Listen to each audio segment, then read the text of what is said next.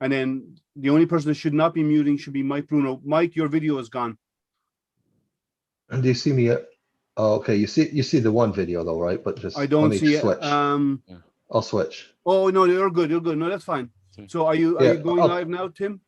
Yes. I don't see I'll it. talk on my phone and then I'll do the binoculars. You see it where? It opened it for me in it's like it's live. Did you see it? No. Are you sure We're you're not on the using right the stream. URL? I'm using the only one. Oh, we are live already. There's nothing on YouTube yet. We are live already on YouTube. Sorry. So let me make some changes. Sorry, guys. We're just getting everything set up. Actually, on my unauthenticated we're okay. computer, We're live. not live. It's just but... it went up with a different link. And that's okay. But that's fine. Just let me go in and make two small changes because it's used a different link, and that's okay. Oh, I see. Okay. So that's then that's fine. That's good. I just need to we are live. Excellent. It looks like we are good. I don't see the chat, and that's okay because I can watch it on YouTube. So, hello everyone, and welcome to the Ford Amateur Astronomy Club, the virtual beginners night. So tonight it's going to be a little different. We would normally on a beginners night when we try to do these, we really hope for clear skies so we can show you the views through some of our astronomers' telescopes. But that's not going to happen tonight, as anyone in Southeast Michigan can tell. It's rain, it's overcast, it's miserable night. It's a spring night, so it's what we expect, right? So what we're going to do instead is we're going to do a couple of video recordings, first of all, that we've recorded today during the day to show you the basics of telescopes, explain some stuff to you. And then after that, we're going to go off and bring in some more of our astronomers who are going to talk about some astrophotography and stuff that they've done in the past, walk through their how to take their photographs and explain some of the details for you. So without any further ado, before we get started, I want to bring in Mike Bruno, because Mike Bruno is our president. And I want Mike to come in and do a little quick intro to everybody and say hi. Mike, over to you. Hi, everybody. I'm Mike Bruno. I'm the president of the Ford Amateur Astronomy Club currently. And our guest panel tonight is a lot of members of the club, a lot of ex-presidents and officers. And I appreciate everybody's help here tonight to put this virtual astronomy beginners night event on. It's been a long time since we've been able to get together, and we thought, wow, it's been nice weather in Michigan lately. Let's have a virtual event. So we planned a virtual event. We guaranteed rain with it. So sorry about that for the weekend. But Liam and Tim and they're going to moderate the evening with us. We have John McGill, another Astronomy For Everyone. If you don't know that YouTube channel, look it up later on, Astronomy For Everyone. And it's a great public broadcast astronomy monthly event, monthly, what am I looking for? Monthly program, yeah. Okay. And you'll hear from, like Liam said, some other amateur astronomers this evening. And if you have any questions, please feel free to use the chat. Liam will moderate and send the questions to us. We have various equipment here we can talk about and help you, answer any questions. And we can go from there. It appears they're not seeing us, guys. Yeah. Oh. Guys, can you let those who are out there on chat? What I'm going to do is I'm going to get the live stream because it's weird it's not showing. So let me try something here.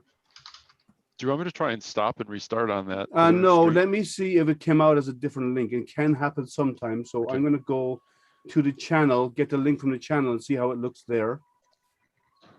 And let me see if it looks like how it looks like on YouTube. It's actually on YouTube. So what happened is the link may have changed. I think when you created, the link changed. So yeah. I'm going to post a link in chat. Oh yeah, but the people on the other page aren't going to see that, are they? On which other page? No, I'm in the other page chat is where I'm posting it. Oh, I see. I see you on the YouTube right now. Yeah, but it looks like the link changed, so I'm actually posting the new link. I don't see it. Yeah, use the new link I just posted in chat, Gary. Let me now.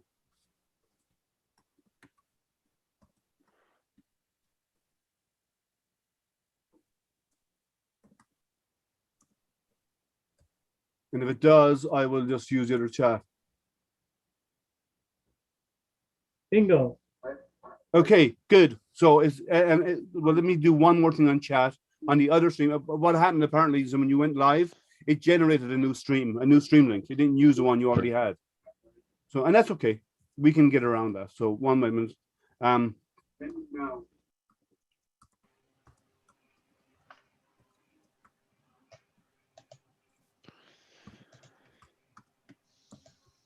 I'm just telling everyone to use the link I posted above.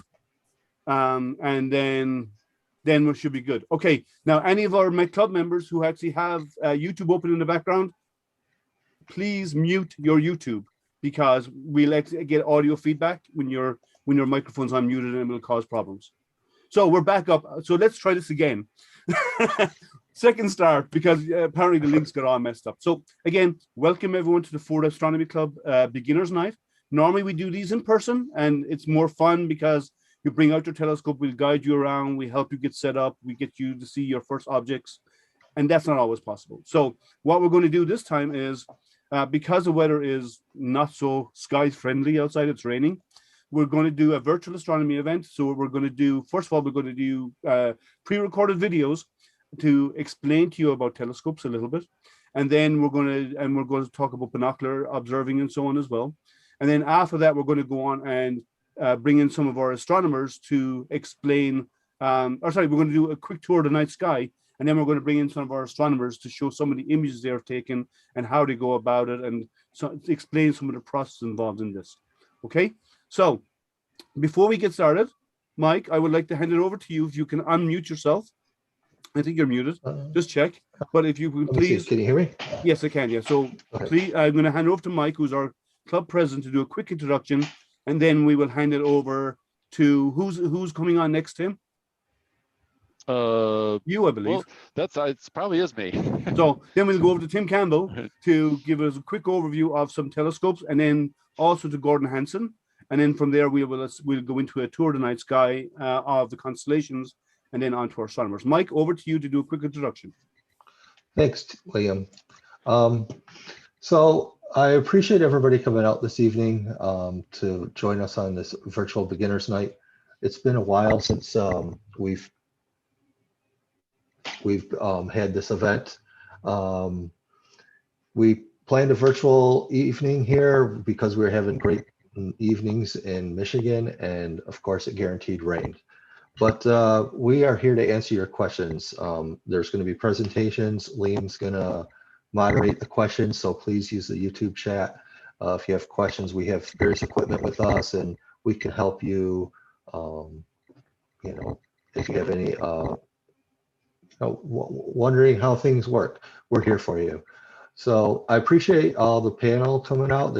Everybody on our broadcast here are members of our club, and it takes but they're a great bunch of people, and we're looking forward to helping everybody out and getting out in the field in the future. So I would like to ask you a question, and I would like to know, why was the astronomer so good at finding the planets in the evening? And when you were thinking about that right now, it was because he was outstanding in his field. So without further ado, with that terrible damn joke, that was an intentional groan. That was a bad joke. Tim can only go up from here. That's where I started. Thank you, Tim. Right. You can only get better than that one. Yeah, thanks for that. Right. Yeah, more of those to come. All right. Hey, thank you, everyone. Hey, welcome to the night. I have some material I want to go over, but I don't want this to be a monologue. So just jump in, make comments whenever you want, ask questions. Please monitor the chat stream on the YouTube. And when somebody's asking questions, just stop me and let me know what the question is. So with that, let me just share. I have one of the topics that we wanted to talk about, because it's beginner's night, is sort of, telescope basics kind of stuff. What kind of telescope should I get? What are different kinds of telescopes, different kinds of mounts, good resources for beginners and things like that. So I have a little bit of content. I'm hoping other people will add in a little bit of content. I think Mike mentioned he has binoculars. I think Gordon may have some content to share on Dobsonian telescopes and so on. And if anybody else has content and they didn't mention to me before we got started, just let me know, blurt it in, or send me a chat message. So with that, let me go ahead and share here. I don't want to do this whole, let's see, get this video to pop up. I don't want to do the whole video. Probably just going to let this roll for a couple of minutes, but let me go ahead and start sharing this. Share screen, optimize video clip, and there we go. So this was actually something that I recorded earlier this evening, and I hope you can all see it. You can all see this, right? Yep. Okay. Ford Amateur Astronomy Club. We normally do an event once a month. Oops, sorry. In one of the local parks called Beginner's Night.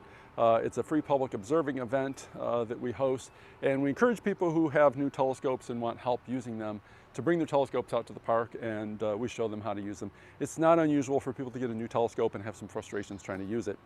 Part of the point of this video is to try and steer people interested in astronomy toward the right kind of equipment. It doesn't necessarily have to be expensive equipment.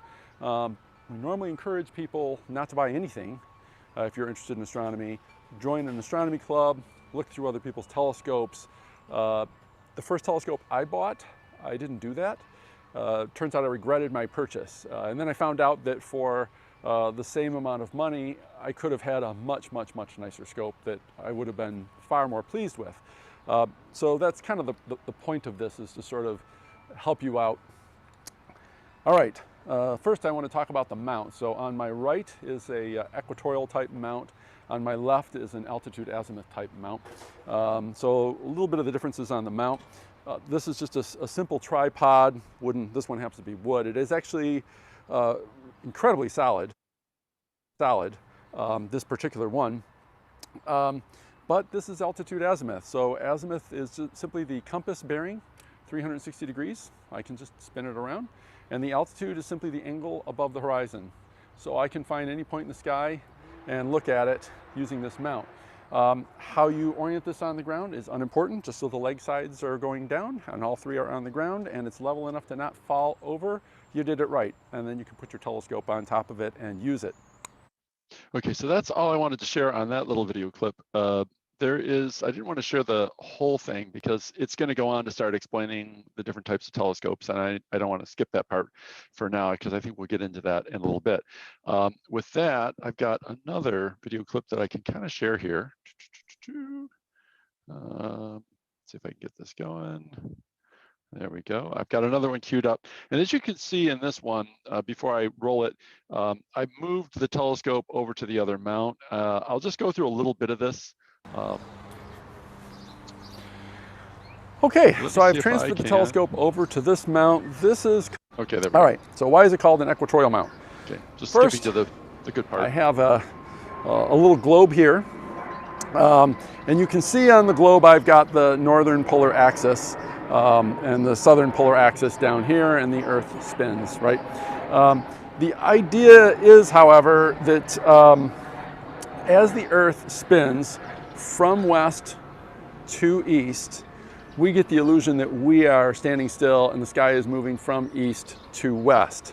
Now, if I'm using this type of a mount and I'm watching an object rise in the east, arc across the sky, and set in the west, I have to be tilting up, moving to the right, tilting up, moving to the right, tilting up, moving to the right. I'm having to adjust both axes all the time to be able to do that. The idea behind this scope is, so this is the northern polar axis, right? So just imagine this being the northern polar axis. We are, I'll spin this around, in the US. I'm in Michigan, so I'm roughly 42 degrees in the Detroit area, roughly 42 degrees north of the equator. It doesn't matter, I'm not going to be super precise. The example still works. So this axis here So this axis right here, coming up through the telescope, this is the right ascension axis, and I've got a big plane and it's quite low, so that probably is interfering with the audio. So this is that axis, right, that I'm talking about. And the telescope is moving about this axis while it's operating at night. That axis is oriented to be parallel to Earth's polar axis. So the polar axis is here, and I'm in, the United States down here, and the axes are parallel.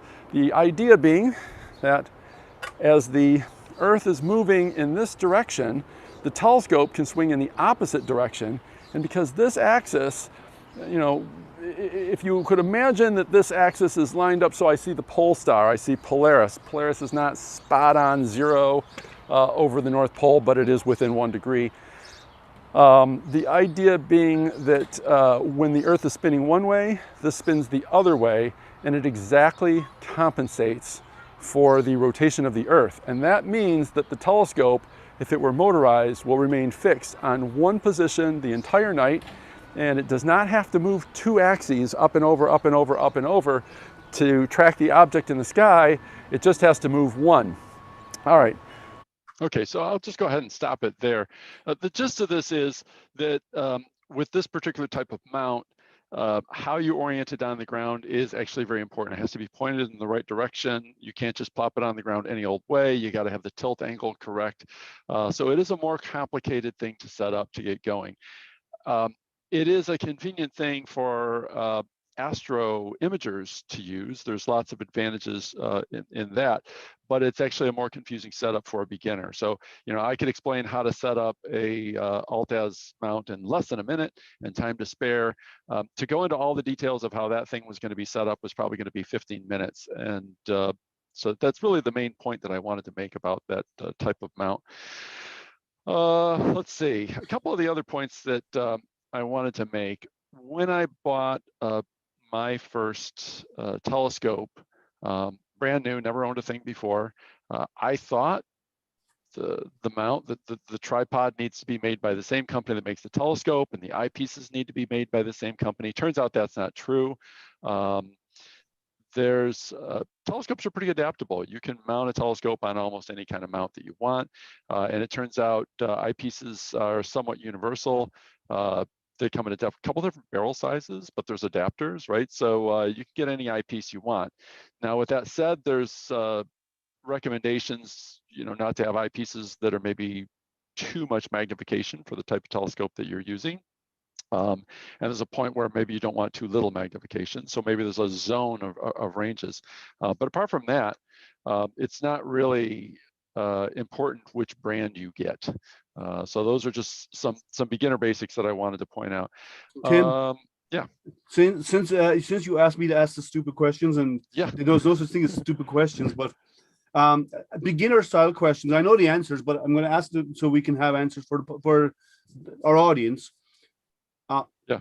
First of all, what would be your first criteria when choosing a telescope? So it depends on what I want to do with the telescope. So if I want to look at planets or if I want to look at deep sky objects, and Gordon would chime in here and say, forget about astrophotography, and Doug might say the same thing. There will be enough to learn to find your way around the night sky without making things excessively complicated. So simple is better. So my favorite type of mount, and just something to think about, is when you buy let's just call it a telescope system. It's the whole setup, right? It's the mount, it's the telescope, it's whatever else. You can get telescopes that are driven by motors, and the motors are controlled by computers. They can automatically find things in the night sky once they're properly set up. But when you think about your budget, a certain amount of money goes into buying those electronics and motors. Then there's a certain amount of money that goes into the optical system, buying the optical system. And then there's a certain amount of money that goes into buying the mount itself. Now, you add it all up and maybe you just get one big price tag, and the manufacturer of the telescope that sold it to you didn't really break it down that this is how much you spent on a mount. But if you dump the motors, that means that the amount of money that is going toward the cost of the optical system and the mount you're getting more scope for your dollar because you're dumping the electronics.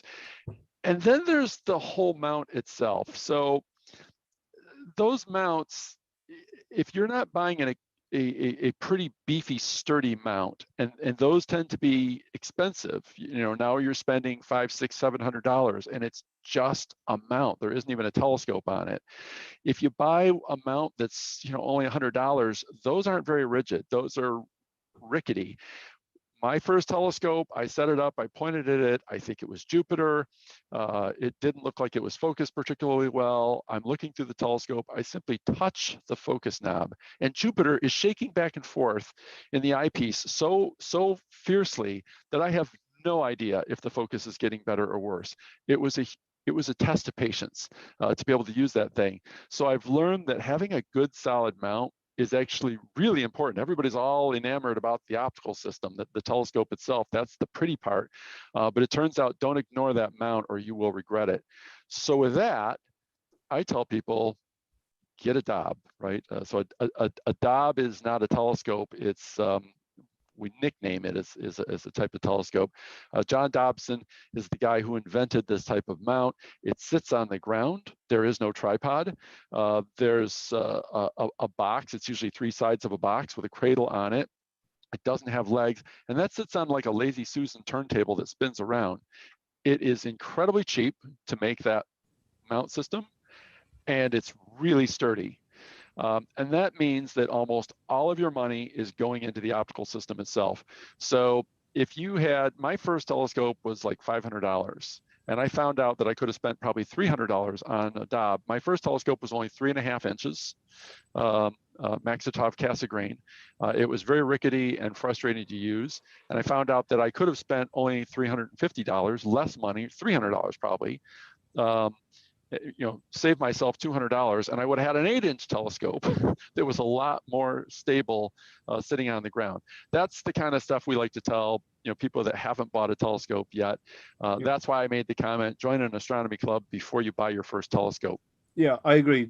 Everyone should join a club first, because when you're part of a club, you get to see, we do what we call OPT, other people's telescopes, and you go look through other people's telescopes, and by doing so, you see what those telescopes can do. You talk to the astronomer, you figure out what the pros and cons of using this equipment, and then don't think that you're going to buy an astrophotography rig and go straight into astrophotography, because that's your whole paycheck gone for a few months, right? So Gordon, a Dob is an ideal solution for that, and Gordon's going to show us a Dob in a moment. Gordon, were you about to make a comment?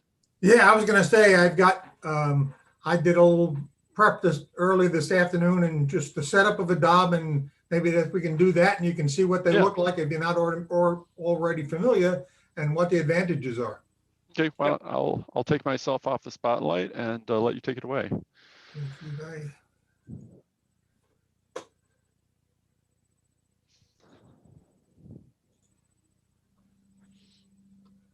Okay, have I got it? Yep. Yes. Okay, so Dobsonian setup, and as Tim said, the Dob as we call it, was invented by John Dobbs a few years ago, San Francisco, using some pretty inexpensive materials to build telescopes, using cement sonotubes for the tube for the telescope, and plywood and particle board to make the mount. So what I did a quick video here, and I'll just to show you how easy it is to set up. This thing will get started here. There we go. Okay, so here's the mount, and as Tim said, it's nothing but a platform on the ground. It's like a Lazy Susan that the mount sets on, and I'll go through this video showing me setting it up this afternoon. The advantage of this type of a telescope is that it's rock solid. You don't need all kinds of gymnastics to put it together. In this case, I just set the tube onto it, In this case, there's a spring-loaded attachment that holds it down. Actually, there's a spring on the other side also. And then it's a matter of, I now put on my finder scopes. First is a 10 by 50 finder scope, and then a Telrad, which maybe we'll talk a little bit more about later.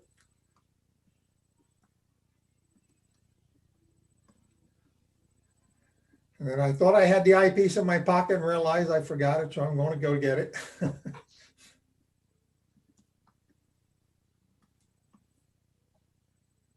Now, how many people stopped you while you were setting this up to ask? No, they all what kept running celestial- by me here. But there we go. We're done. That's all it takes. And I know a gentleman we called the enabler. I bought this telescope back in probably 2001. So this telescope is about 20 years old. It's a 10-inch reflector. It's been all kinds of good service. Simple to set up, easy to move around. Just big enough that will fit across the back seat of my vehicle.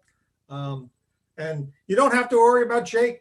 You just point and go. You're set up before most people even get the stuff out of the trunks. So Gordon, when I did my little video clip, I used a refractor, which is all lenses on the inside. This is not a refractor. Tell us what this is. Well, this is the Newtonian reflector. Yeah, I was gonna also had some things on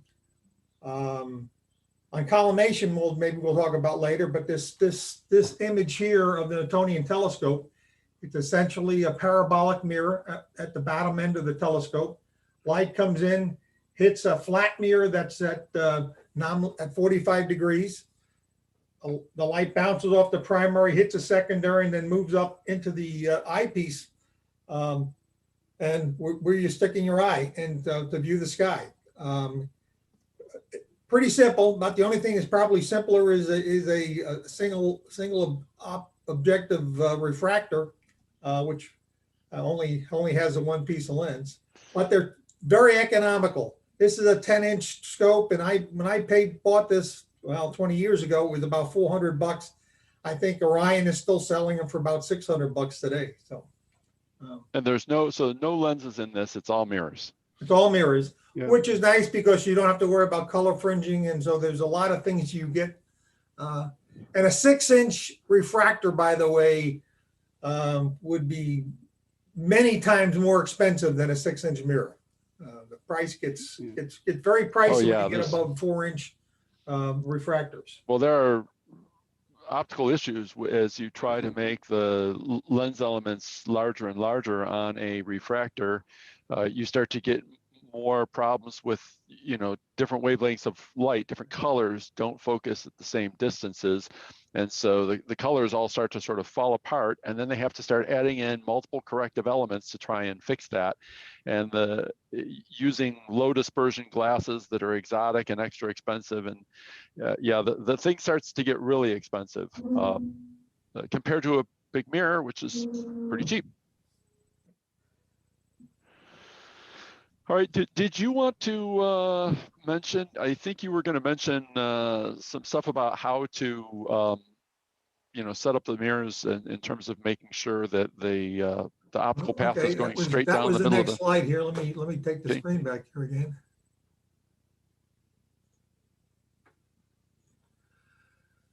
Okay, collimating a scope, and it almost sounds scary. Too many syllables in that word. But collimation, well, it's a big long word, or it just means I want to get the optics lined up so they're all pointing in the same direction. The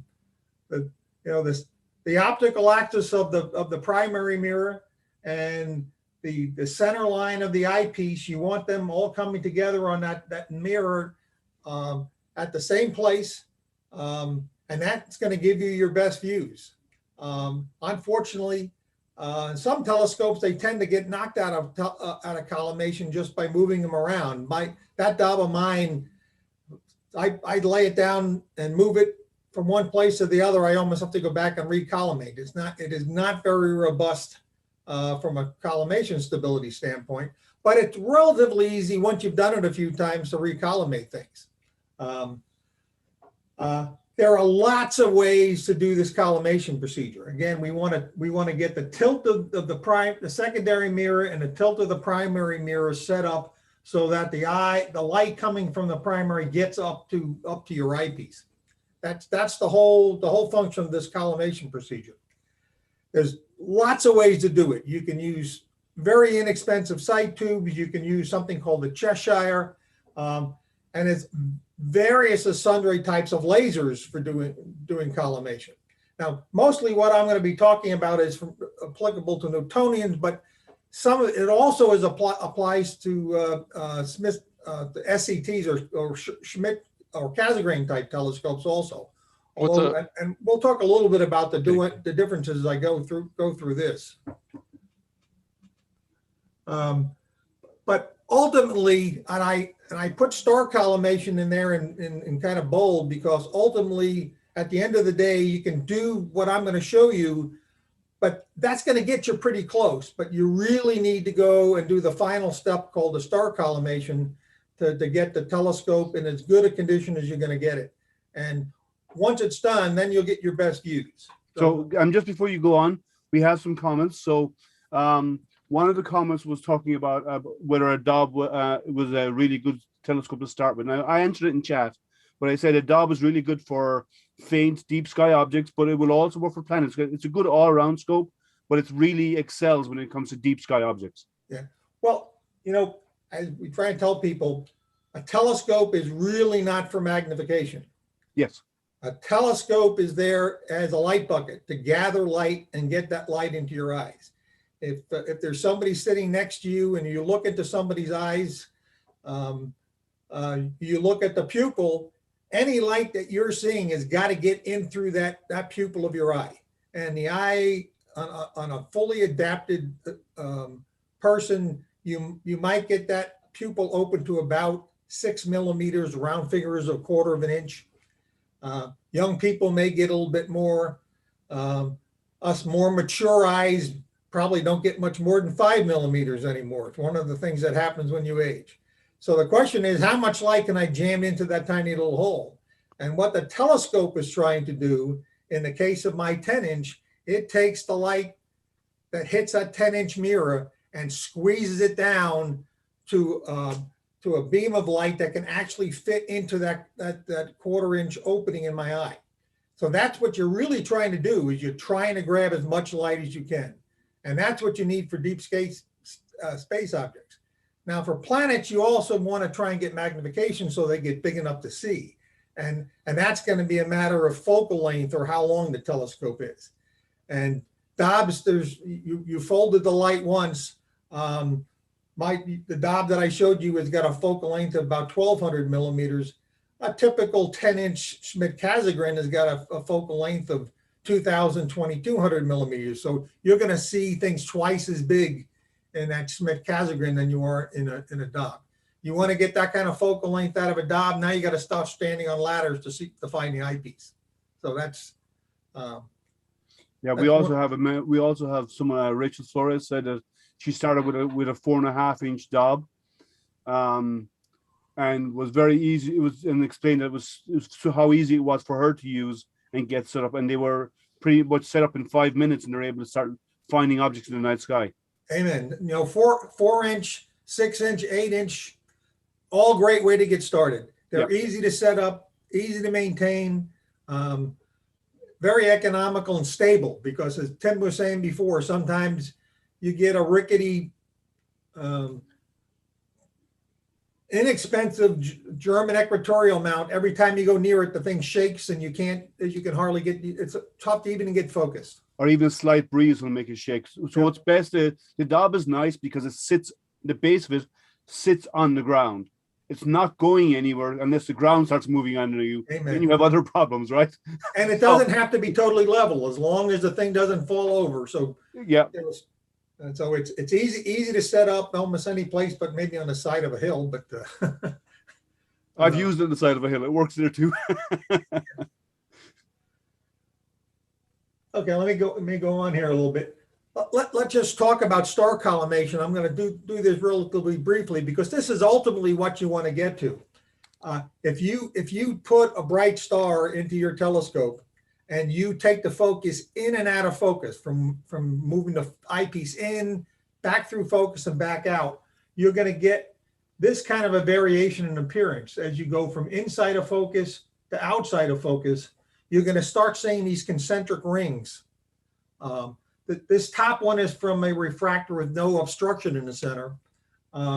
This middle line is a 20% obstruction, which is typical of most Newtonian refractors.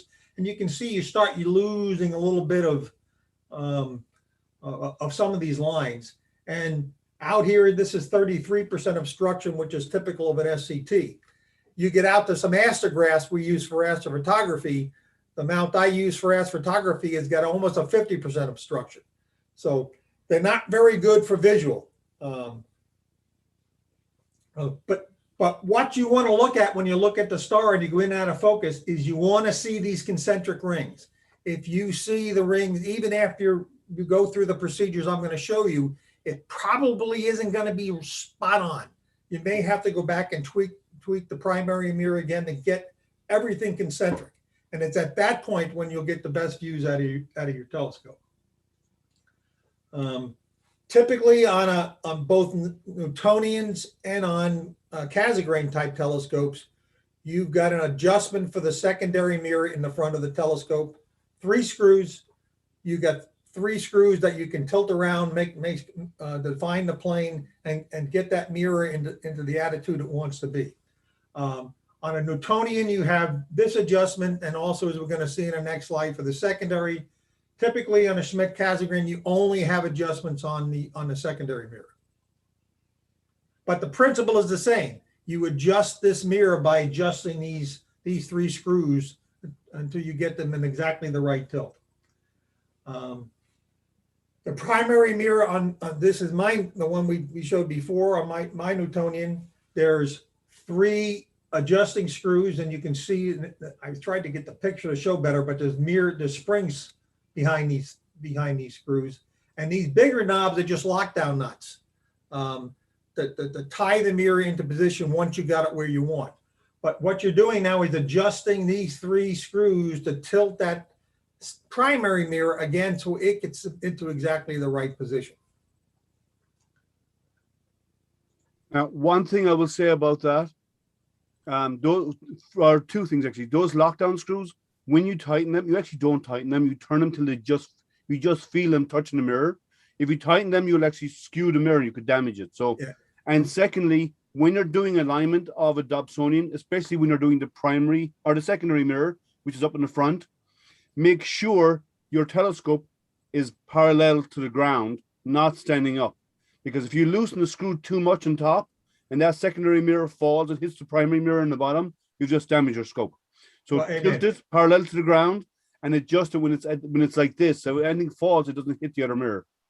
Hopefully you're only tweaking those nuts and not doing major adjustments. I know, but mistakes happen. So it's best to do it when it's Murphy's parallel alive to the and ground. well.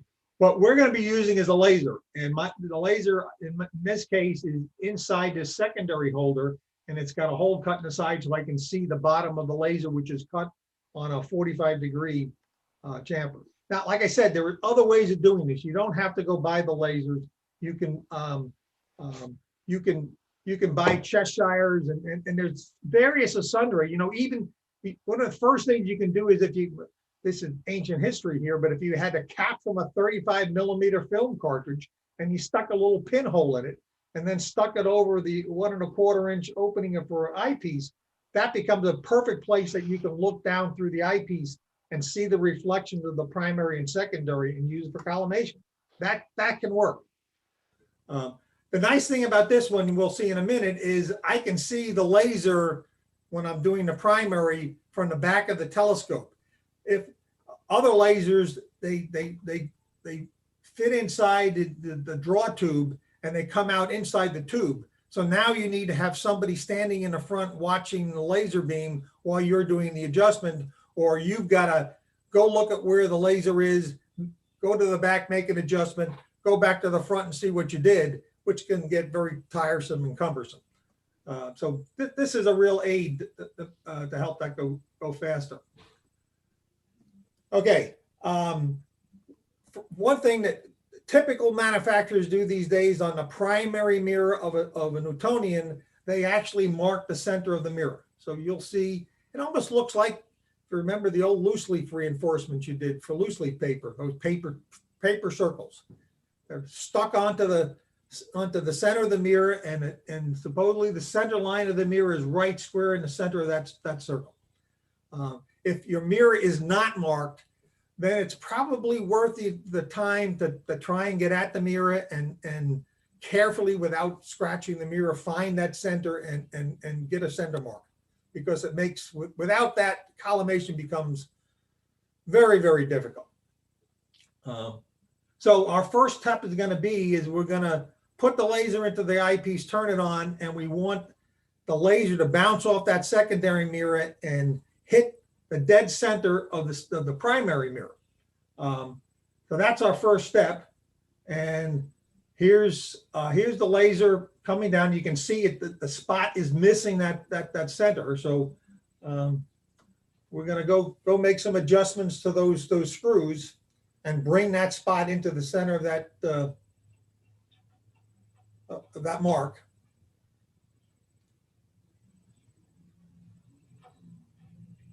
And a laser collimator costs $45, maybe $50. Yeah, it depends. You know, this is a 2-inch one. If you got a 1-inch one, they're $50 or so.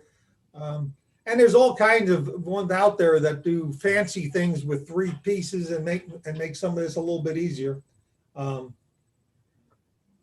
I was busy watching the camera when I started doing this, and so I screwed up where it was, and I realized I shouldn't be looking at the camera. I should be looking at the laser spot. So then I had to go back and tweak it again.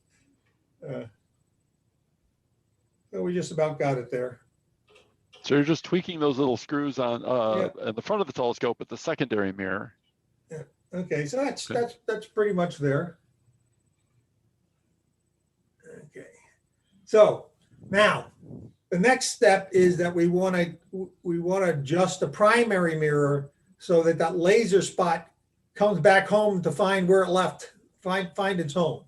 So again, here's that hole in that tube, and the laser comes out of the center, goes down to the secondary mirror, bounces back to the primary mirror, hits the primary mirror now in the center because we just adjusted it. Now it's going to come straight back up, hit the secondary mirror again, and come out. And our goal is to adjust the tilt on the primary mirror so this spot gets right square in the center of this of the laser where the beam is originating from. So we'll let this go. And again, now I'm adjusting the 3 screws on the backside of the telescope.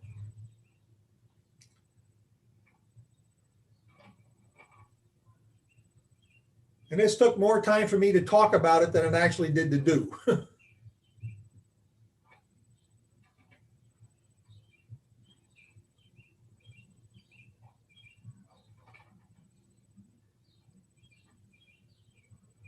And I almost got there. I should have tweaked it one more time probably to make it disappear into that hole, but we're pretty close.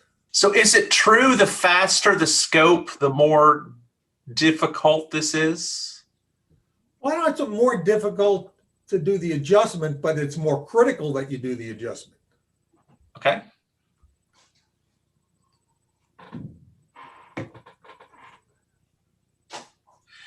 I have an 8-inch f3.8, or it's like an 8.1 inch, that I bought used, and I've never used it, and I've never collimated it.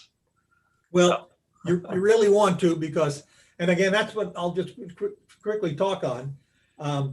Once a telescope is properly collimated, and assuming the skies cooperate and you got decent seeing, a properly collimated telescope is going to give you your best chance of getting the kind of detail in the sky that what you're looking for.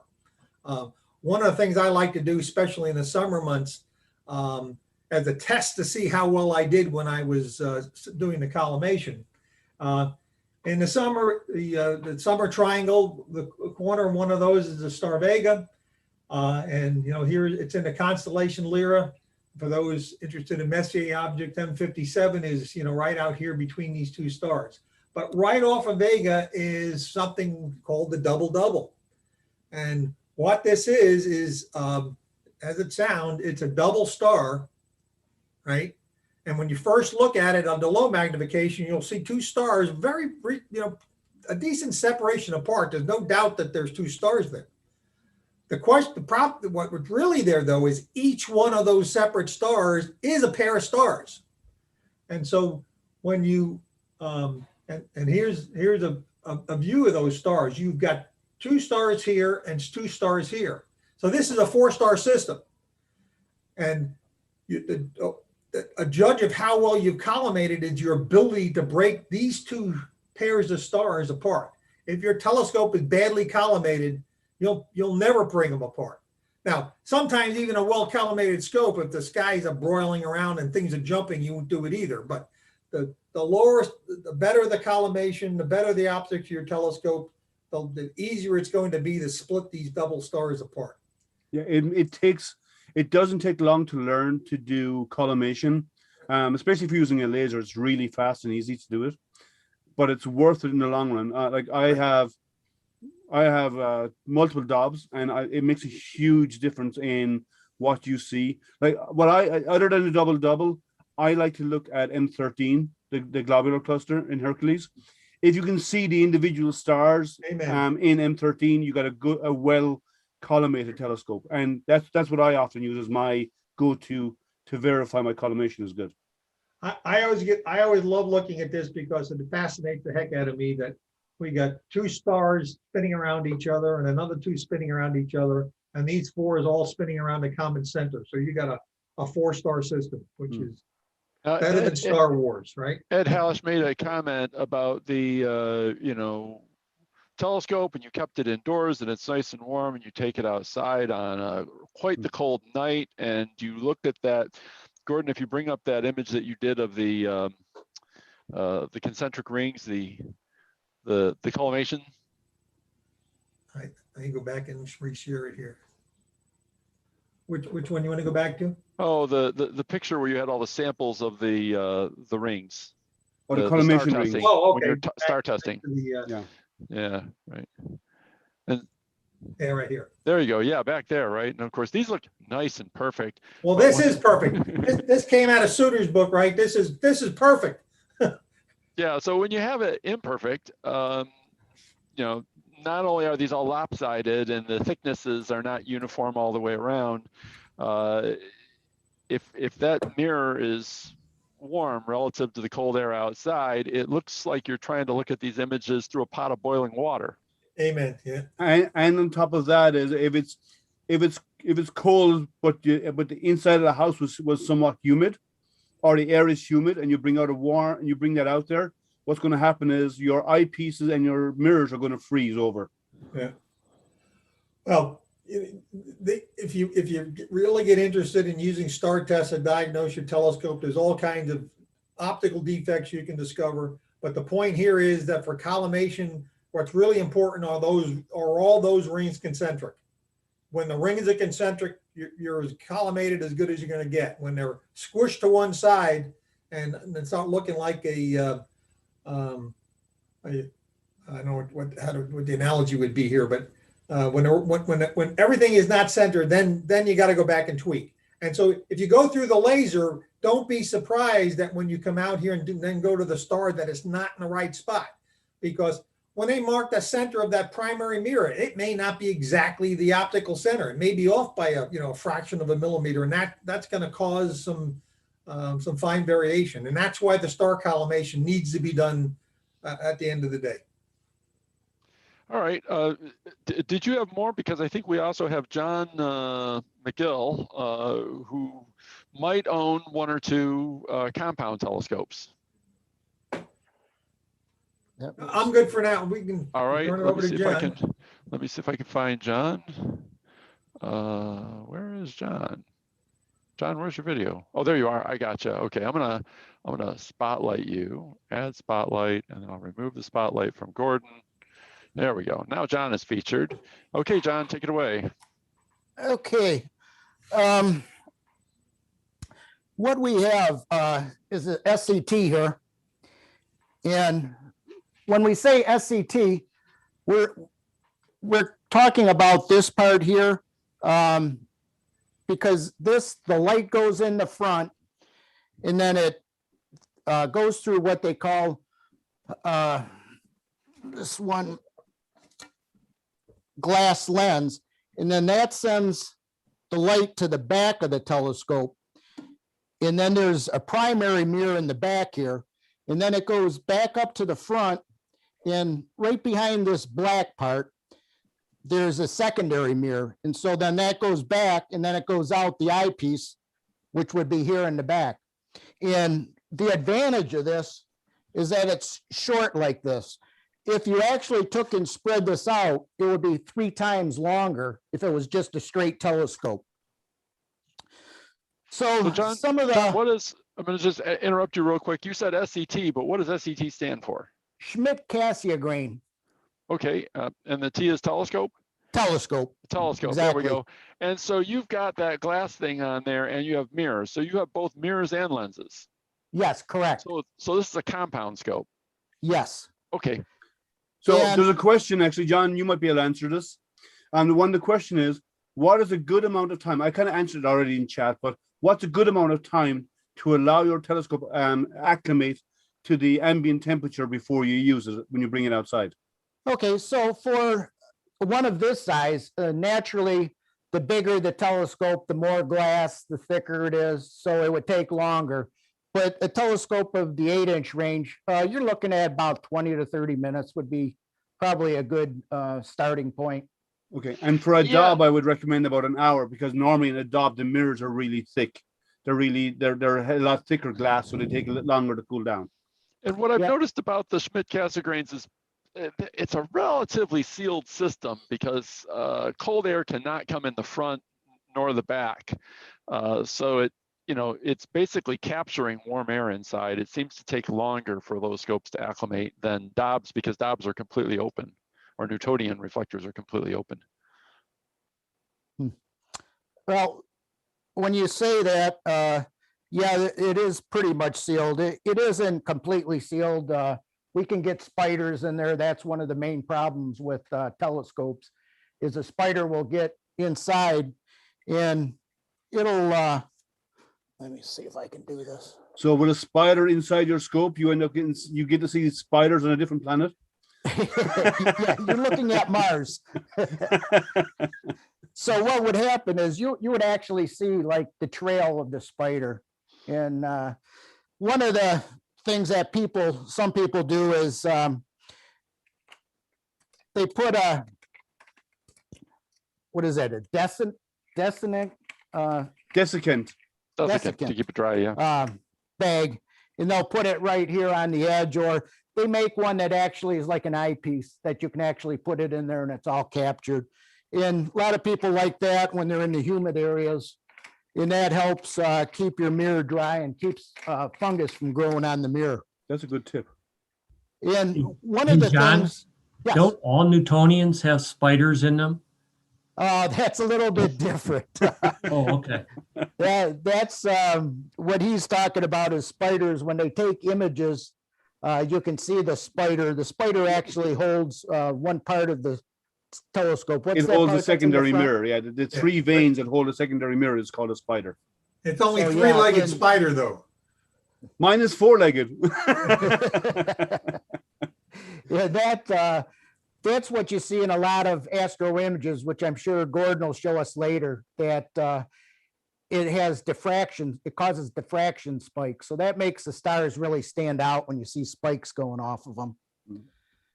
So another tip for people with telescopes now, right here, this is called a dew strap or dew heater. And what that does is it's just a strap here, and you hook it up to a controller, and that keeps your glass from fogging up. You know, like in your car, you have a fan that clears your windshield.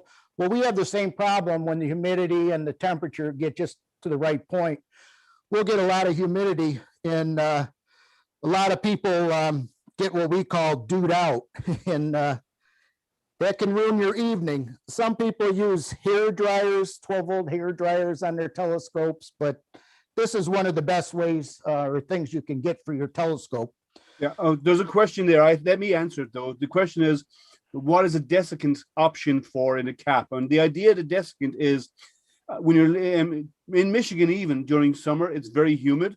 And when you're putting away your telescope, humidity is going to get inside because you're going to open it up while you're packing it away. And by putting the desiccant in the back where the eyepiece goes, the desiccant actually dries the air inside in the inside of the telescope. In these scopes especially, it's important, and it dries it so that way then no moisture will build up and settle on the glass, or no moisture if moisture builds up inside there and you don't dry it out, it will actually cause fungus or mold to grow on the inside. So desiccant packs actually remove that humidity. That's You got to make sure you take it out before you put the eyepiece in. Yeah. Yes, that does help. Yeah. Here's another tip too. This is, the front cover. And what we do before we put the telescope away at night, if it's moist or humid, you can see, the glass is fogged up or whatever. You don't want to put your cover on right away. Wait till the next day. Put your telescope away in its box or bag, whatever you got for it, and wait for it to dry off before you put your cover on. And that'll help protect this glass in the front. Now, if it's extremely cold in the wintertime and you want to bring your telescope into a warm house, that's where I tell people cover everything before you bring it in. Otherwise, the nice moist air inside your house will cling to the telescope like taking a icy cold beer mug out of the freezer. So let's see if you can see this part right down here. When you're setting your telescope up, if you can see this is one of those T bubble levels. So you got one bubble level and the other one. And what you use, I put it on this plate, and that helps me know what's level. So with this telescope, it has an automatic leveling system in it, but still I like to get it as close as possible to level. And so this helps out. These are only like $1 or $2 from the hardware store. Yeah, and here's another one here. This leveling is, your mount is more important for SCTs and and it's important for the equatorial mounts. When it comes to Dobsonian, it doesn't matter. As long as it's on a steady ground, that's all that matters. And the same for other alt-as.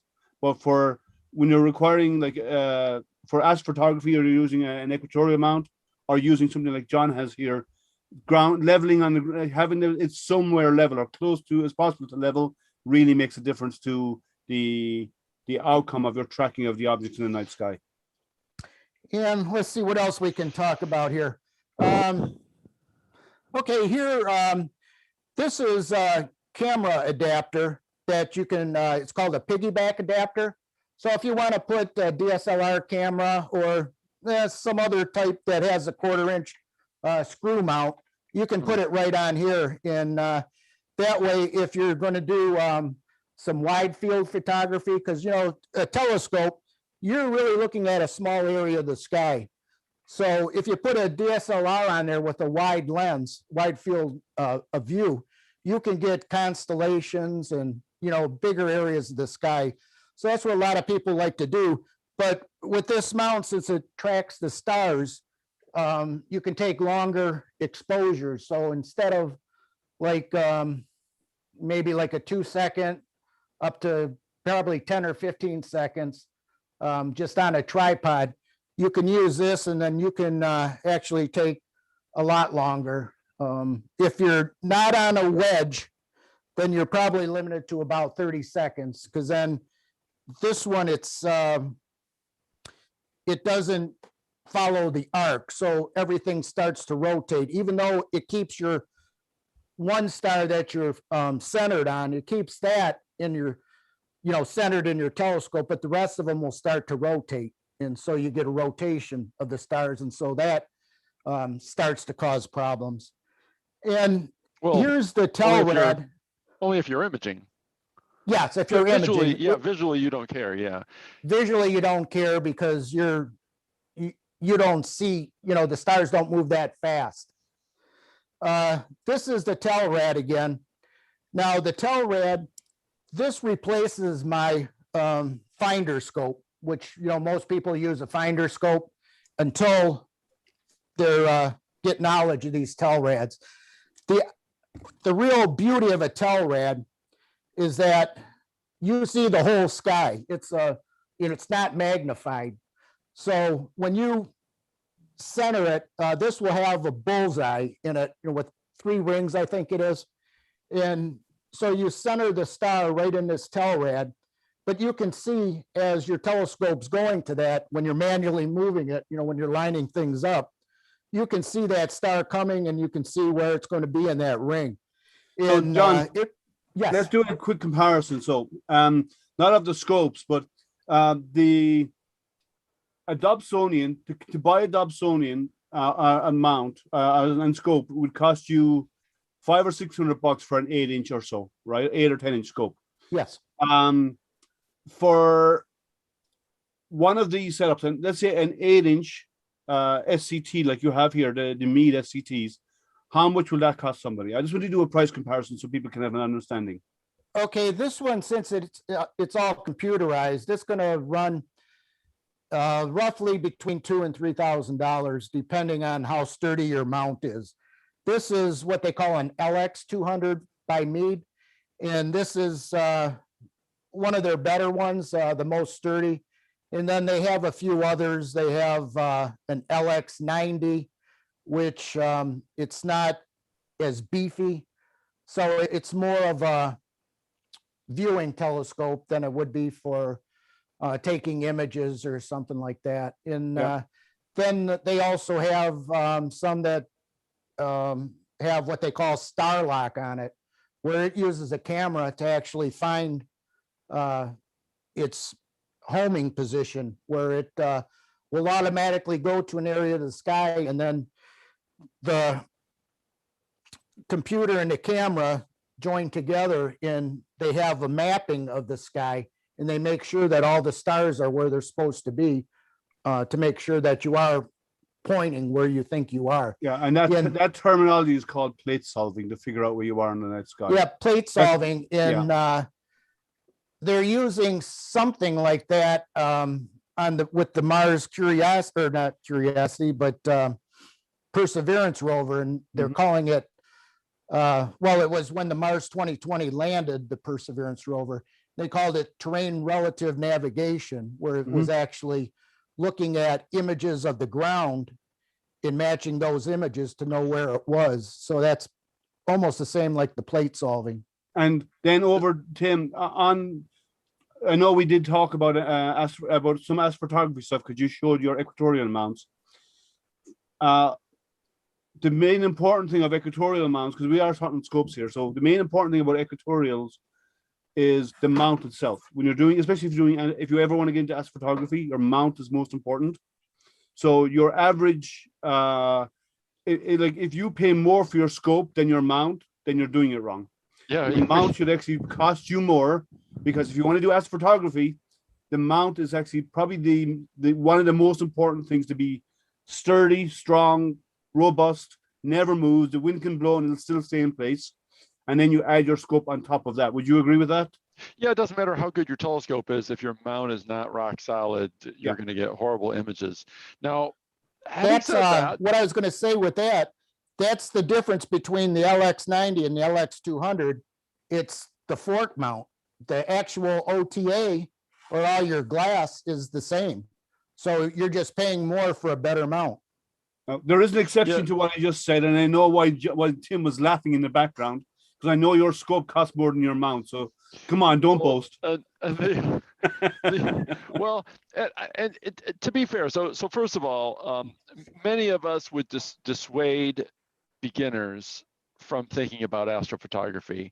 Yes. Now, there are crazy simple versions of astrophotography. Take a tripod, a wide field lens, snap a photo of the sky, no telescope involved. That's a good way to start. Get a little tracking head that goes on your photo tripod, but you're still taking wide field images of the sky. That's a good way to start. Getting a telescope with 2,000 millimeters of focal length and trying to put a camera on it and having the expectation that you're going to get good images right out of the we start, lost John. that is a bag of hurt. Yeah, I guess we did lose John. Yeah. So, You know, if I might jump in and add, yeah, if you're a beginner and you're still, you know, you need to be able to find things in the sky. Now you can spend money on a computerized scope that does it all, you know, put it down on the ground and it rotates around, finds itself and polar aligns itself and plate solves the sky and starts taking image. Yes, you can get there pretty fast, but you got to spend the money. But if you can't find the stuff in the sky, then it's really difficult to take pictures of it. And, yeah. So I should let me also finish mention, up with a couple things here and then I'll turn it back over to you. Yep. One more item. This is a dew shield, and this will go on the front of the telescope, and that helps out with the dew, you know, along with the dew strap. And one of the last things I'd like to show you is this chart that I made up. Oh, let me get it right side up. I made up a couple of these charts, and this has all the stars on them. And along with the stars, you can also make one up that has your telescope instructions on it.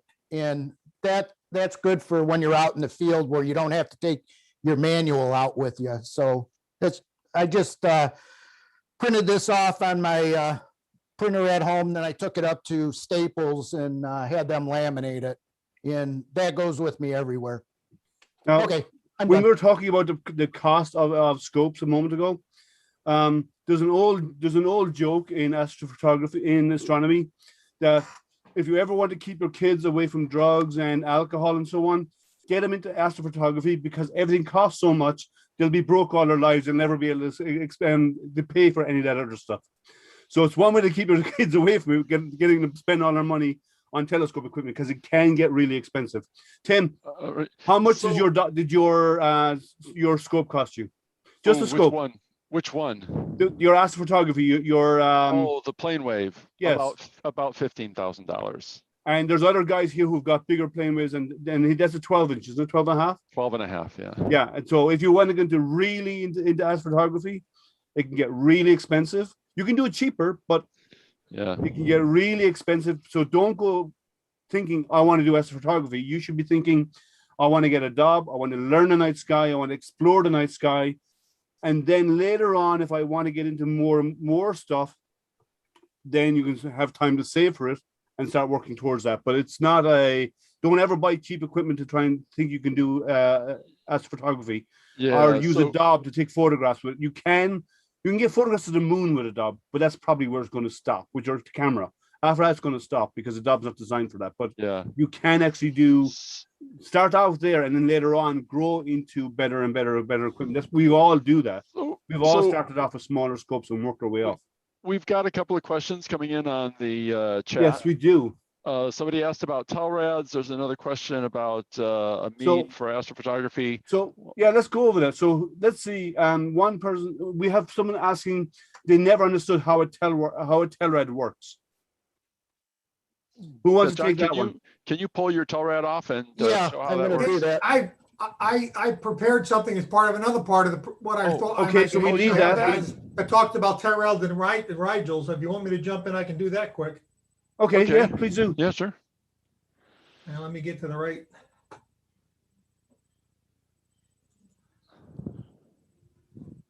While Gordon gets there, I just want to make a comment on Tim's statement there about jumping in with a long focal length telescope to start an astrophotography.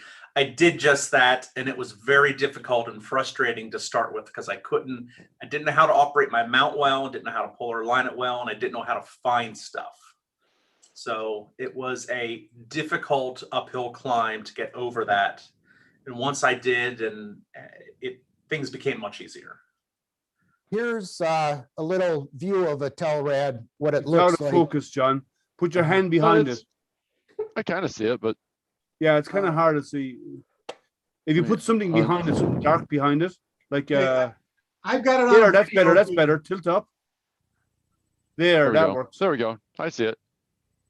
So yeah, that's basically the view that you look at through a TELRAD.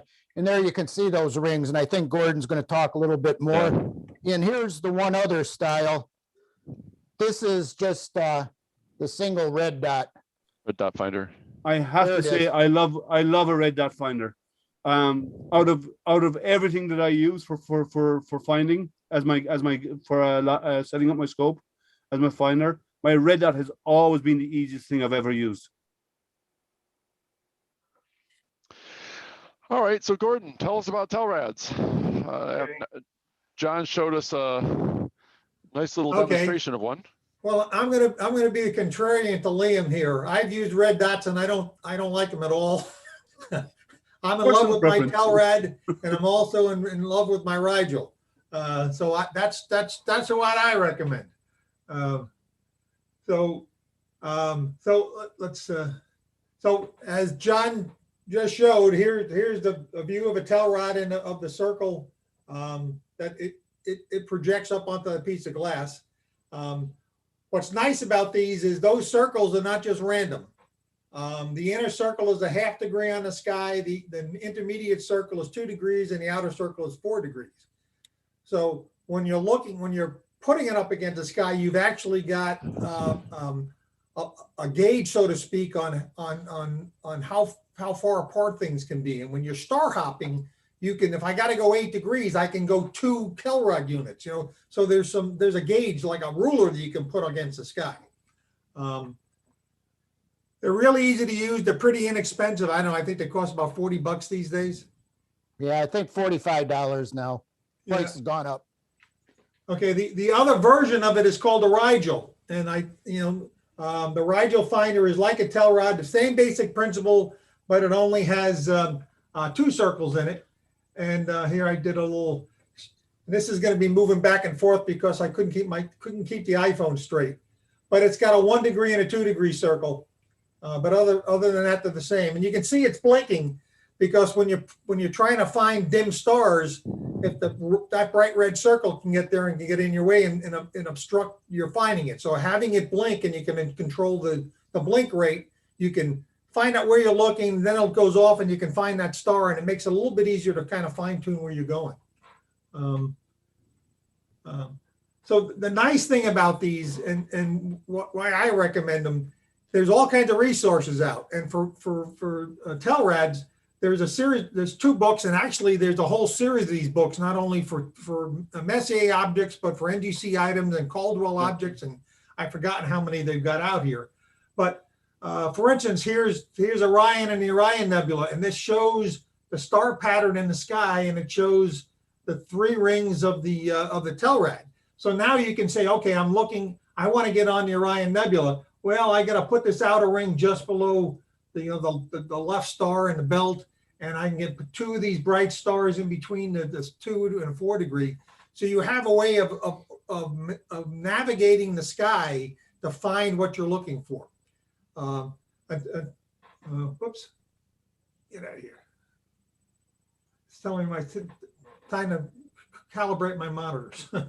So that's why I like TELRADs and Rigels. I've got an observatory in the backyard, and the Rigel is up on that scope because when I lose the calibration, I got to recalibrate the scope. That's how I find out where things are. So.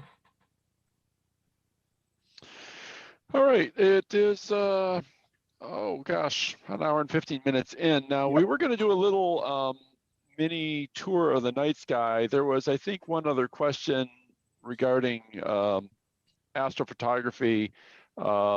And I think what I'll do is hold off on that, because there are astrophotographers that are about to talk about their work that are far better than me and far more experienced than me. And so you'll probably be able to ask all the questions you want when we get to that part. If you want, I can do I'm going to try and actually make this short. So Gordon, I'm going to see if I can unpin you. Will it let me do that? I don't know if it'll let me do that. I've got you pinned. Oh, there we go, remove spotlight. Okay, I took the spotlight off of you. I'm going to put the spotlight on to me. Okay, there we go. So now I'm spotlighted. I think you should all see me. And then what I'd like to do is do a share screen. And where's my Starry Night? There we go. Okay, I don't need to share the sound. I'll let it go ahead and optimize for video. I don't know if this is going to be a good idea or not, but we'll find out. Okay, so this is Starry Night. Let me, actually what I want to do is reset this. I don't know, can you all see the screen? Actually, I don't know if you We can, but the blue text is a bit tricky to read. Oh, is it?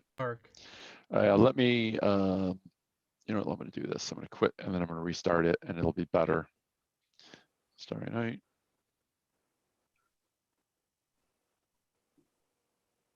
So Tim is going to give us a quick tour of some of the constellations, starting from sunset, which is just after happening, on through to what the main constellations of this hour, this time of the year. Yeah. So I just want to go into options, and I think I'm going to turn on the constellations. Actually, what I'll do is I'll just turn on auto identify. This should work. Auto identify. There we go. Okay, so the camera is basically, or the view of the sky is basically set to right now.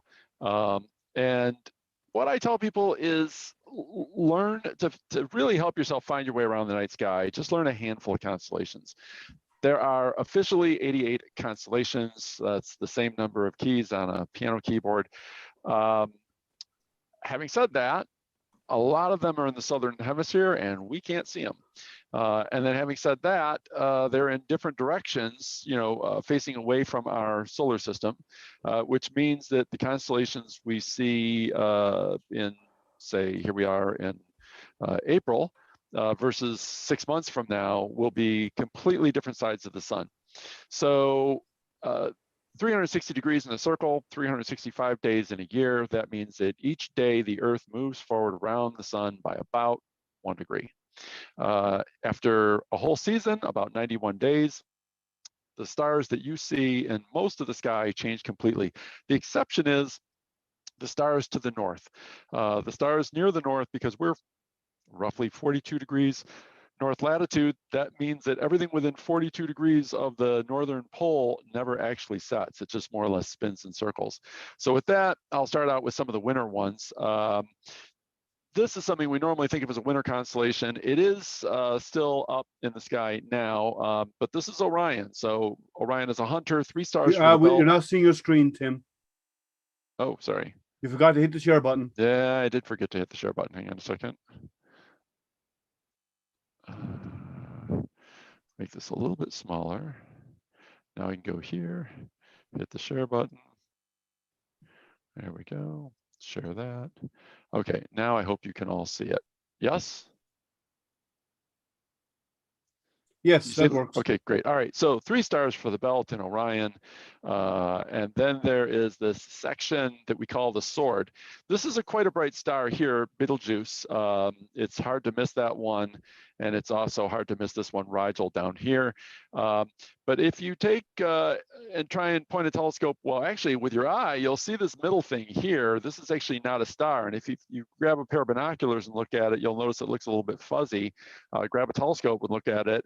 And I won't tell you what it's gonna look like because I am just betting you dollars to donuts that you're gonna see that object. Somebody is gonna show off this thing, M42, one of the Messier objects. Charles Messier was a comet hunter, and he was, every time he'd find something that he thought was a comet and it turns out it wasn't, he'd log the coordinates in the sky. Those were things not so impressive because they weren't comets. He didn't want to look at them. They were a waste of time. One of his contemporaries called them comet imposters. Another one called them embarrassing objects. Today, we know that they are actually a lot of the most stunning things to look at in the sky. So this is a list of things that you definitely want to check out. All right, so if you follow 3 stars and just point to the right, you will come to this bright star here. This is Aldebaran. Aldebaran is the red angry eye of Taurus the bull. And then riding on the back of Taurus, here is the Pleiades, which is an open star cluster. And later tonight, I'm sure we'll get to talk about what it means to be an open star cluster versus a globular cluster. If I follow all the way up here, actually, I think, well, I think Messier 1 is up here, actually. Is it It's here? it's a bit further, a bit higher, right? Just right beside that Yeah. star.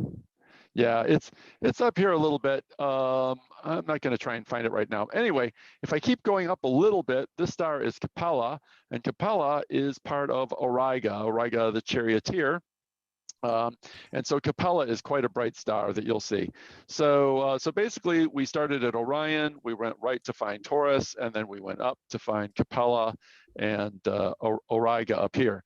Now, if I go back to these three stars, and this time instead come to the left, I get to this star here, which is Sirius. Sirius is in fact the brightest star in the sky, apart from our own sun, but it is the brightest star in the sky.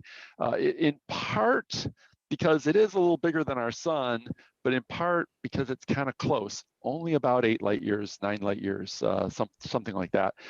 And so this is a star that's not very far away from our star. And so it appears quite bright to us. The closest star is in the southern hemisphere, but it's a very tiny red flare variable star, but it's a tiny red dwarf-sized star. And there's a question to say, can you show where Mars is right now? Give me a minute, and I'll see if I can get it over to Mars. While you're moving there, Tim, isn't the North Star the brightest one? No. Yeah, and so that comes up all the time, right? He's being the shill for me. I've encouraged people to ask stupid questions, and it helps if you have experience. The best method actors are people who have experience. If you have John asking questions, then we have real stupid ones coming. so anyway, but you can kind of imagine this little part here is sort of the head. In fact, in other constellation diagrams, they do actually draw this as the head, but this is the dog's front legs, his body, his back legs, his tail, and what they don't draw is his head, which is here. This would sort of be the dog's tag. So that is Canis Major, the big dog. He is one of the faithful hunting dogs of Orion the Hunter, and he follows Orion around all night. But if we go up a little bit, we come before you go too far, just maybe another little piece of trivia, especially if we've got some youngins in the audience who are Harry Potter stars.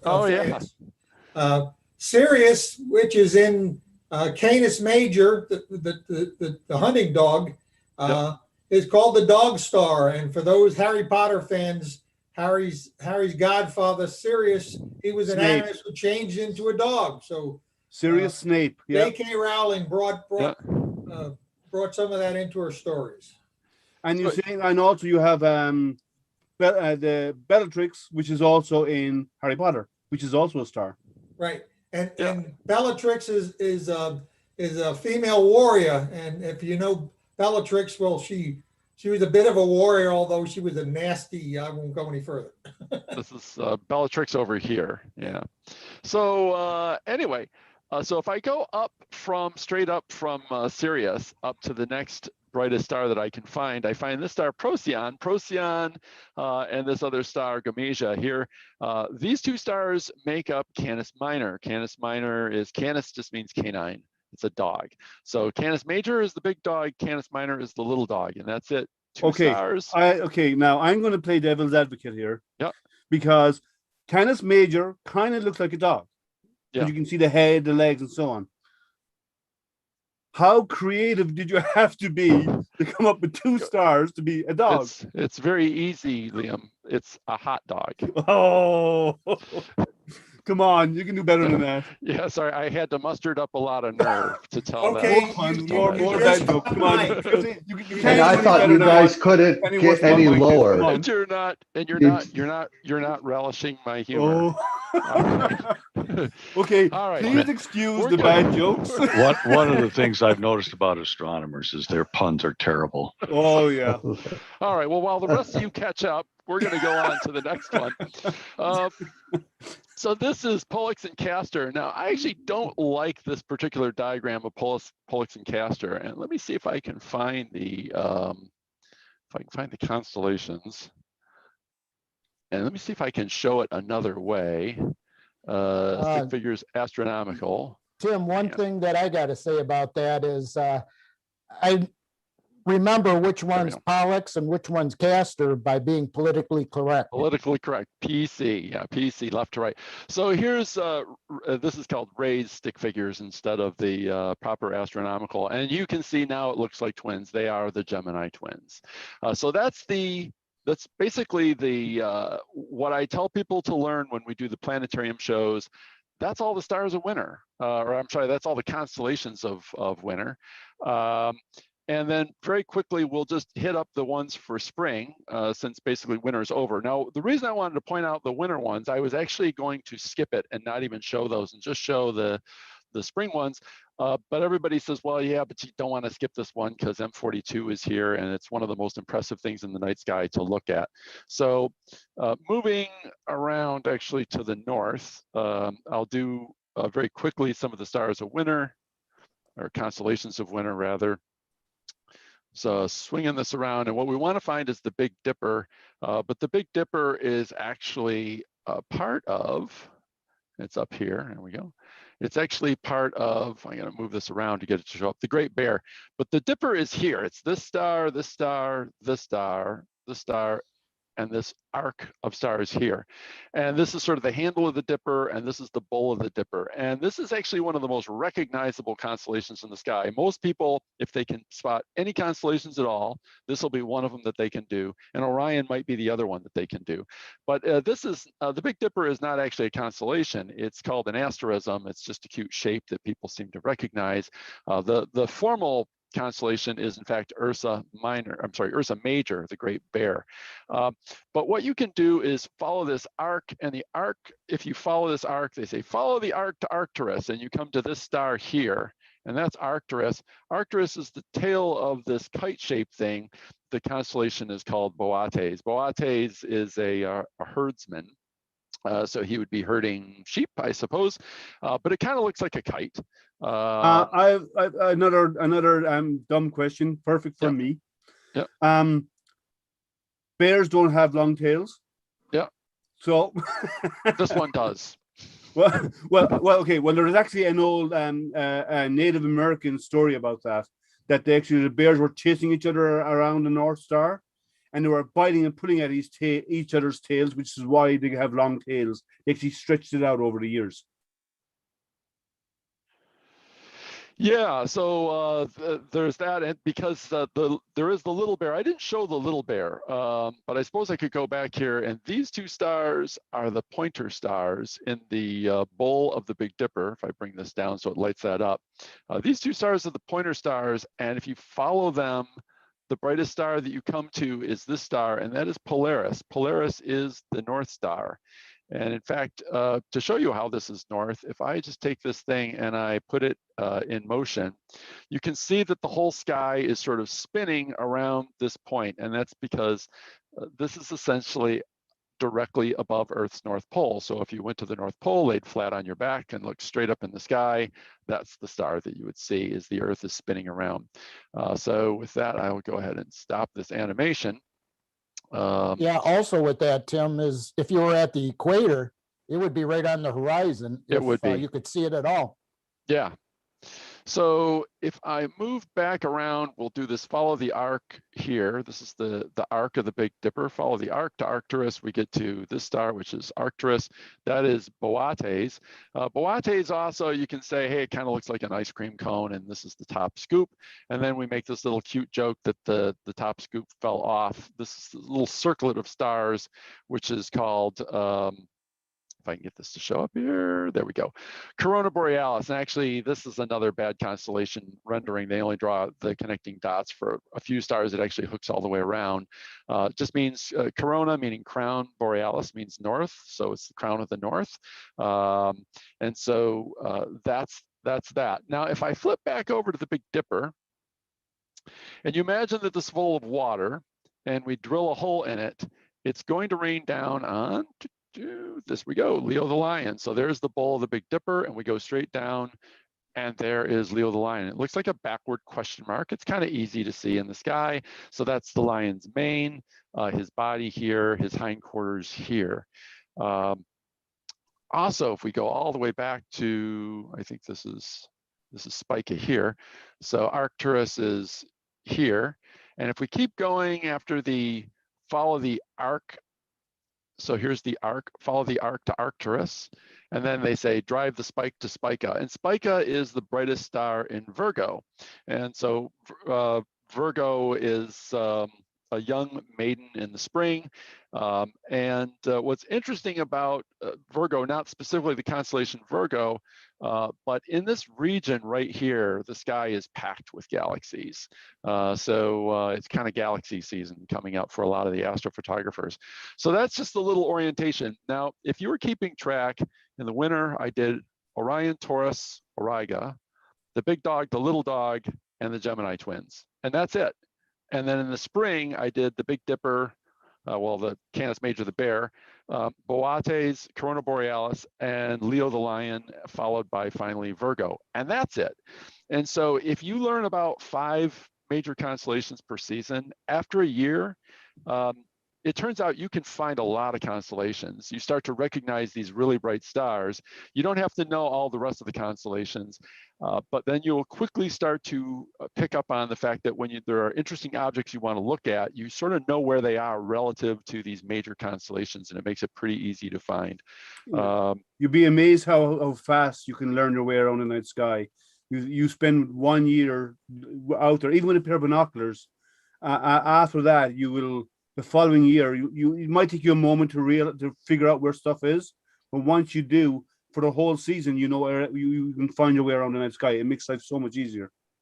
One thing nice about looking at the constellations that rotate around the North Star is if you look at one that's at the bottom closest to the horizon, that will go counterclockwise and it'll rotate around Polaris. So if you're looking at, what is that one there? Is that Virgo? Which one you got on your screen there? Oh, right now Taurus. we're back to Taurus because there was a question where somebody said, hey, where's Mars right now? And there's okay. Mars, right You want to smack get back between to the that. horns. But I was just going to say that this is a 24-hour clock. So if in 12 hours, that constellation will be up at the top of the sky. Yeah, that part of the sky never sets. It's up day and night. In the day, obviously, you can't see because the sky is blue, but the stars are there, and they just keep spinning around and around and around.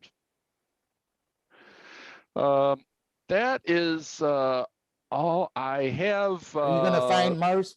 I did find Mars. There it is. Zoom in on it, smack Tim, in the so we middle. can see. All right, let's do that. So it's actually in between the horns of Taurus the Bull right now.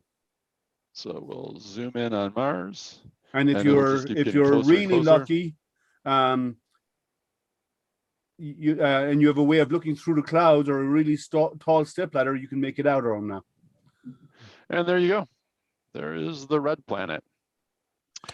Trivia One more, question. Point. Here's a One trivia more point. is if you want to find the planets, you look from the east through the south to the west. Your planets will never be basically north. Correct. So just be aware of that. They follow the same path in the sky that the sun follows. So if you think about it, we're in the disk of the solar system. They're all in the disk of the solar system. And so these disks, the orbital planes of each planet are not perfectly flat like you'd see in a school textbook. Each one is tilted a couple degrees one way or another, but they're reasonably close. And so that line across the sky that the sun follows has a name. We call it the ecliptic, and planets will always be very close to that line. Now, point of trivia, so people will know, and will add a little point here, since we brought up Mars.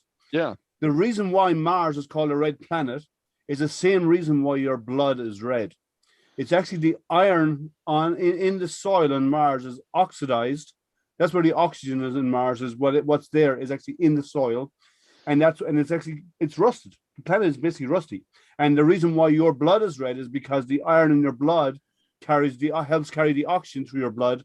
And when your blood's exposed to air, that's why some of your veins are red and some are dark colored, is because they're actually carrying the oxygen, but it's the iron in your blood is oxidized in your blood. Okay, then why is Antares red? is the color of the star because of the temperature of the star. Nice try. I knew the answer. So different stars have different colors based on their temperature and what they're made out of. So hotter. So imagine a piece of metal. When you heat a piece of metal up, first of all, it starts out at a really dark red, so it's a lower, but it's hot, but it's a lower temperature heat. And as it gets hotter, it goes from dark red to a lighter color red. It eventually goes to an orangish color, then into a yellowish, and then almost to a white color. So stars are the same. Based on their temperature, the color of the stars will vary depending on how hot the star is. And even blue if they're particularly hot. Yeah, blue, white. Yeah, Yeah, if they're no, particularly large stars. Very hot Trivia stars. on Antares, which is, we say Antares, but you could say Antares because Aries is the planets are named for Roman gods, but the Romans basically they had a god for every Greek god. So in Greek mythology, it's Aries, and in Roman mythology, it's Mars. And so Antares or Antares means the rival of Mars. And they got that name because Mars and Antares are basically the same color in the sky. All right. It is 9:35 here, and what I would like to do is get over to all of the astro imagers that have joined us, because we can't do live imaging. It's raining outside, but through the magic of having taken the photo a few nights ago, we can still show you all kinds of cool stuff. Who wants to go first? Don't rush. It's okay. No, we haven't heard from Doug yet. Let's. Doug, do you have stuff to share? Doug, you are muted, by the way. Yeah, I know. I'm double muted. I mute myself with this. I also mute myself directly here. So, Doug, what we're going to try and do is, since there's other people on here who want to share stuff, well, we hope. There are 20 people here in the panel, so hopefully we'll have multiple people sharing. We'll do about 10 minutes per person, and then we can loop back if we have time. How does that sound? That's fine. What would you like me to show first? It's your show. It's up well, to you. there was a question about what would beginning observers expect to see with an 8 or 10-inch telescope? That's a very good point. Yes, because it's not what you see in images. Yeah. So I have a couple of images that I could share to. Let me figure out where to share here. There we go. Let's start with this over here, and we'll bring this up. So what I want to do is show you some pictures that might give you an idea of a few objects that if you were to look at it with a 8 or 10-inch Dob. Let's see, where's my black and white here? There we go. No, you're not sharing yet. Oh, I have to press a. You have to hit the share button twice. You have to select what window you want to share, and then there you go. There you go. Now we got it. Yep. Okay. So what I wanted to do is show you just some things that might be how they might look through a scope, depending on the sky conditions you have. So this first one is the Crab Nebula, which was just as Tim was talking about, right off of Taurus, the bull M1, Messier 1. There's a Crab Nebula. This might be what it looks like in a 10-inch Dob in fairly reasonable dark sky.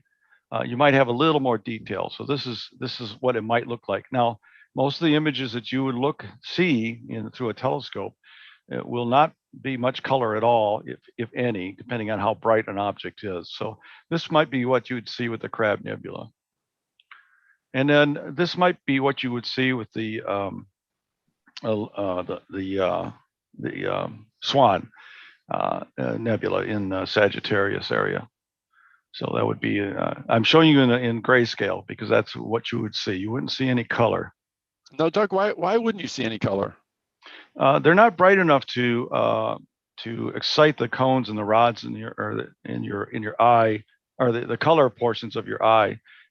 They're not bright enough. Like if you looked at Jupiter, which is really bright, you would see some color in Jupiter or in Saturn or in Mars because they're really bright. So your eye will respond to the brighter object like that. But these things are pretty dim, and that's why you need a telescope to see them to get enough light through that little exit pupil we talked about earlier. Yeah, this is a lot different than what we see in magazines. Oh yeah, But this is what you could expect to see. Actually, it might be more than what you would see, but I'm estimating this is about what you would see through a 10-inch Dob at my dark sky site, for example. This might be what you would see with a dumbbell. Oh yeah. Now, with that, can't you enhance that in a telescope with the filter? So yeah, what he's talking about is some objects which have a lot of oxygen in them. They use a O3 filter to bring out increase the contrast of the object. One of the examples would be the Veil Nebula, which the O3 filter will increase the contrast between it and the sky. And it's really good for if you have semi-light polluted sky conditions to increase the sky contrast in the sky to look at these. So yeah, you could do that. So Doug, I just wanted to go back. You showed M1, and M1 is a supernova remnant. So this is essentially a star, pretty big star actually, because little stars don't do that. Blows up and scatters, lots and lots and lots of mass, and I think that was from 1054 AD, and it's been spreading out ever since. Then you showed this. Yeah, there we go. And yeah. And through long exposures and, cameras get color and it's bigger and brighter, of course. But I just wanted to kind of differentiate a little bit of the science of some of these objects. And then what was that next object that you showed? This is the Swan, which is actually a emission nebula, which means that it's the gas around the various stars that there are being excited by the star itself. And so that nebula is actually coalescing as opposed to being a result of an explosion. So kind of in the same way that gases in a neon tube light up, these gases are actually glowing. Yep. Yeah, but they are actually, it's over time that's actually compressing down and it's actually coming together rather than separating. Like in M1, it's separating, it's drifting apart, whereas this is doing the opposite. Yeah, and the M42, the Orion Nebula is another example where there's a lot of gas and they're coalescing together and creating protostars. And the same type of thing here. Yeah. Okay, can we go back to M1 and can we discuss that a little bit? Now, if Tim, was M1 the one that you said was in 1054 AD? Yeah, that is correct. So we didn't have telescopes back then. So how do we know that that's, that's so? But we did have astronomers. Yep, the Chinese actually discovered this back in 1054 AD. They recorded it and documented the fact that the supernova went off at that time. So that was actually visible to the naked eye. Yeah, and so you get a supernova in a galaxy our size roughly once every 100 years or so, but they're kind of like taxi cabs. You don't get, you don't see any for 20 minutes and then suddenly 3 of them show up all at once. So about once every 100 years, we're kind of overdue. But when one of these things happens, if it's, anywhere even remotely close, it tends to outshine all the other stars in the entire galaxy. And so it's incredibly bright, so bright, in fact, that you can't miss these things. They would have seen that light in the middle of the daytime. And in the nighttime, it probably would have given off the same amount of light as, say, a full moon. Oh, so was there any, people getting worried about what was going on? Probably, I can imagine. Yeah, you'd often see stuff like this, especially back then. Even though the Chinese did have astronomers, but a lot of the work of the astronomers back then was to predict omens for their lord or leader, whoever they were working for. So what would happen is they'd see this and they could, if they could associate with something good happening because a new star was born, or they could say it's a bad omen, don't do this, because don't do A, B, and C because this is a sign it's not going to turn out well for you. So there's a lot of superstition all the way. Yes, a lot of superstition all the way back, and there has been for like up until recent years, like in the last 200 years or so, superstition was always associated with what's going on in the night sky, especially in the Chinese, in the Middle East, and so on. Even in Europe, like the coming of a comet, that was the worst omen of all. If you saw a comet in the night sky, and we had one here last year, but the coming of a comet was like everything's going to end, nothing's going to work out. There's disease and plague about to hit us. kind of stuff is what comets meant to them.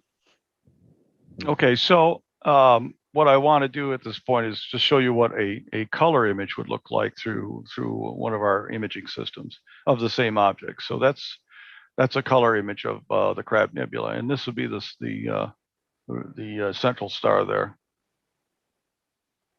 Okay. That's the usually what you're left with after quite a bit of the mass gets shed in the explosion, but you end up with this neutron star, and through the magic of conservation of angular momentum, they tend to spin quite rapidly and become a pulsar. And so they give off these interesting pulses that we can watch in radio telescopes. They basically tick. Yeah, there is one there is one right now in M1. We can see it. Yep. So Doug, is this your image? You actually took this? Yeah. This And is through my. How long did it take you to acquire that image? This is 1 hour of data. Wow, can you zoom in a little bit?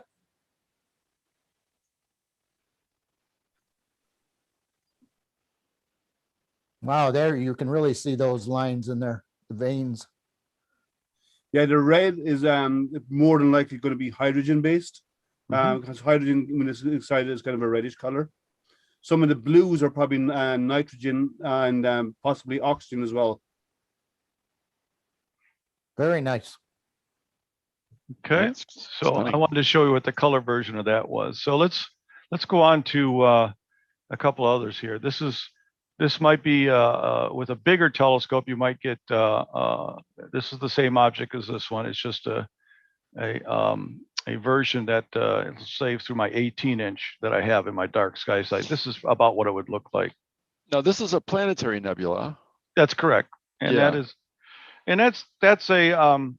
that's not a supernova remnant, but it is a remnant of a star dying where it's puffed off the outer shell as it expanded, went into the supergiant phase, and then the outer shell went up as the internals collapsed again. Question: so what does that have to do with the planet? They only call it a planetary because back then they thought it looked kind of like a planet. That's the only reason it's called planetary. Doug, there's a good question there for you, asking when the star goes nova or supernova, how long would it be bright in the night sky? That can be days to months. Yeah. And it really depends on the object. Right now, there's actually one in Cassiopeia, which I've got taken a couple of images of, which has been running right around in the 7th magnitude here for about a month. Unfortunately, we haven't had clear enough sky for me to capture again to see if it started to fade yet. But so 7.5, that's beyond naked eye. So you need a telescope or binoculars to see it. Yeah, but it's pretty bright. A 7 is still pretty bright. In binoculars, you'll be able to see it easily in Cassiopeia. Yeah, these novas that you're talking about, these are not in our galaxy. These are in different galaxies. The one in Cassiopeia is in our galaxy. That's a type 1A. Yeah. So, Okay. but this one, the Crab Nebula is also in our galaxy. Yeah. So that gives you an idea. And there's planetaries in our galaxy. But we've got supernovas going off in other galaxies as well, if you want me to show it. People need to understand that a supernova going off in another galaxy, these things are so bright, they're brighter than all the galaxy put together. The amount of light they emit, they stand out. If you take an image of the galaxy today and a supernova goes off tomorrow, you take another photograph, it's so bright, it actually outshines the rest of the galaxy. It stands out like a torchlight in a dark room. So that's another thing that we should bring up is that there are novas and then there's supernova, and the difference being a supernova is actually a star that is exploded. Yeah, they're a very big star. And a nova, just a classical nova, it's actually two stars, with one being a white dwarf and the other one sucking the fuel out of the other star and then reigniting. Yes, so it's that's taking the hydrogen gas. between Yes. nova and supernova. So here's an example of a supernova in another galaxy. This is supernova 2019 EIN that I took images of back in May of 2019 in NGC 5353. Now, most people may not notice is in that one image, you have the big bright star and some other in the center, which is a gold color. But I can see 1, 2, 3, 4, 5 galaxies in that one image alone, at least That's correct. 5. Yep, that's 1, 2, 3, 4, 5.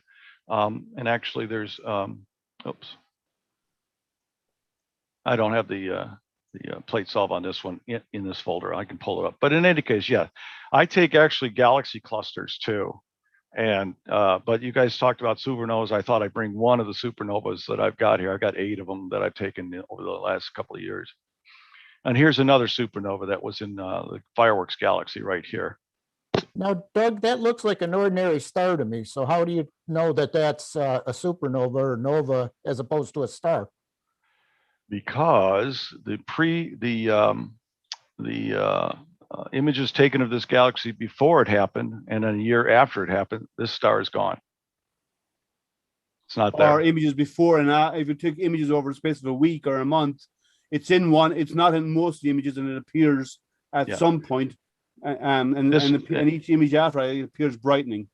So in this particular case, I followed this one for a year, and within 5 months of it going off in May of let's see when what 2017, it went off in May of 2017. By October, it was pretty much gone. So about 5 months or so. Okay. So you said that the supernova in another galaxy would actually outshine the light of that galaxy. So help explain that, because I'm not seeing that. I'm just seeing what looks like a bright star. I mean, the intensity of the brightness of that object would be brighter than the brightness of the galaxy. So it stands out like a torch in a room, as I said. Here's an example. Yeah, you see that bright dot overall is brighter than the galaxy itself is. Okay, you mean like if you're measuring the, I don't know what you would be measuring, lumens or something like that? Yeah, exactly, the luminance. Yeah, okay, the luminosity of it, okay. Yeah. Okay, thanks.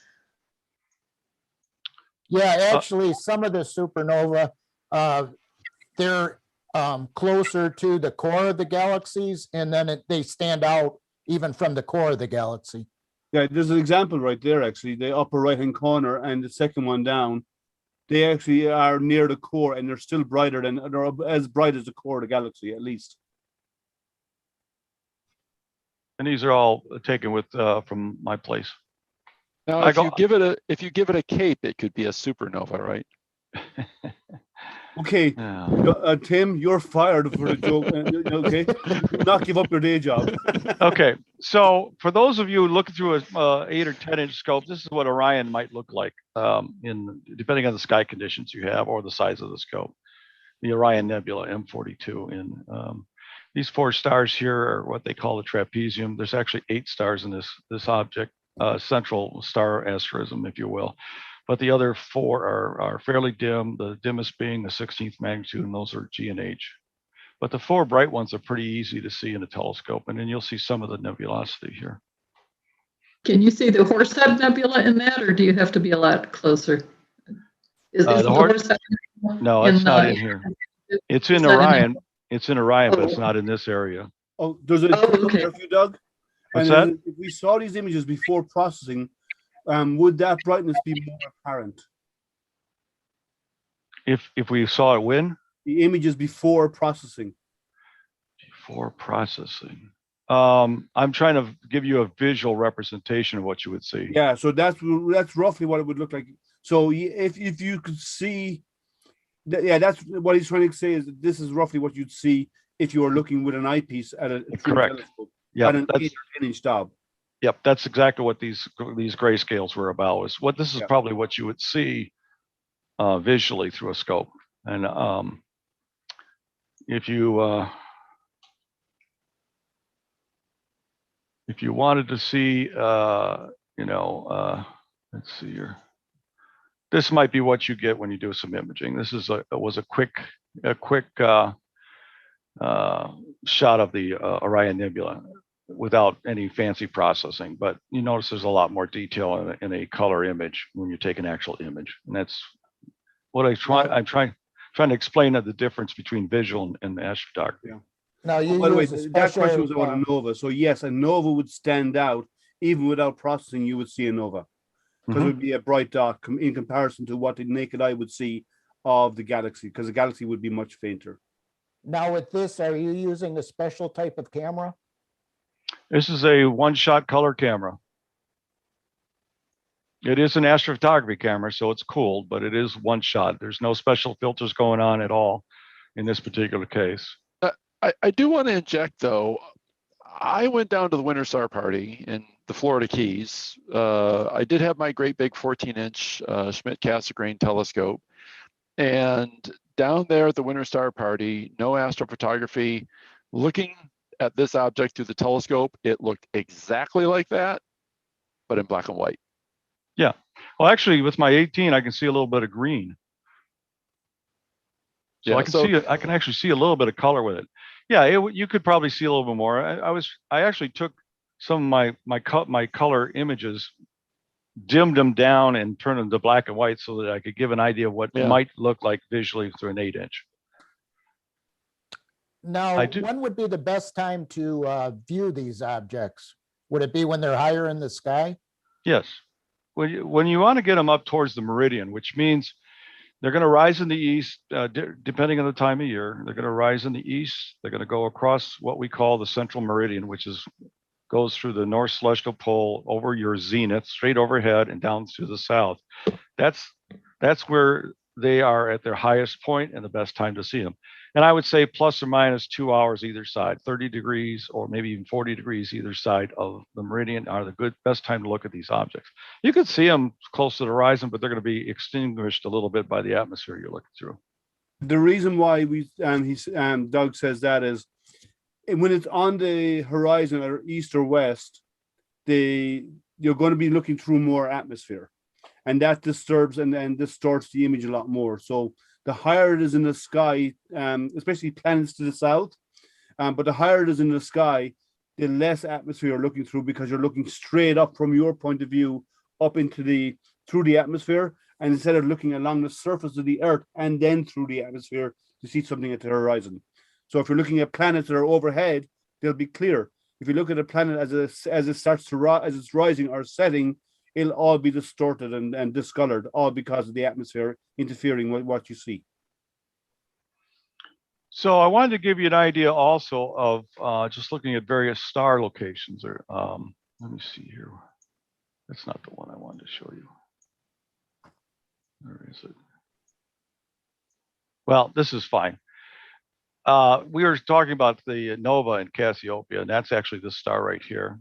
And if I move forward, you can see all the stars around it are marked, but this one is not. That's because it's Nova Cas 2021, which was now called V1405, I believe. I took this image on the 29th of March.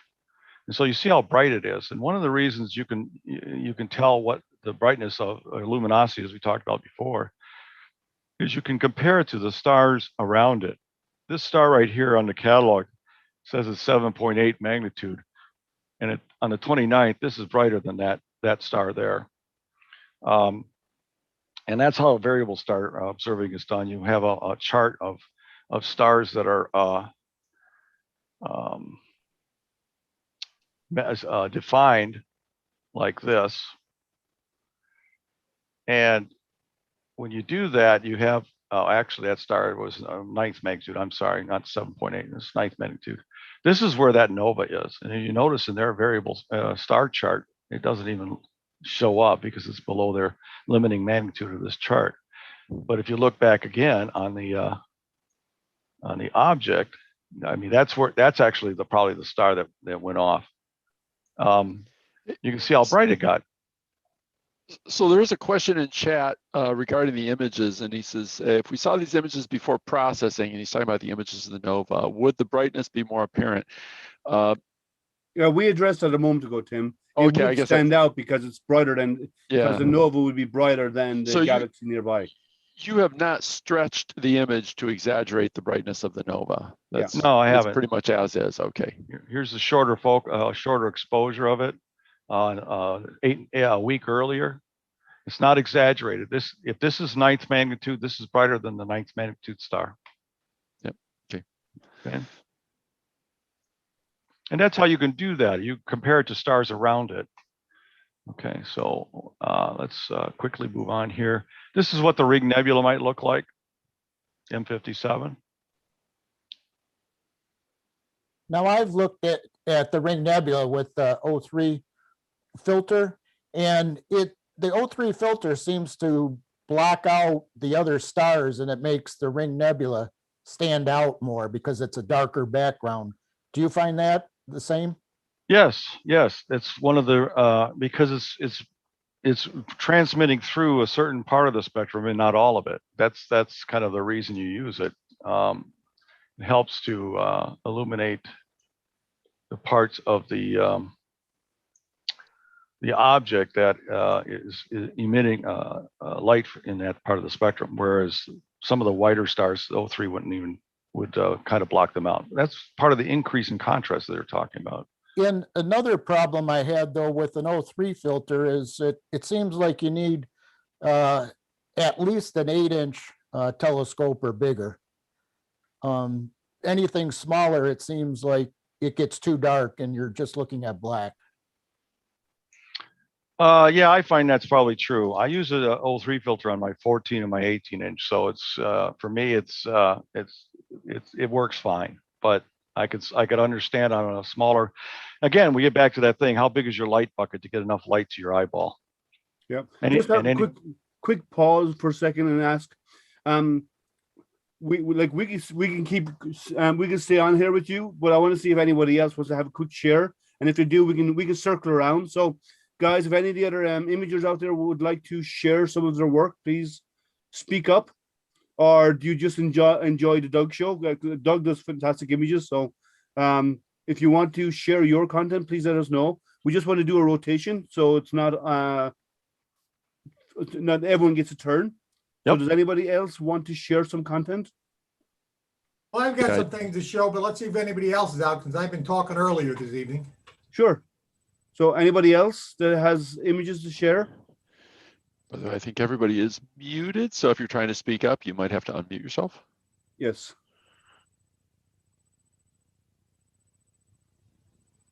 Well, maybe you can draft somebody.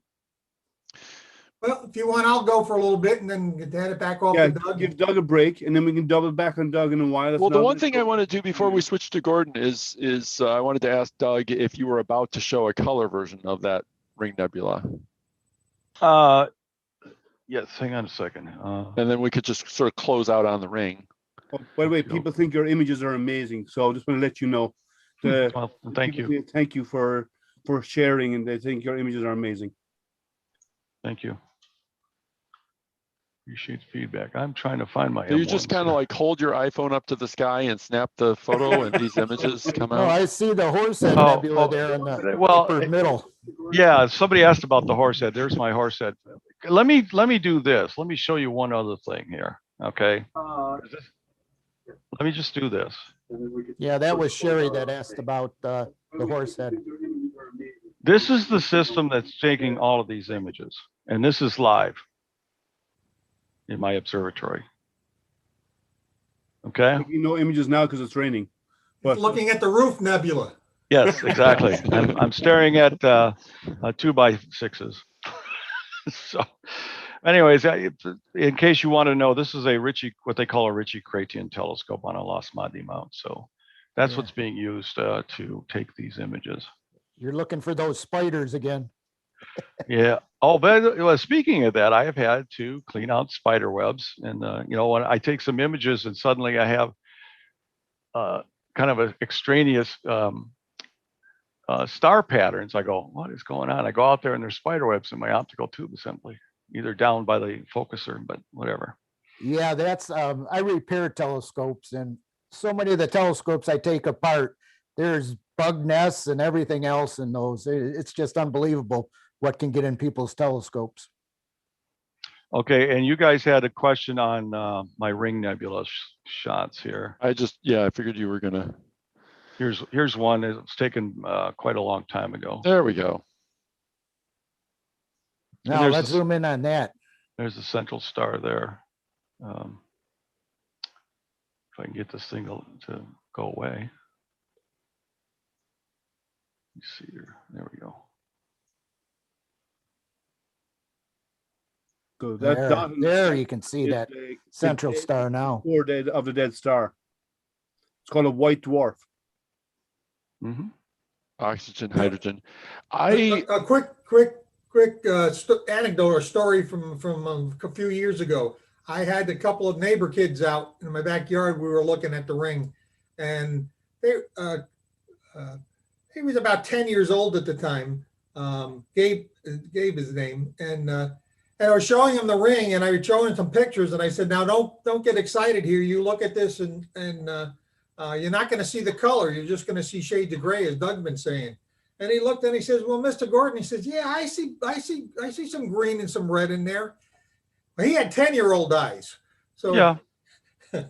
Yeah, it really it has a little bit of dependency on the individual, but That's in right. general, you know, if there's not enough, well, the thing is, you can see color in objects as long as they're bright enough. Like stars, like Albireo is beautiful to look at. It's a twin stars. One of them's golden, and one is blue, and you can definitely see the color in those. But that's because it's bright enough. So does anybody know what the diameter of the Ring Nebula is? Yes, it's about 1.3 light years across. So if you think about the distance to the next nearest star being a little over 4 light years away, you could put about only 3 of these nebulas between our sun and the next nearest star. Now, when you think about that, you know, this would be a star that was maybe the size of our sun before it died and did this.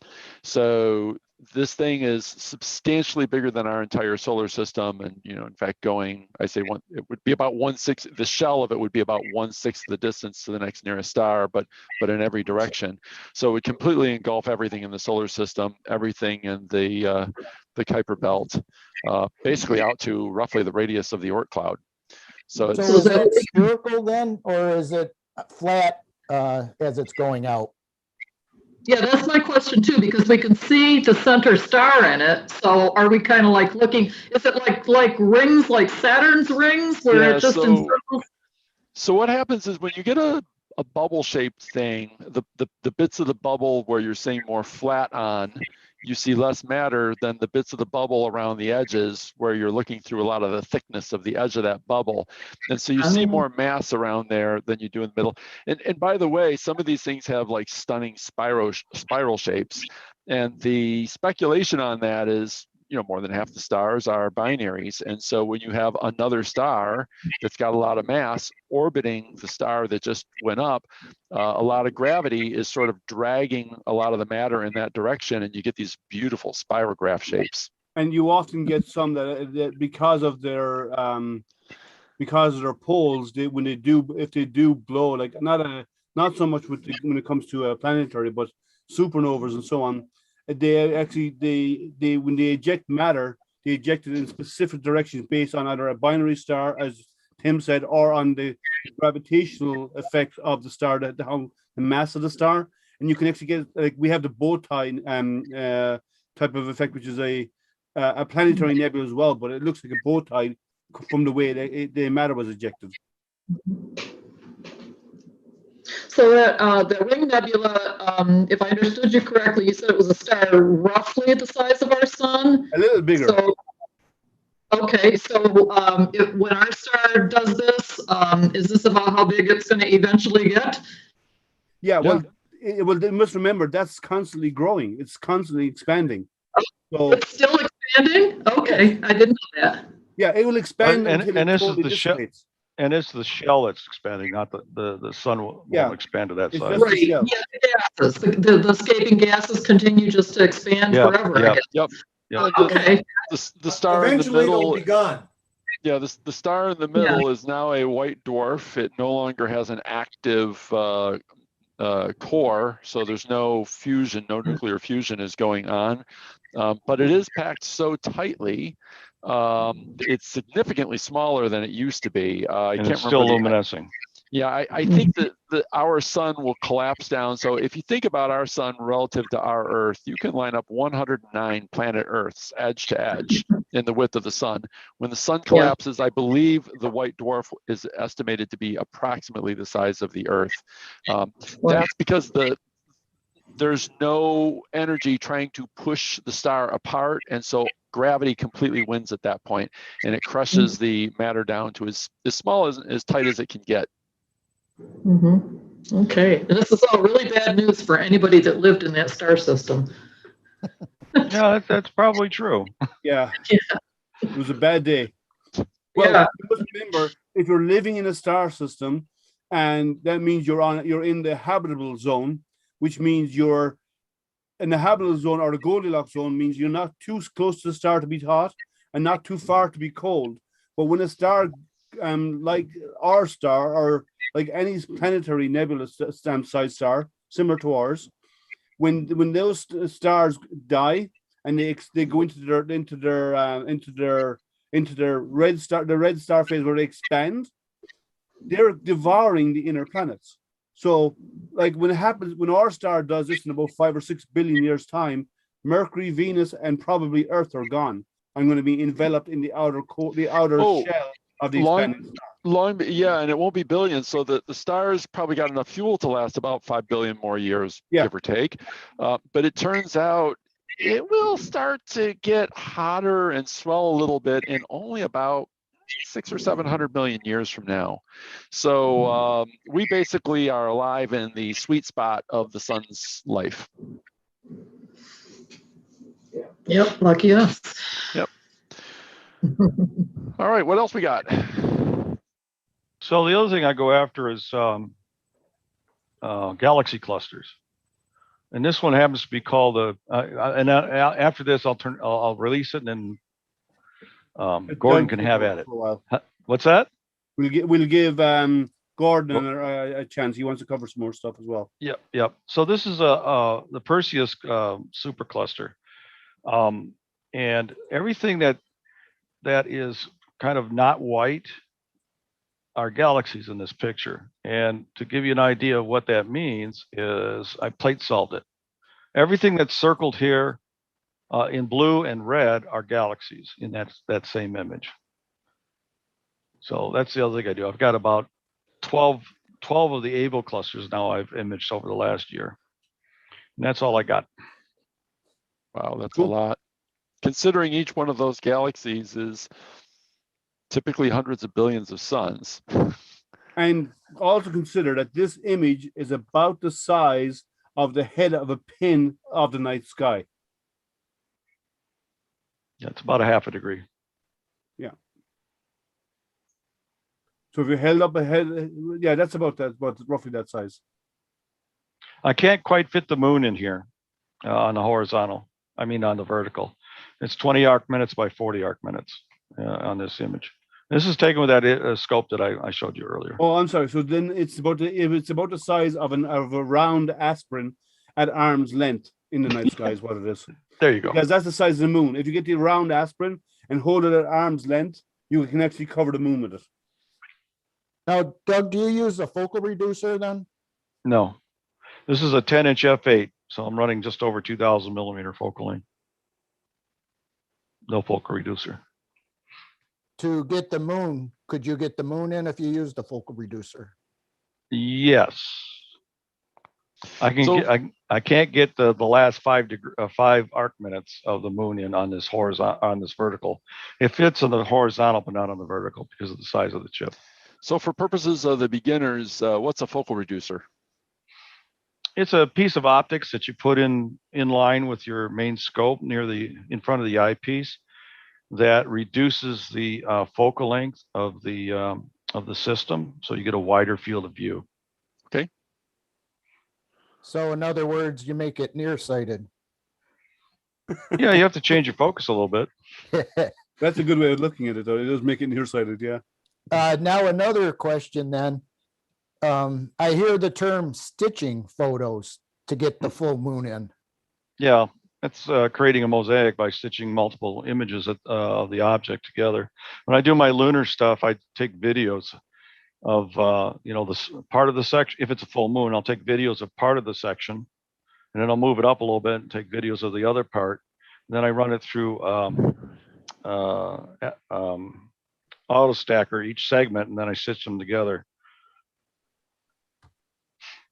All right, Gordon, are you ready? You have to stop certainly am. sharing first, Doug, so Gordon can share. Oh, all right. Yeah, it's not like WebEx where it automatically takes over.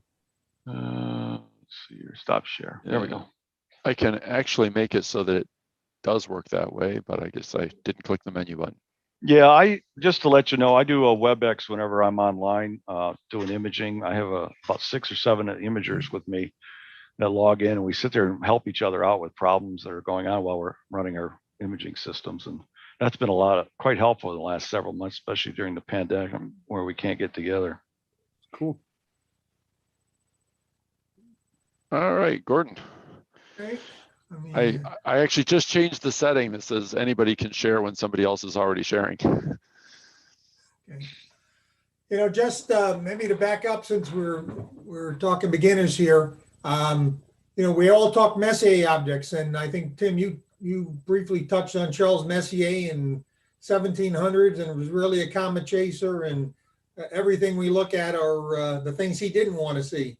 But just to expand upon that a little bit, this is the list of the 110 objects that are in the Messier list. There's 110 numbers, but there's a duplication. That's what that red circle is. 101 and 102 are reported to be the same coordinates, but there's some controversy. There's some other things that people think may have been M102, but by and large, the Messier objects are the arguably the 109 best, most important or spectacular things in the northern sky for us amateurs to look at. So we're going to be looking at these over and over again over our careers. So, and just to tell you what's in there, this is what the list consists of. There's 7 star-forming nebulas, 27 open star clusters, 27 spirals, 8 elliptical galaxies, 3 lenticular, 1 irregular, 29 globulars, 1 star cloud, 1 double star, which I never understood why that one got in there, but it did. 4 planetary nebula and 1 supernova remnant, which is the M1 that Doug just showed. So a little trivia point about the Messier thing is because he was in Paris, everything that he could see was visible from that location. So they tend to be mostly Northern Hemisphere things. And another point of trivia is near the new moon in March? Yes. Yes. Take it away, Gordon. Well, during the new moon in March, that's where you'll hear the term Messier marathon, that it's, if you're really skilled and know your way around the sky, you can get to all 109 of these in one evening. And so that's called the Messier marathon, and it's a challenge to see if you can do it. You start at dusk on one in the dusk and go till dawn, and you can, like I said, you got to know what you're doing, because especially going through those galaxies, and you get yourself confused pretty fast. We talked about Rigels. We'll get through this stuff here. We talked about these books to get through them. One other thing I wanted to maybe recommend to people, it's been my favorite, is this James O'Meara's book, The Messier Objects. I don't know if you can see my book when I hold it up. This has been out in the weather so many times. This thing is literally falling apart at the seams. I should go buy a new one. But one of the nice things that's in this book is it not only will show you a black and white photograph of the object, and here's M42, but it'll also show you a sketch that Steve O'Meara made. And so this is what he's seeing through a telescope. Now, O'Meara is known for his eyesight. He sees things more than most people have done. They say his eyes will open up to 7 or 8 millimeters.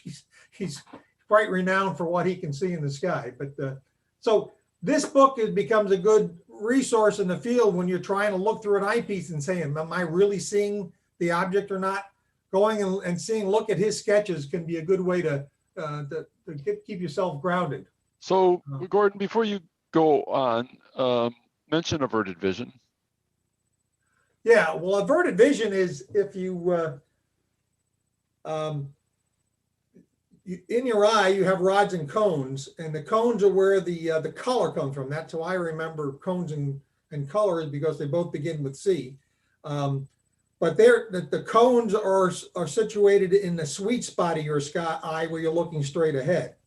Those are the receptacles that read color. When the light level drops down low, these turn off, and the rods, which are now tend to be in the periphery of the eye, will now turn on, and they are a lot more sensitive, but they only see monochrome. They only see black and white.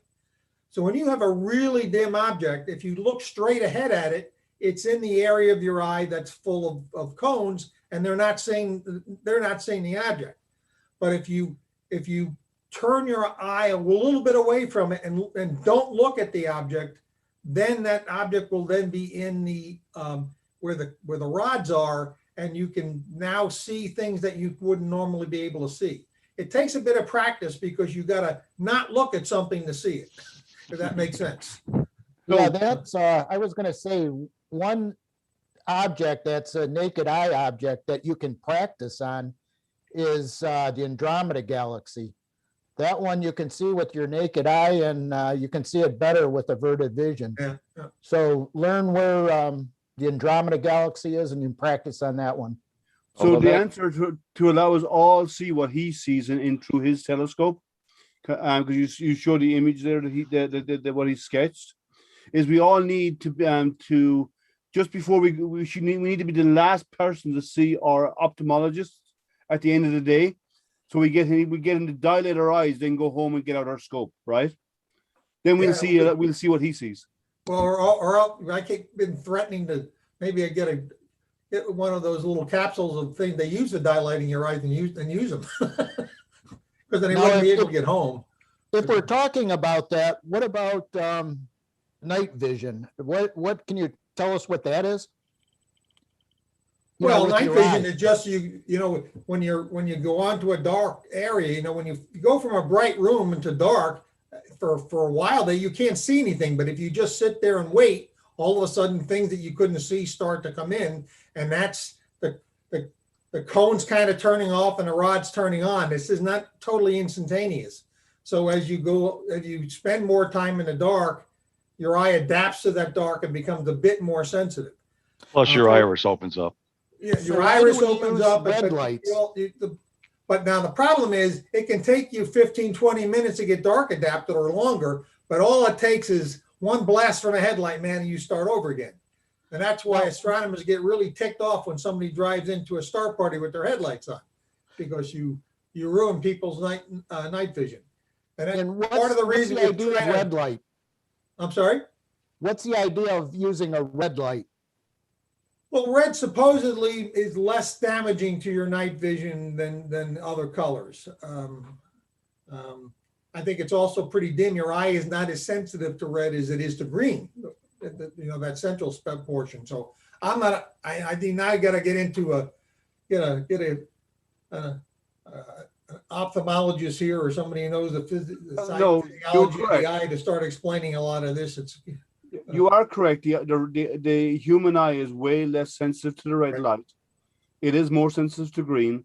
Now, but that depends. Even though we use red light, it also depends on the intensity of that red light. Amen. Like if you had a red light that was super, like very, very, very bright, that's just as bad as having a white light in your eye. That's correct. It's just you may be a bit more tolerant of it. You are more tolerant, especially if it's a dim red light, which is why astronomers use dim red lights when they're looking up their star chart at night. And even on the bridge of ships, they use red light for their charts and so on, because they can see it only when the light hits the white surface and gets reflected back, but it doesn't affect their night vision to be able to see what's around them when they're sailing. Okay, so what I thought my plan for the evening is, if we were going to be outside tonight, this sky chart was set up for 9:30 this evening. So, and we've seen this before. Tim showed it. Orion is settling down into the west, and so we've got Orion, and then we've got Taurus and Aldebaran here, and then Pleiades Seven Sisters here, and then up on top is Auriga, and there's a couple of clusters, M36, 37, and 38 up in here. So again, these are Messier objects. These tend to be the bright ones. So I was going to kind of stay with the Messier objects. So some of this is a bit repeat of what Doug did. This is my a Messier object. This is probably about something we're on 10 hours worth of integration. So that's how you get all the detail into it. Gordon, can we go back to that last image you showed? Can you tell us what those grid lines are? Well, those are the lines of right ascension and declination. So those are the spherical coordinates, so to speak. So in other words, to the upper right would be Polaris? Well, you can see the east-north indicators. So north is up this way off the screen. Yeah, to the upper right is the declination direction. So yeah, so if you go all the way up to the upper right, where all the lines would eventually converge together, kind of like lines of longitude on a globe all converge together at the North Pole. And yeah, you can see them shrinking down here. Yep. You know, we're looking at the west now, so north is to the right. So that's kind of showing that axis that Tim was talking about earlier. Yes. Yes. Yes. So again, this was my shot at Orion. Now this was set up, you know, we want to talk a little bit about our processing. I've got some 1 and 2 second images in here to try and keep the these bright stars in the trapezium from blowing out. And to get out this dim stuff on the outside, these were probably 10 or 15 minute exposures. So these have all been melded together using high dynamic range type processing. So this is the kind of thing you're not going to see with your eyes. You know, when we go back to the Steve mirrors, this is kind of what you're going to see, and this is what deep sky imaging is going to get you. So that's going to be more like what we'd see in a magazine. Yeah, but one of these days, maybe one of mine will get in the magazine. Who knows? But what I thought we'd also look at is, you know, what also was on that is the Pleiades of the Seven Sisters. Now, for people beginning, you know, you don't need telescopes. Binoculars are a great way to get started. We had a member of our club, unfortunately, who's passed away now. We used to call him Mr. Binoculars. That's all he used. Bob Fitzgerald, he used binoculars almost exclusively. He thought we were all handicapped because we only used one eye. And especially the Pleiades that's a binocular object. If you take a pair of 10 by 50s, 10 by 8 by 35s and look at the Pleiades, it's absolutely gorgeous. You want to get started inexpensively, just grab the binoculars that are gathering dust in your closets. Now here's the question, Gordon. They call the Pleiades the Seven Sisters. How many stars actually are the Pleiades? Well, there's a whole lot more than 7. The question is, how many can you see naked eye from the ground?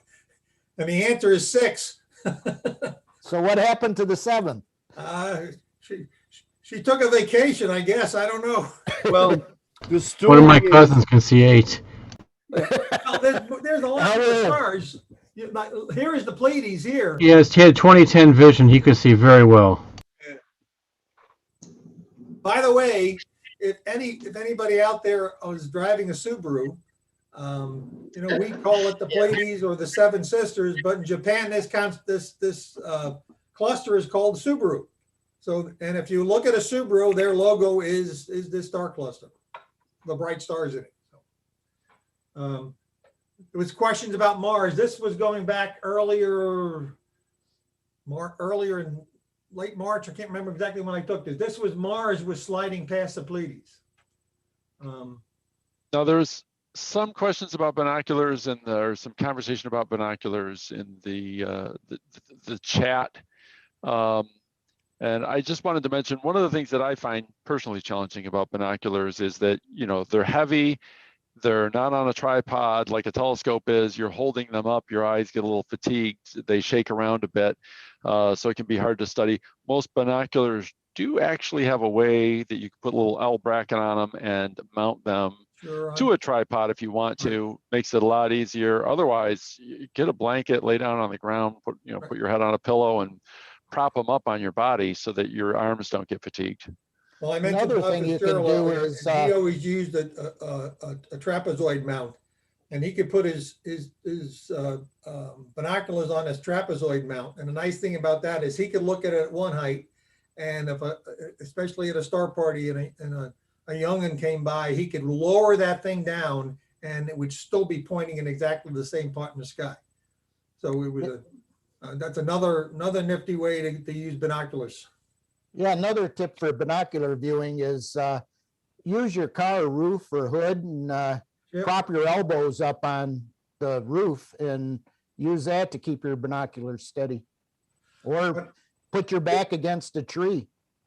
Yeah, or fence, or the top of a fence post works good too. Yep. Use your imagination. Another thing with binoculars is you don't hold them close to the eyepiece.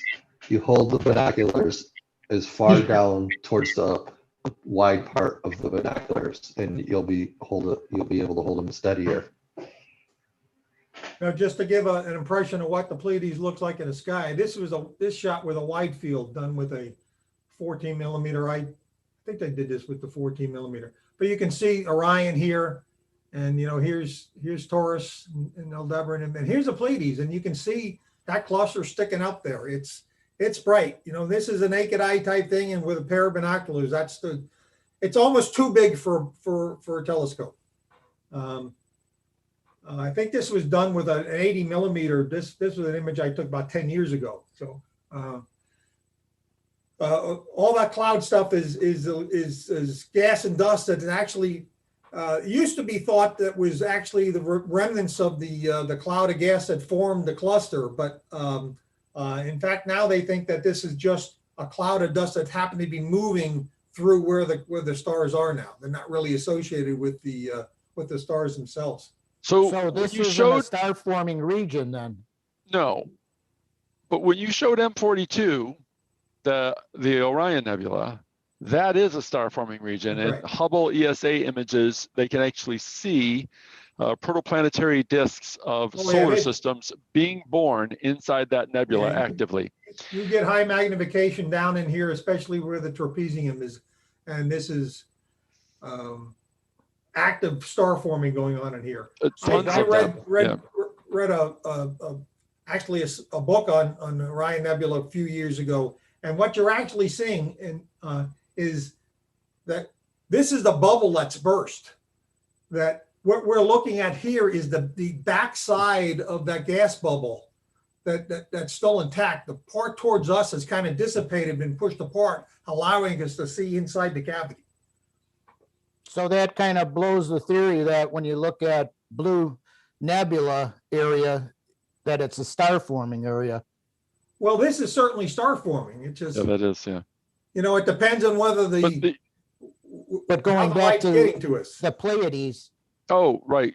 So the Pleiades is different. So that is an open cluster, and an open cluster is basically stars that are all going in the same general direction, the same distance. They all were born in the same original star-forming nebula.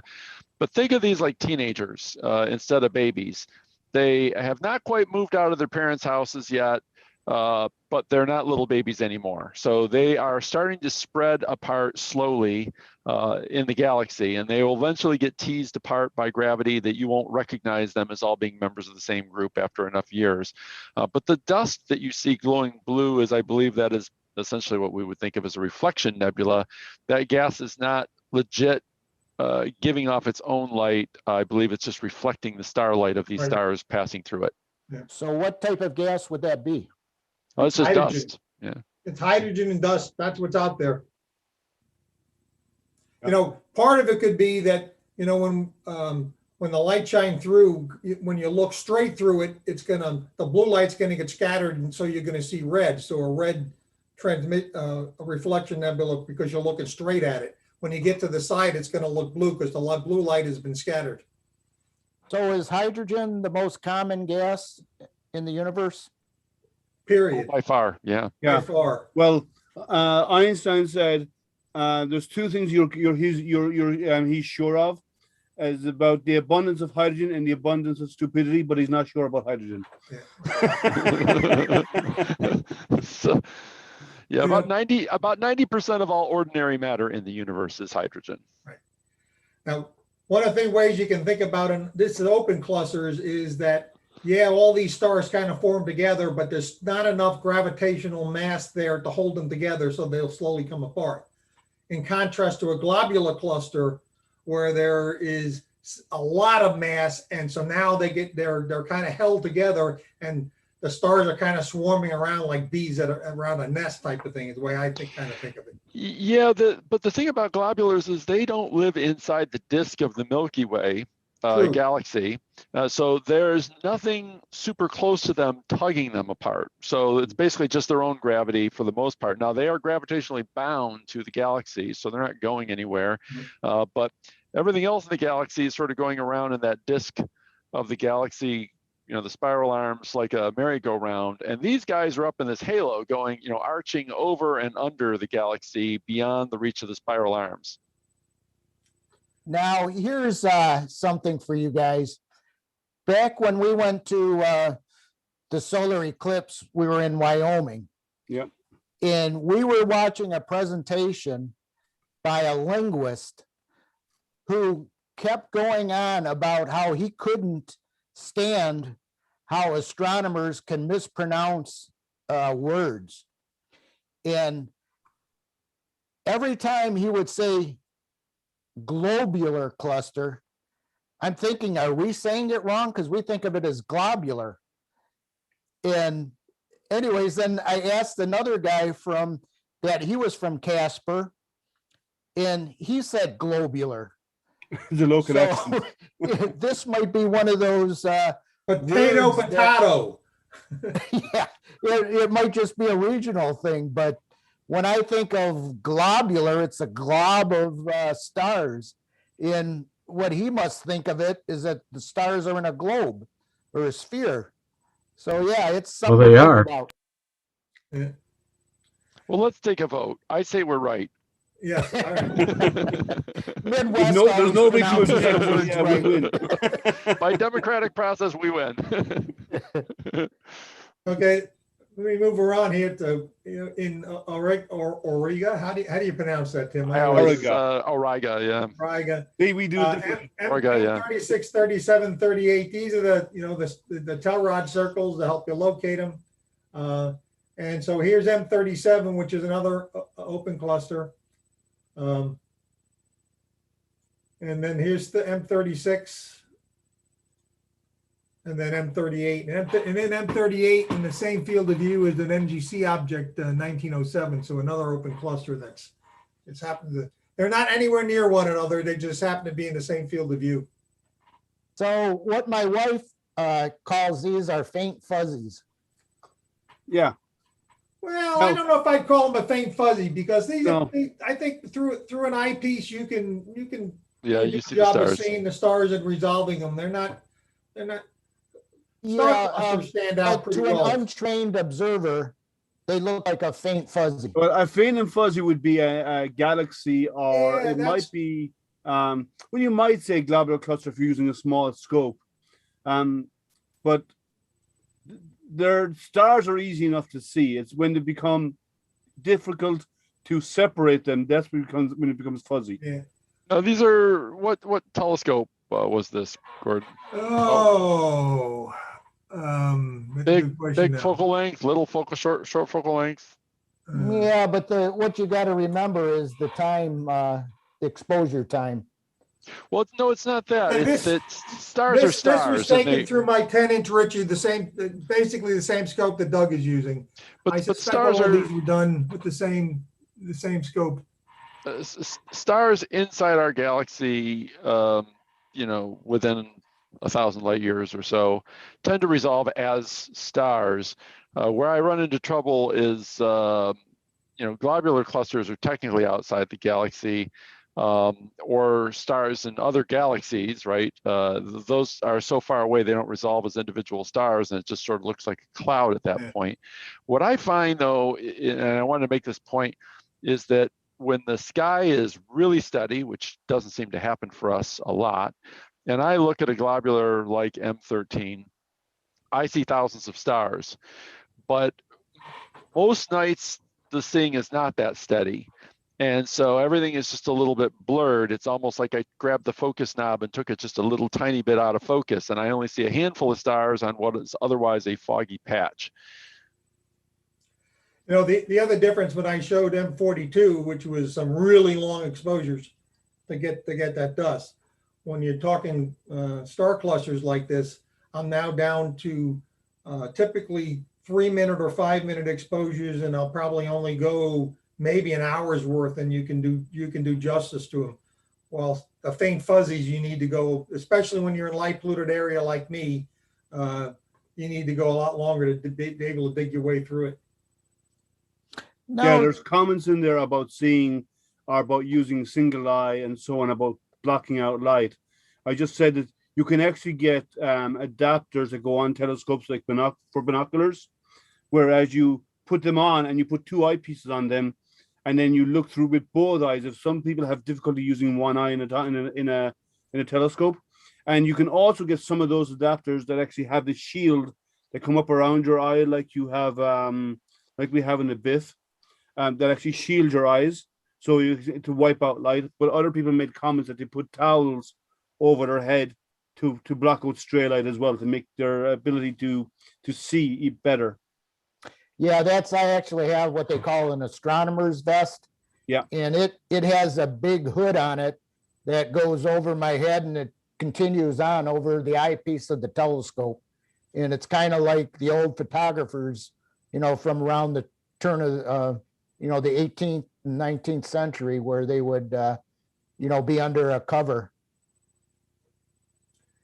Again, I've been trying to things that are in the sky this evening here, as if we were out taking images. So the last two I pre-prepared was M81 and M82, which is due north of the North Star, right at the top. At 9:30, they were just transiting, so they were in the ideal position if we wanted to image them tonight.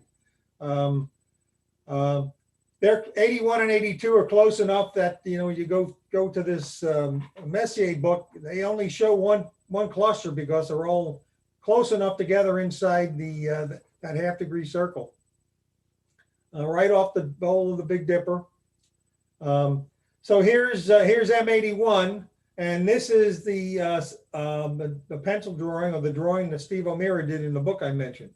So here's what he sees, and here's what what we get from the camera. So this is kind of what you'd get from a decent dark sky with a 8-10 inch scope, and this is what the deep sky gets you. Now it kind of shows that aperture is important, as we call them, light buckets. It's very, very important, because the more light you gather, the more detail and contrast you see. Yeah, I find it's a little easier to see edge on galaxies than face on galaxies. Correct. But and then the companion is M82, and this is Steve O'Meara's drawing, and this is my image, and this red is outflow from the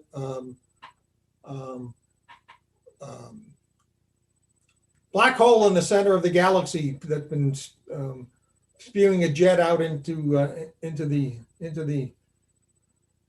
space. That's the red that's pouring out of there.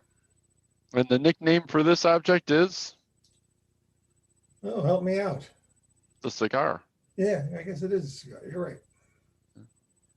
You take the red out and it looks more like a cigar. So I'd read that object is like the most X-ray, the highest amount of X-ray emissions of like anything in the night sky. That's because of the jets. I think you got an active because of the jets.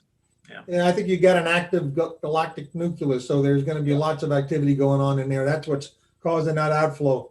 Yeah, well, it's the outflow of particles is moving close to the speed of light, I believe, and it's because of the speed that the energy it's emitting X-rays from those jets. Okay, that's what I had prepared. So I'll hand the thing back to. I got some photos. All right. Oh, sure.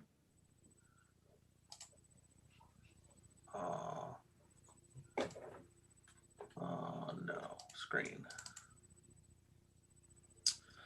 So I'll show some of the stuff that we had seen. This is my M42 Orion's Nebula. I took this. I think it was in September, early in the season. This is with an 11-inch telescope, Celestron C11 Edge HD. And this is with a hyperstar focal reducer. So greatly reducing the field of view. Well, I should say expanding it really, but making it very fast. So this is only about 1 hour, I think, worth of integration, 15 seconds subframes. But the trapezium here is blown out, but I wanted to capture a lot of this faint stuff. And these stars are blown out too. So, but it's my first image of M42. So for the season using that telescope. Next year, I think I'm gonna see if I can get something a little different and highlight some of the other areas. But I'm pretty new, so You know, I've only been doing it about 18 months. The only way you get the trapezium in the outer portion is you got to start going to, you know, different level of the exposure and using high dynamic range combinations to bring them together. Yep, that's what I'm going to plan on doing. But just last month, I got a really good view of the Pleiades here, and this is with a new telescope. This is with a refractor, 80 millimeter refractor. This is 3 nights. I managed to get 3 hours per night, so I think this is 9 hours of integration time. This is 80 millimeters at f6, APS-C size camera, but I think it turned out nice. You can see the dust. So I'm a fan of the refractors. I didn't start, like Tim mentioned, I didn't start with, I bought the C11 first. And these refractors are a lot easier if you want to do astrophotography, which is my main focus with astronomy. So I'm particularly pleased with this one. But I mean, this is a target that you could every year, multiple times a year, maybe, you know, early, late in the season, you can get in different views, maybe use different focal lengths or different techniques. Maybe you want to just get some of the brighter objects, or you might want to just overblow it to see how much dust you can see. The people in chat are really impressed. Yeah. One of the things that I really am fond of is, you know, a lot of beginners, I mean, start with the moon. Yep. It's easy to find. It's easy to focus on. And, you know, you can try different techniques with it. You don't need expensive equipment. You can use a regular camera lens, the tripod. This was done recently with that 80 millimeter refractor. And if you want to, when it comes to the moon, even with a DSLR, with a normal lens, you can start video on it, and then you can take a video and you run it through a couple pieces of software. Yeah, sharpen it up a little bit, and you add a little bit of color. Not add, just sort of boost the color a little bit, and you'll see different color patches of different minerals on the moon. This was actually the first time I tried using a piece of software, and I just wanted to test it. And I was like, well, that's actually a pretty nice picture. I should save that and not just throw it away as a test photo. So it's only a 1080p video. It's not even like a 4K video. So it doesn't have that great a resolution. So I can do better than this, but it was a first test using a different piece. So. Well, that's a great image.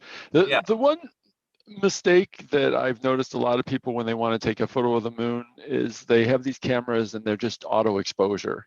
And if the moon is small and the sky is big and black, the auto exposure thinks there must not be a lot of light because the sky, it thinks that everything should be like this, roughly this middle gray color. And so you tend to get this incredibly overexposed moon that looks like nothing but a blob. So I tell people, don't let the camera do that. The general rule is at f11, the correct exposure for the moon will be roughly the inverse of whatever the camera's ISO is. So if you're at ISO 100, use 1/100th of a second. If you're at ISO 200, you use 1/200th of a second. And at f11 and only f11, you'll pretty much nail that exposure. It will look just like that every single time with just one shot. But if you don't have f11, then you have to start using math again. Then you have to use math.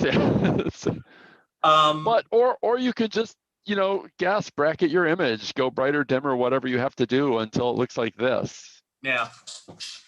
So here's a picture I took of the comet that we had in July, Neowise. This is with a camera lens, a 135 millimeter lens. I bought on eBay for $270, and it's a great camera lens. I put it on one of those little star trackers, Ioptron Sky Guider Pro. This is, I don't know, about a minute exposure with that. Where were you when you took this? Okay, so I live up near Port Huron. I couldn't see it from my house, so I drove about 2 miles away to a cornfield and just parked next to the side of the road into Bortle 4. So I'm in Bortle 5. I'm close to where it's starting to get dark, but there weren't any close. Like the nearest farm was, I don't know, quarter mile away. So there was no close lights. I have another photo in here of Neowise. One of the things that got me into astrophotography is planetary, which is one of the reasons why I bought the Celestron 11-inch first, because I thought it would be easier to do planetary because you didn't have to guide. I'm wrong, but it's different. So this is a picture of Neptune and its largest moon, Triton. Seeing wasn't that great, but that's my best view of Triton. Pac-Man Nebula, it's an NGC, I don't know the number. Took that over the summer. I used a filter with this. This is a one of those narrow band filters that has both hydrogen alpha and oxygen 3. It's called Optolong L Extreme. This is the Iris Nebula.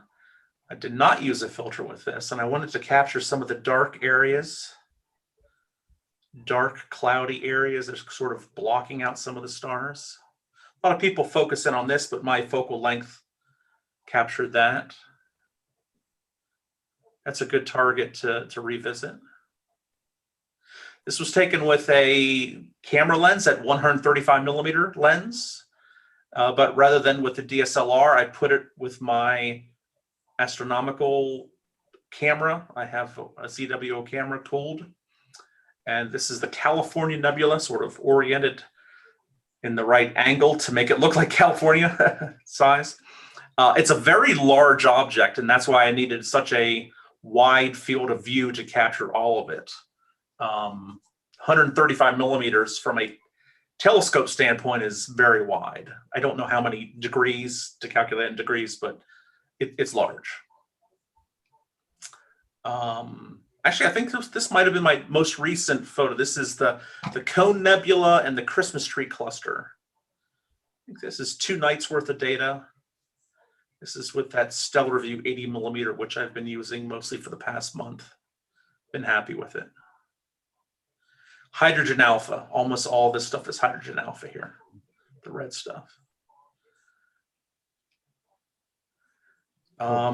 This is probably the best photo that I have through my C11 because I have a hard time guiding it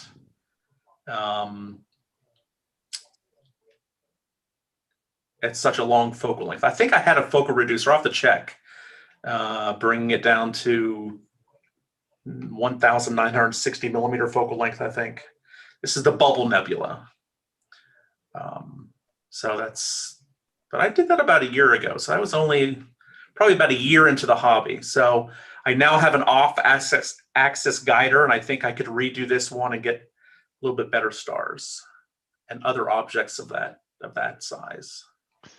So just for the beginners out there, the difference between, what's an off-axis guider?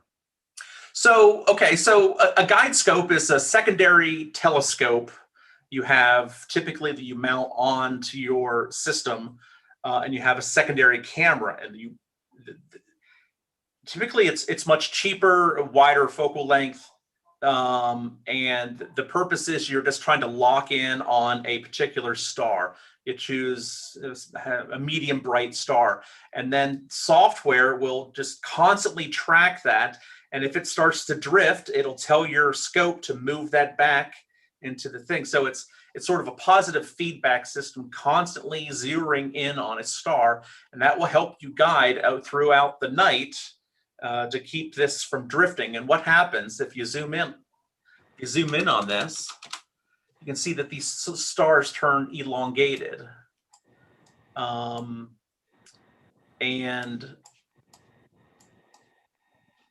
I processed this, so I sharpened things up and it got rid of some of the elongation. But like I said, this was one of the best. But the longer the focal length you have, the more difficult time you have tracking it and keeping it centered. If you have a very wide field, it's not difficult. So if you're taking 5-10 minute long exposures with your main imaging camera, the guide camera is taking an image how often? 2 seconds, 4 seconds, in that range. Okay, and that way it can, if the telescope appears to, if that star isn't, the guide star isn't on exactly the same pixel, it can tell the mount, hey, move over there, get back on track. Okay. Here's a good question for you.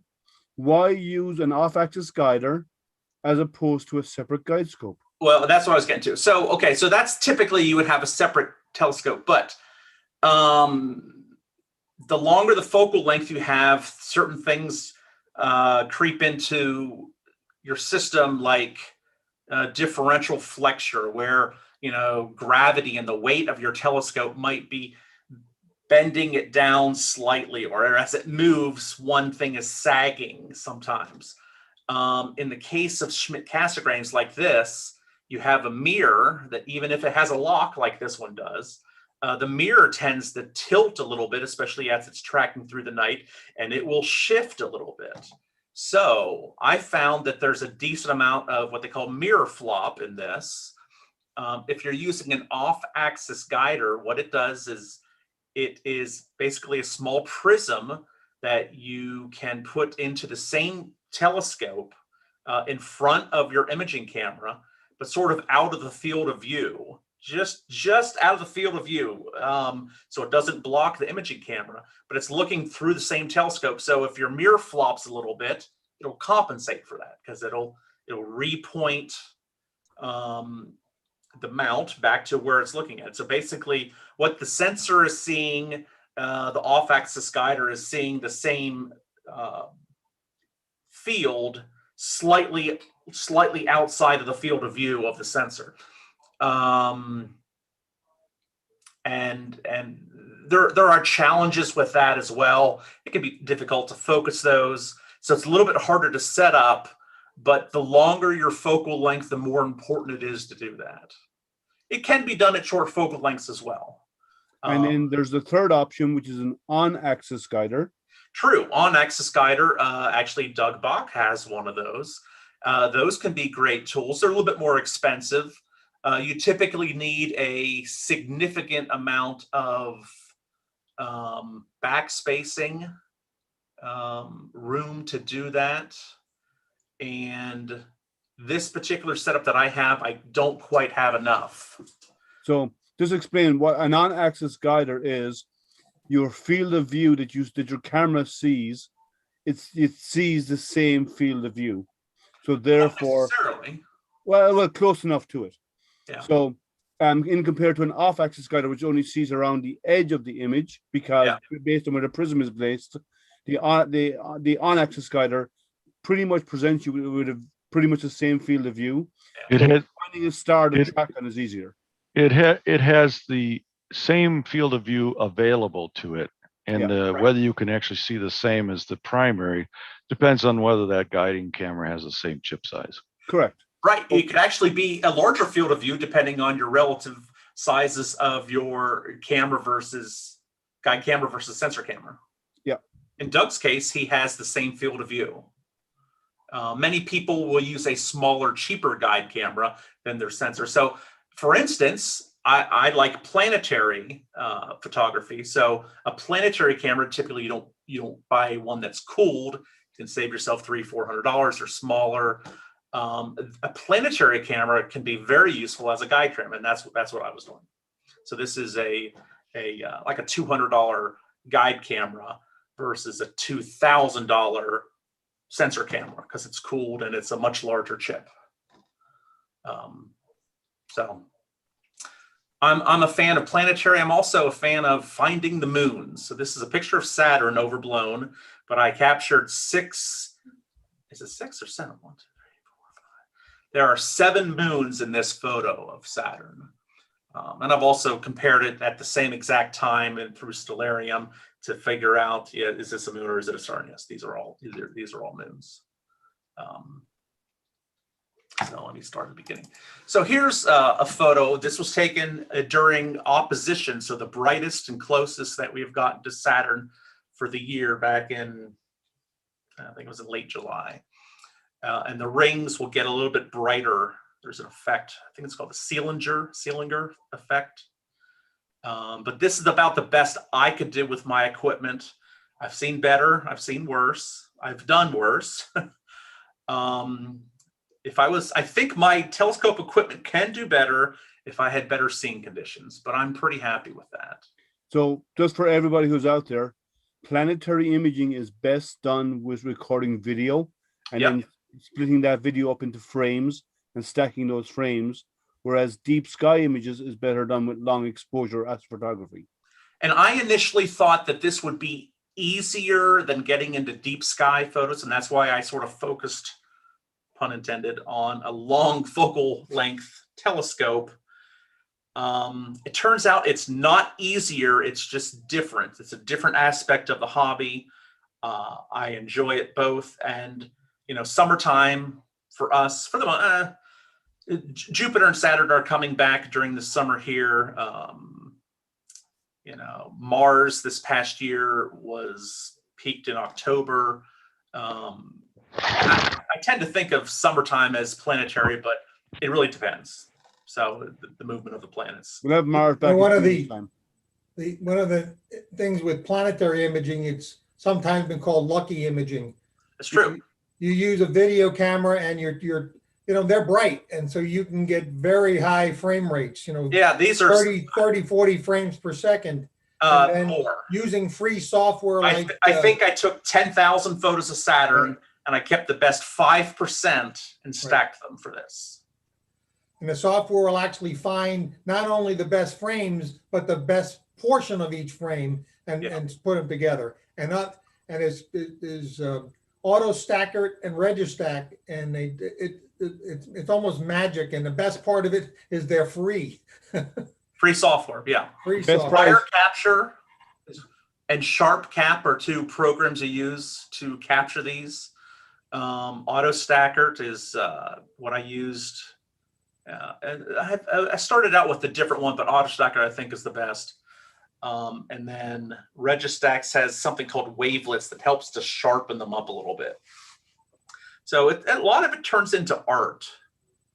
So here's a picture of Jupiter with, I had to look at my records. One of the moons is casting a shadow. I think the moon is out of view over here. And you got the great red spot. And the great red spot. I always like to see the great red spot. That's my best picture of Mars. That's nice. That's good. I thought I could do better, but No, you got the poles, and you got the surface detail. Yeah. That's nice. The only way you could get better is higher magnification. No. Oh, you Oh, can sorry, go sorry, there. not Seeing. longer focal length. No, it's the seeing. Yeah, but the longer See. focal length telescope Yeah. also is better. And also, if I improve my collimation, I think I'm a little bit off. Yeah, okay, maybe, but they say F20 or above is what you need to be at to get good planetary. Yeah, And I've taken you it go F. down to the Bahamas and get out of the jet stream here in Michigan. Yeah. You know, I have a friend in Curacao, down it's about 11 degrees north of the equator, and he has the same exact setup as I have. I've sent him data, and he sent me his data of Jupiter, a raw file, and like here's a 2 gigabyte video stream. You process it, and then I sent him one of mine, and I was like, how can we tell the difference? And it turned out to be seeing, because when I stacked his stuff, I just could see so much detail. He did mine. It's like, ooh, yeah, that's pretty rough. So I said, it's not my technique. It's either my equipment, lack of focus, lack of collimation, or atmospheric seeing conditions. And I think it's mostly seeing, but all of the above. But Gordon, in regards to your comment about going to the Bahamas, if you pay, I'll go. Yeah. Let's take a collection and get Liam out of here. So here's Uranus, and I've got Come again when you can't stay so long. One of the goals I have this summer is to capture Miranda. The 5th largest moon is somewhere here, and I just couldn't resolve it. Stretching, sharpening, wavelets. Just no, I couldn't resolve it there. Where does Christopher go take his images from? Is he from Puerto Rico? No, Philippines. Philippines. Philippines. Philippines. Okay. Yeah. And he does it from an apartment building balcony in Manila. In Manila. Yeah, light pollution center. Light pollution is less of a problem with planetary than it is with deep space. I know, but still, he does amazing imaging, and he's in the middle of Manila. Is so damn. I've been there, right? Manila is ridiculously bright. Why didn't you stay there? Thanks, John. Love you too.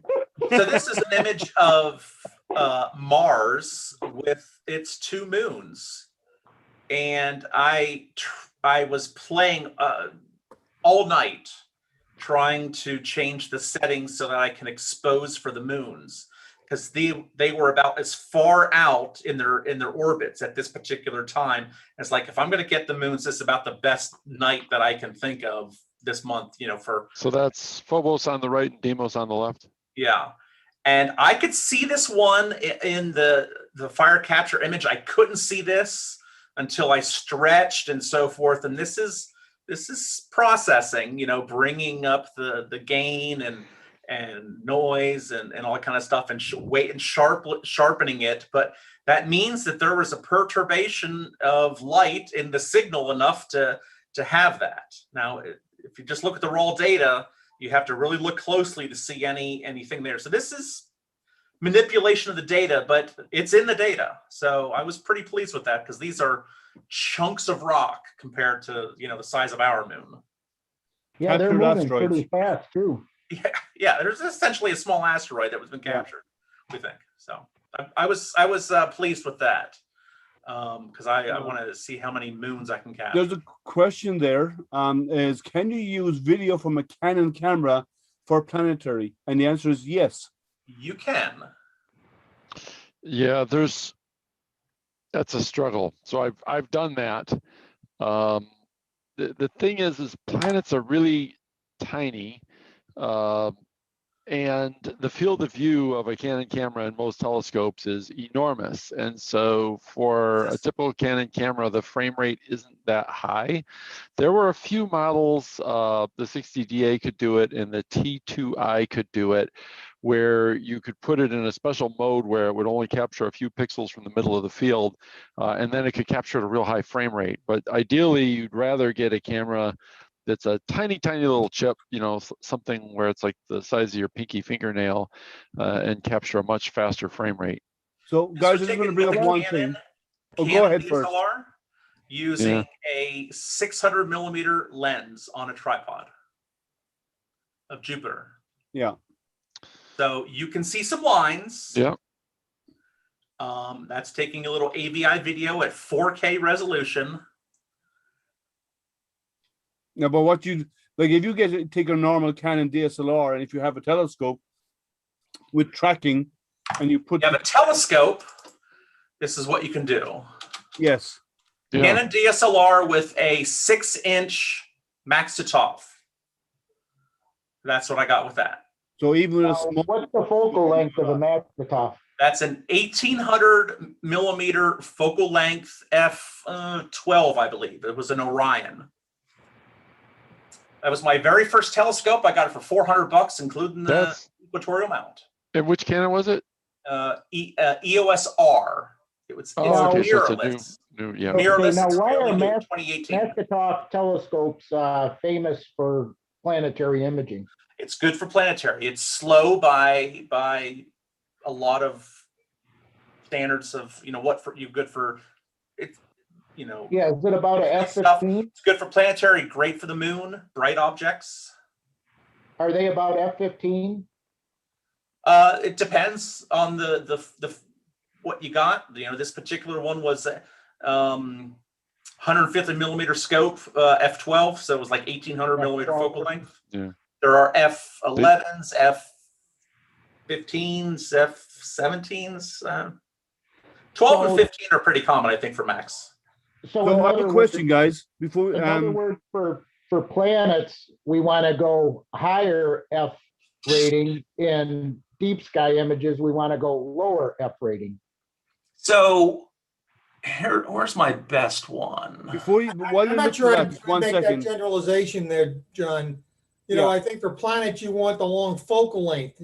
Forget I think especially when you start using Barlows, the outcome of that is you wind up with, you get high F numbers, but what you're really trying to do is you're trying to get the focal length and get the image scale.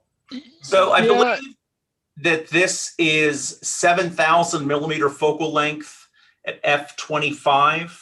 Yeah. So that's a C11 Edge HD 11-inch Schmidt-Cassegrain with a Teleview 2.5 Barlow. And this is the best sharpening software that I can manage to do. So planets we're using a Barlow, which increases the focal length. Exactly. And this is using a 2.5 time Barlow.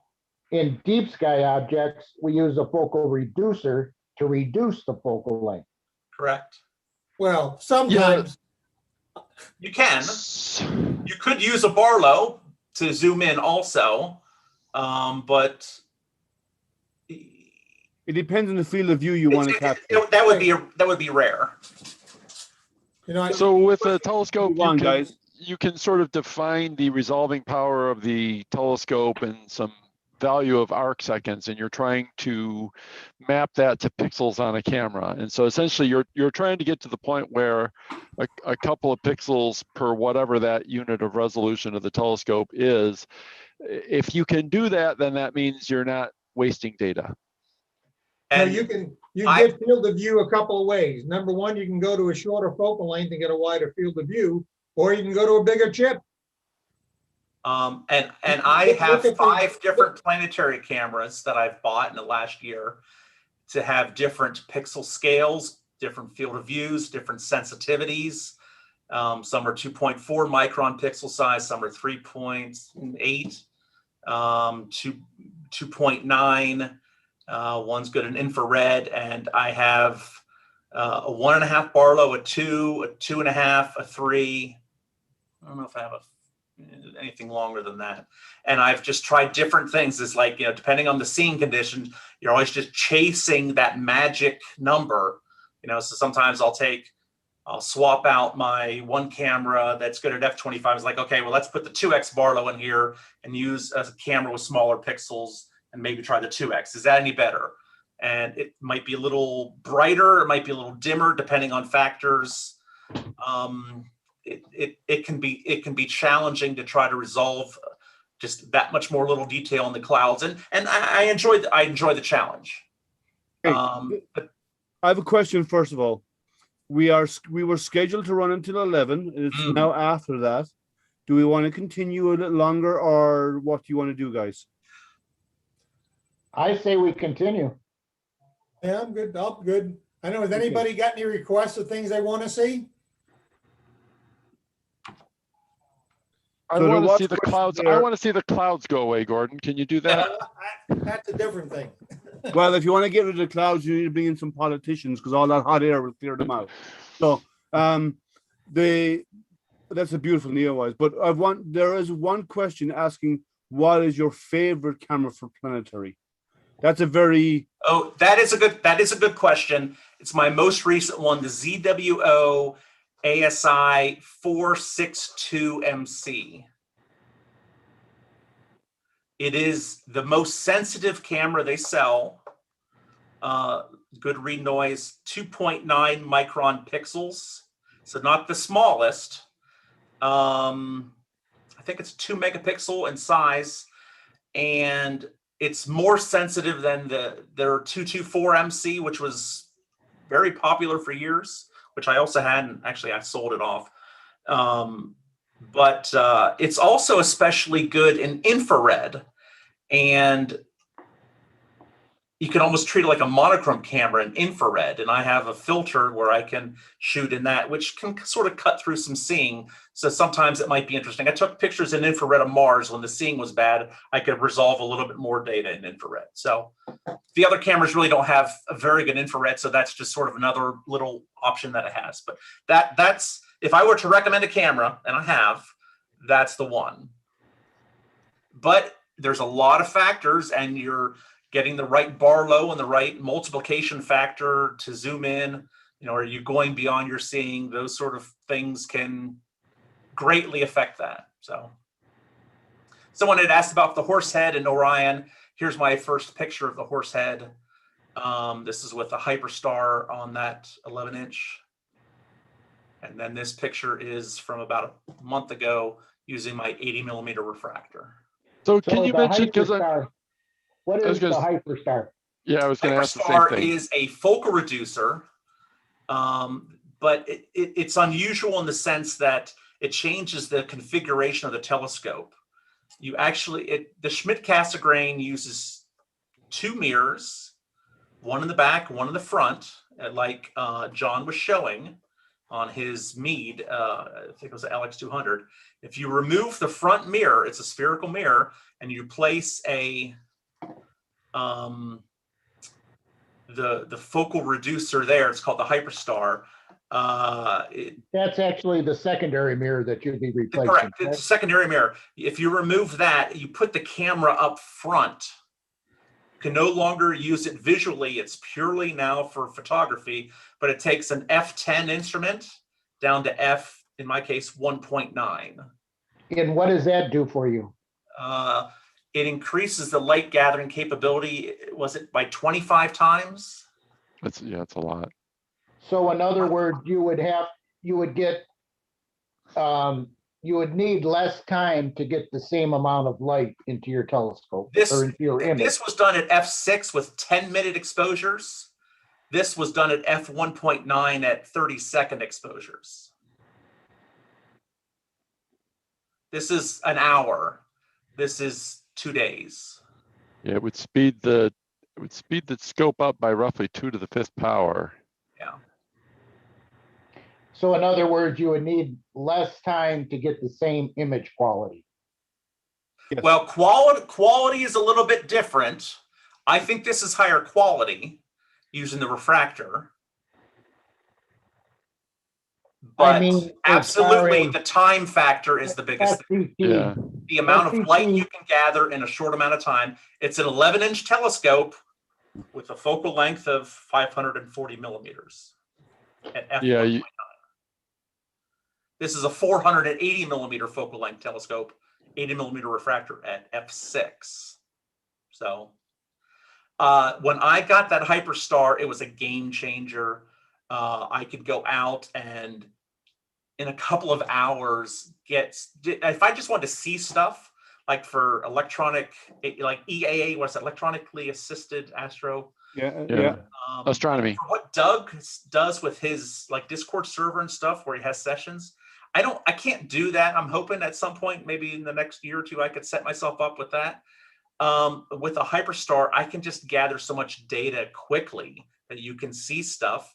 And, you know, when you have people watching, you know, people don't really want to wait, you know, 2 days to get an image, you know. Hey, in 15 minutes, you can get a number of subs in. It's like, hey, that's pretty neat. Okay, There's let's a move on to question the here. next one. So in other words, with the Hyperstar, what's the difference between that and a RASA? Well, actually, it uses very similar optical formula, right?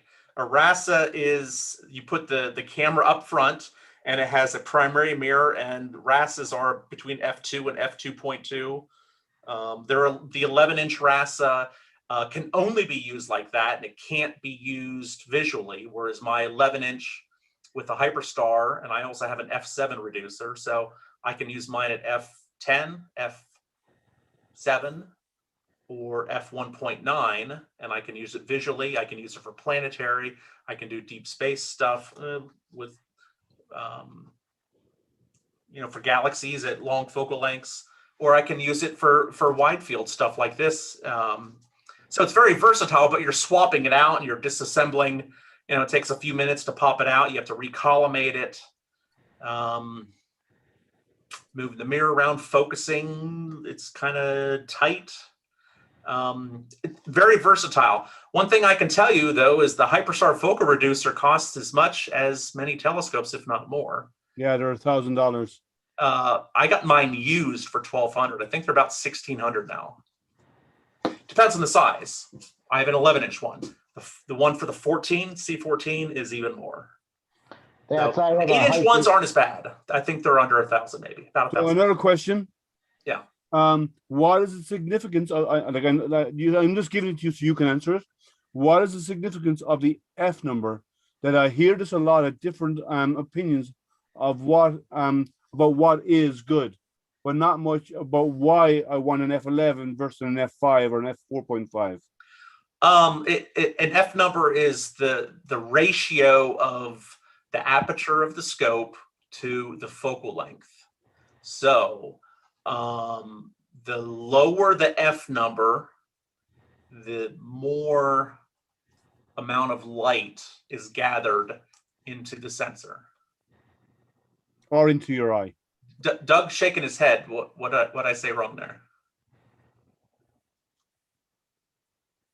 Your primary is how much light you gather. That's it. All it means is that you're concentrating. Okay, true. Yep. You're concentrating more of the light on a pixel at shorter focal length F ratios than at longer F ratios. Yeah. That's all that means. It's still the same amount of light. What I said was really effective. The telescope, the aperture is how many photons it can collect, and then what you're focusing. So you're discarding, you're spreading it out. Really, you're expanding it. So your pixel scale changes drastically at the expense of gathering light quicker. Tim, there are trade-offs. I think you lose quality. There's a trade-off there that you got to take account of. Yeah. Tim, the higher the F ratio is, the more tolerant you are of temperature changes and focus changes. There are many F2, compromises. A couple of degrees in temperature change can knock you out of focus. While if you're at F10, F12, you can sit there and it's going to be just fine. Same thing with a normal camera lens. Yeah. Yeah. Stop the thing down to F22 and it's almost everything's in focus. You bring it back up to F2 1.8 or F.2, and then everything, the background, everything else is out of focus. Well, only the one spot is in focus. So John, you had a question? I was going to have you explain what the exposure triangle is.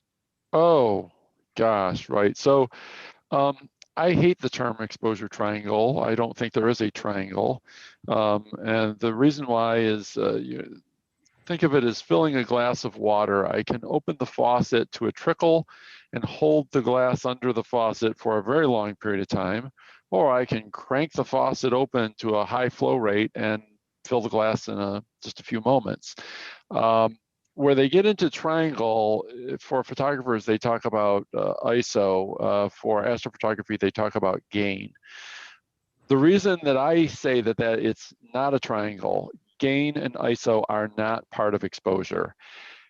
The gain is not applied to the image until after the camera shutter is closed and the exposure is over. You have captured all the energy you're going to capture, and now you're going to run it through an amplifier to try and boost it. But that's not really part of exposure. And it turns out when you don't have a lot of photons, you'll get more noise relative to the number of photons you get. And now when you amplify that, yeah, you amplified the number of photons you got, but you also amplified the amount of noise. And so you end up with this really, I hate to use the word grainy because it's technically noisy and not grainy. Now the noise that was there was always there. But when you capture loads and loads and loads of photons, you still have the same amount of noise, but there are so much more signal than there is noise that you really didn't have to amplify it very much. And as a result, you just don't notice the noise. It's not that it isn't there, it's that you just never had to amplify it. And so that's why I say that it's not really a triangle. It's more about the exposure, essentially how much you're concentrating the light, the focal ratio, and the exposure duration. But I leave the gain and ISO out of the equation. So then from that, we get into the darks and flats? Well, that's a different story. Yeah, that's different. Image processing, signal stretching.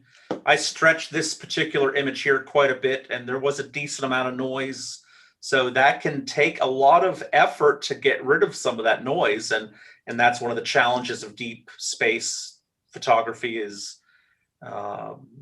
minimizing noise, taking more exposures, longer exposure time, more subframes to try to average out that noise to have a better signal to noise ratio. So when we talk of noise, what are we actually talking about? Variation. Variation. Are we talking about something? Oh, this is a noisy image with 15 minutes worth of data, only a couple of subframes. So noise, is that blur or is that it's speckles? Or what is that? This is a helix nebula. I only had a couple of minutes until it went into the trees because I have a lot of trees on my property. But it's my first time ever seeing it. It's like, oh, okay, well, maybe next year when it comes around, I have this 1 month where I get my chance, between the trees. John, if you notice, it looks, kind of grainy. It doesn't look, really grainy. Smooth and polished. Lots and lots of noise.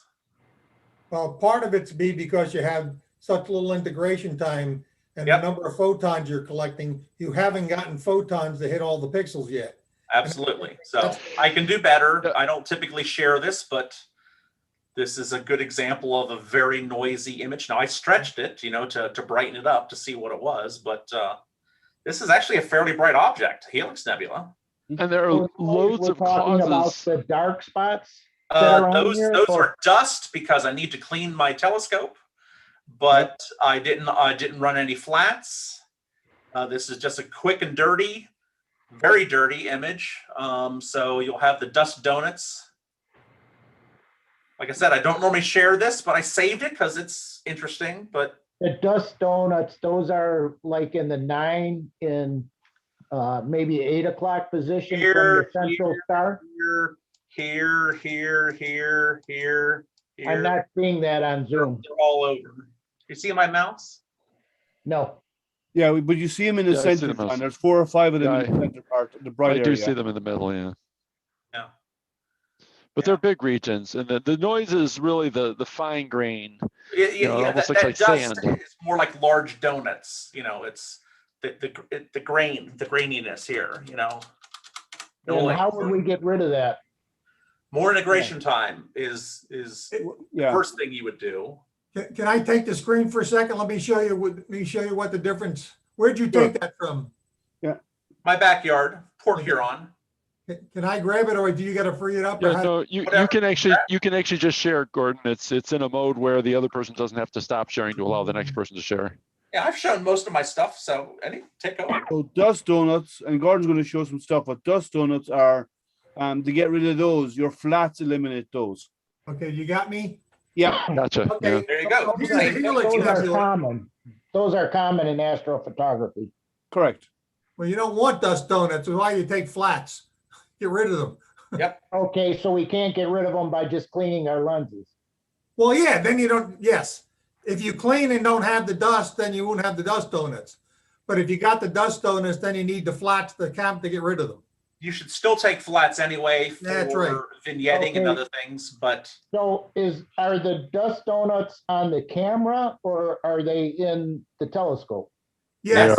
the entire optical train can have dust. Yeah, but the they're mostly on further the further away it is from the sensor, the bigger it will get and the dimmer it will get. Yep. So by the time in an SCT, if you had a dust spot on your corrector plate, you'd never see it in your image. Yes, and actually to drive that point home as an academic exercise, just to show how much you do not need to clean the front of your telescope, I took a 3M Post-it note, cut it down to about maybe a half an inch square and stuck it on the front of the telescope and then took a photo through it and said, I defy you to find that. Now that's a half an inch square smack on the front of the corrector plate and you cannot see it.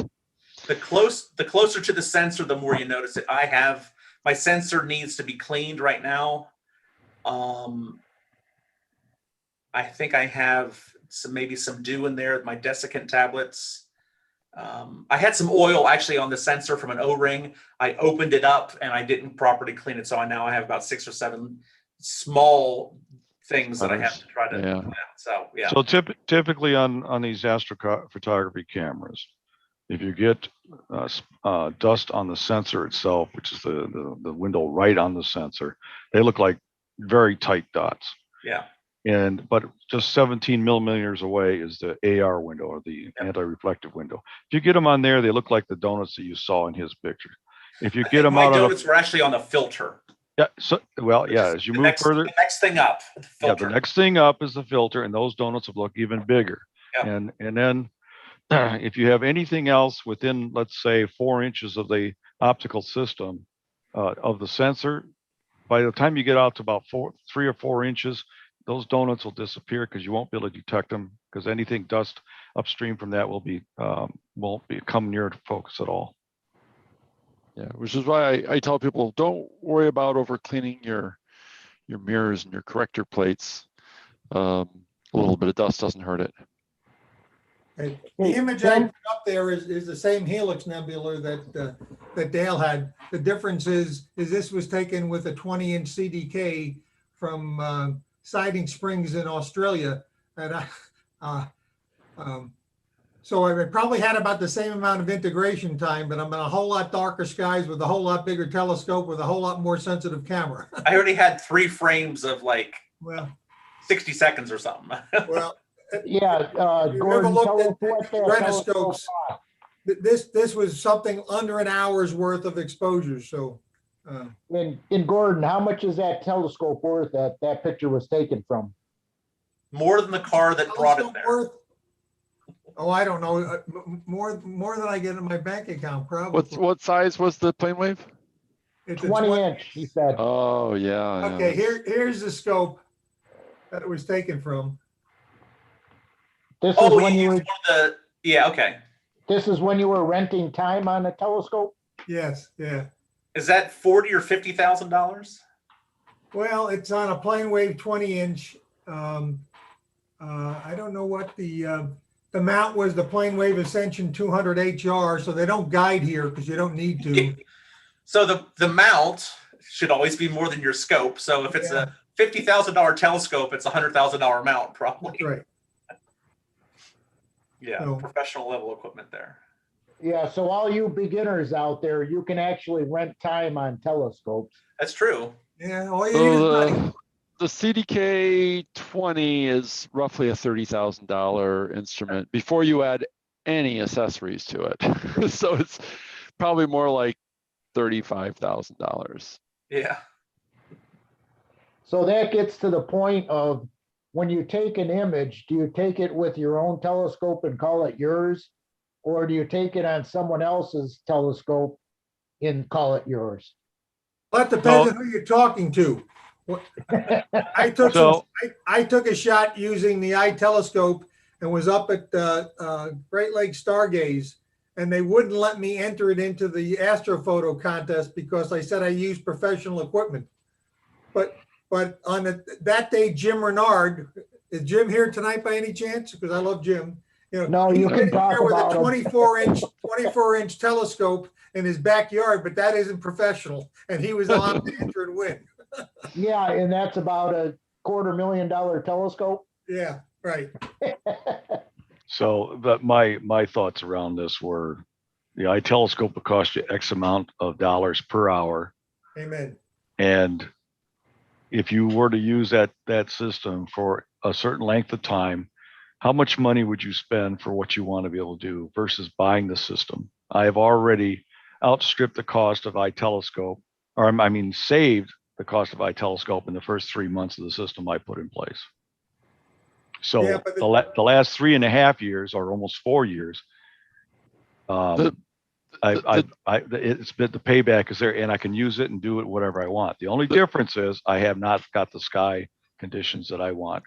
I was just gonna say that's the other consideration, Doug, is I'm never going to pack my gear up and head for south of the equator to see things like the Magellanic Cloud. Oh yeah, that's true. You know, so but I'm just saying that if you're looking at it from a cost point of view, yeah, it was cheaper for me to put a system together than the rent time for 4 years on. Oh yeah, definitely. Yeah. So.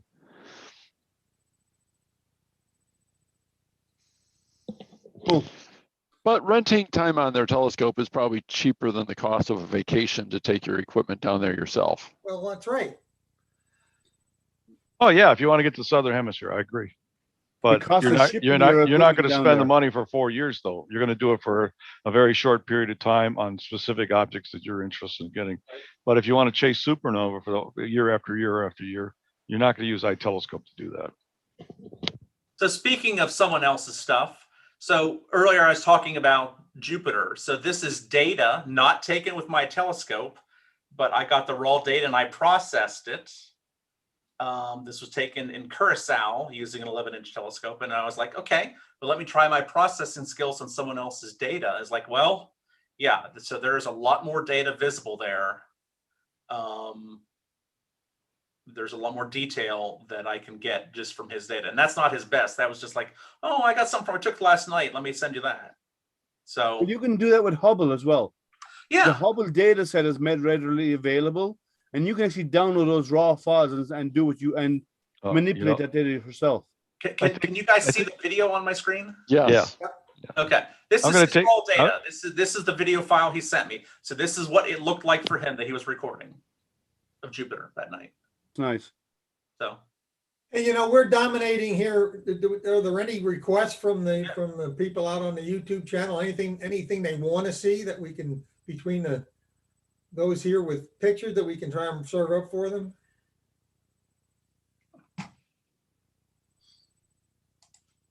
Yeah. Just, you know, there's about a 10 to 15 minute delay from what we say here to what's out on YouTube. 15 seconds. Yeah, so well, you can change it based on latency, but the average is around 15. Yeah. Yeah, what I'm seeing on YouTube right now is Jupiter. Yeah, the video. Yeah, I'm monitoring both right now. Okay. Well, I don't know how you stop sharing here. On the very top of your screen, there should be a green bar. Beside that, there should be the option. Stop share, red, yeah. So someone else, I've taken up plenty of time, but it's always fun to. Fantastic images. Thank you. Oh, yeah, everything was fantastic, and I liked the banter we had going, and a lot of questions and answers, I think, that people might be afraid to ask. Ooh, that's a good one. This, by the way, I was half expecting Jason to be here tonight.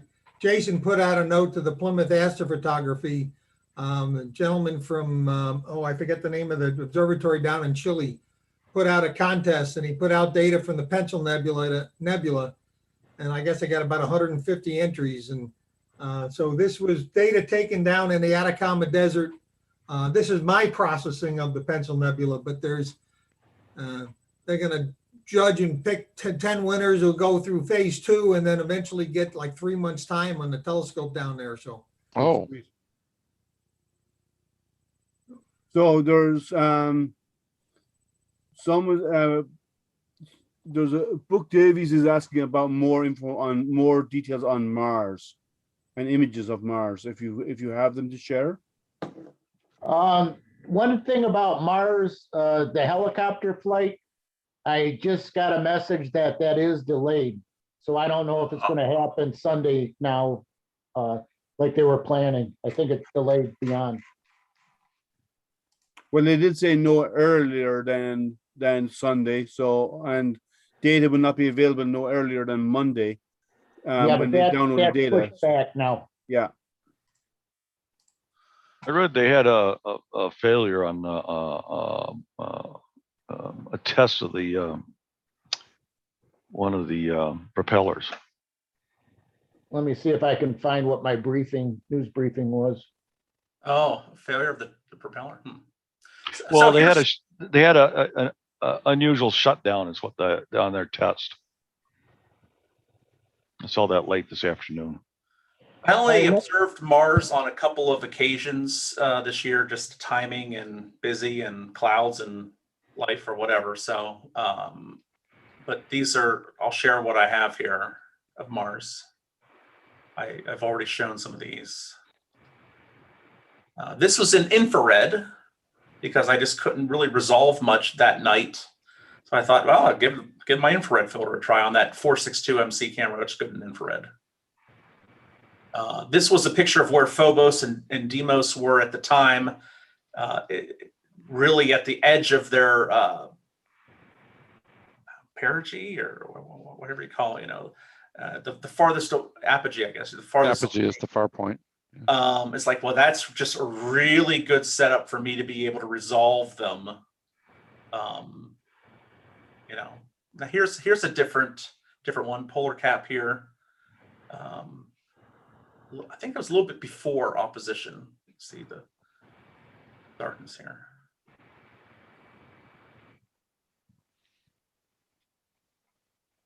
No earlier than the 14th. Yeah, I was just looking at that. I did get another photo with the moons. They were out here.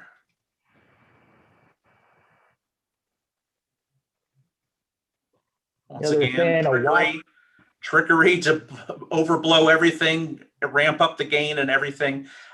This was a surprise. I did not expect to see them because I couldn't see them visually. Just looking at the video, the fire capture video, the raw video, I couldn't see them. But then once I started to sharpen things, these started to come out there. So you should try a HDR rendering of the two images of the yeah. People do that. They'll lay the image, this image over top. But I'm just like, my goal here was to see the moons. This isn't the sun. This is Mars overblown. So yeah, that's all I have for Mars.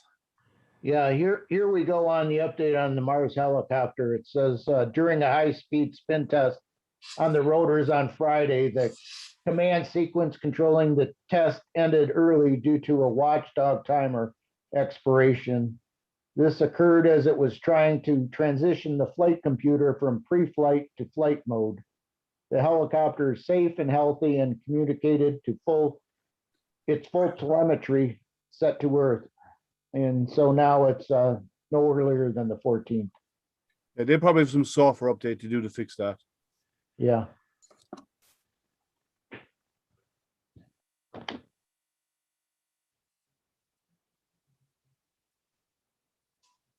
Cool. Well, it's so there's a comment about Mars. All I can make out is a red blur. So a couple of problems. One is Mars is well across the solar system right now. Always looks better when our planet is close and that'll help. The other thing is when planets are low to the horizon, you're looking through a lot more air mass, and that means you're even more sensitive to the effects of the atmosphere, and it tends to not look as good. The outer planets tend to look best when in the wintertime, because the northern polar axis of the Earth is sort of tilted in that direction. And so planets appear very high in the sky. The outer planets appear very high in the sky if they happen to be in the right part of the solar system during the wintertime. During the summertime, our northern polar axis is tilted toward the sun, and that means those planets appear very low in the sky. So it's not as clear, more influenced by the atmosphere. There's a question there about, does anybody have any shots of the space station? Let me share one here. How can I get this on here? Help me out here, You Liam. click on the share button, share screen, and then you got a pop-up window, and then you choose the screen you want, and you hit share again. I have to go into, I'm on my computer now, and I have our chat running on my iPhone, and I got to get back to loading my computer up on Zoom meeting. So it's going to take me a minute. Okay. Liam, tell him how he can find out when the ISS is going to be available for viewing. Sure. Well, there's multiple apps depending on the phone you have or the mobile device, but there is an app I use is called ISS Tracker on my Android phone. There is similar on the Apple that will actually give you notifications when the space station is passing over your area. So it is possible to do it from a cell phone. It will give you notification, and it will even show you where it's coming from, and it will actually direct you to look in the right area of the sky to help you find the ISS. It's easy enough to do. And I think there's one coming up too that's going to be pretty close. I don't know if the person that's asking the question is in our area, but why don't you bring that up on screen and share if you can? Which are you referring to? The ISS transits. Oh, there's a website called ISS Transit where you put in your or let it use your GPS on your phone, or if you use your own GPS, or you can put in your coordinates, you pick your location, and it will tell you when the ISS is transiting the sun or doing a transit of the moon in your area. And you know, your location is very specific. So for instance, I live in Port Huron, and I had a friend saying, hey, did you know the moon was going to, the ISS was going to transit the moon? I said, I didn't hear about it. And it did in Detroit, but it didn't for me. So it's that much. Oh, it's only a few miles wide. It really matters. And the nearer you are to the center line, 15 miles or something like that. It transits the moon in about a second. Yeah. Right? So when you're trying to image it, you need to have a really, really fast exposure or really, really high speed frames per second to capture. About 160 frames per second is what you roughly need to capture the ISS as it passes across the moon, because it moves so fast. So you start the recording just beforehand, let it run, and then stop it just after. It's very precise timing. The picture that I had shown there was, of all things, with a DSLR, my mirrorless camera, Canon camera, 600 millimeter lens that we use for birds, and it was handheld. And I just set it, and I just put the max frames per second and just sprayed and prayed, and got about 150 photos, and that's the best of the bunch. Yeah. But can you guys see that? We just see a gray screen, John. How can I do this? What are you trying to show? I'm trying to show the picture of the ISS crossing the sun. Share your screen.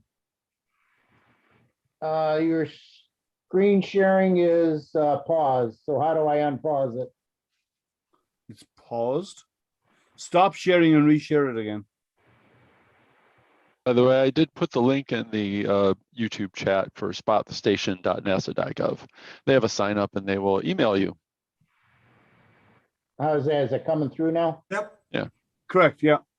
Okay, this was a shot with a DSLR in video mode. And I have found that it's better to shoot video for a solar transit because you're going to get it. If you try to time it and do a snapshot, it's a lot more difficult. So this was using backyard EOS, and I just had it running across the sun. And this was with a white light filter on a 8-inch SCT with a Canon camera. Is it? Yeah, but is this your 1DX Mark II? Yeah. Yeah. So yeah. No, Dylan O'Donnell did. He got an APOD for his, and he said if you shoot single frames, they will be more crisp because you can get a faster frame rate than you can in video. But when you're shooting those single frames, there's the burst that the camera can do, and so there's a possibility that you might not get lucky enough to get a good one on the disk of the sun in that mode. So there's a little bit of a trade-off. It's ultra important for that stuff. Yeah.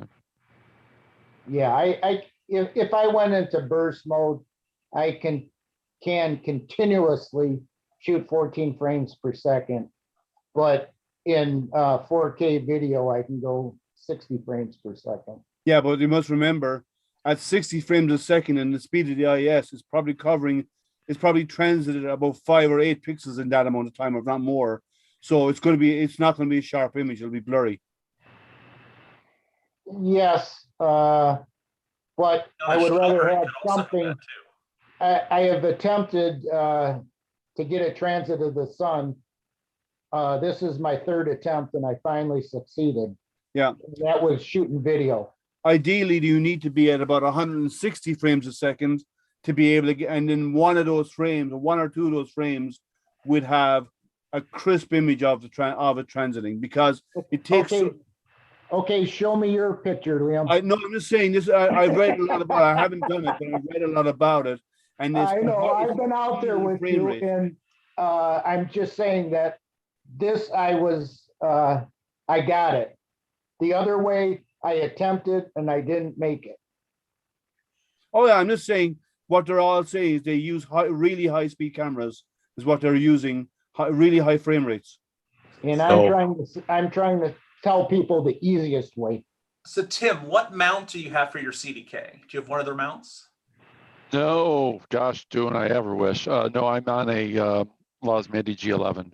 Okay, because those mounts are very, very fast.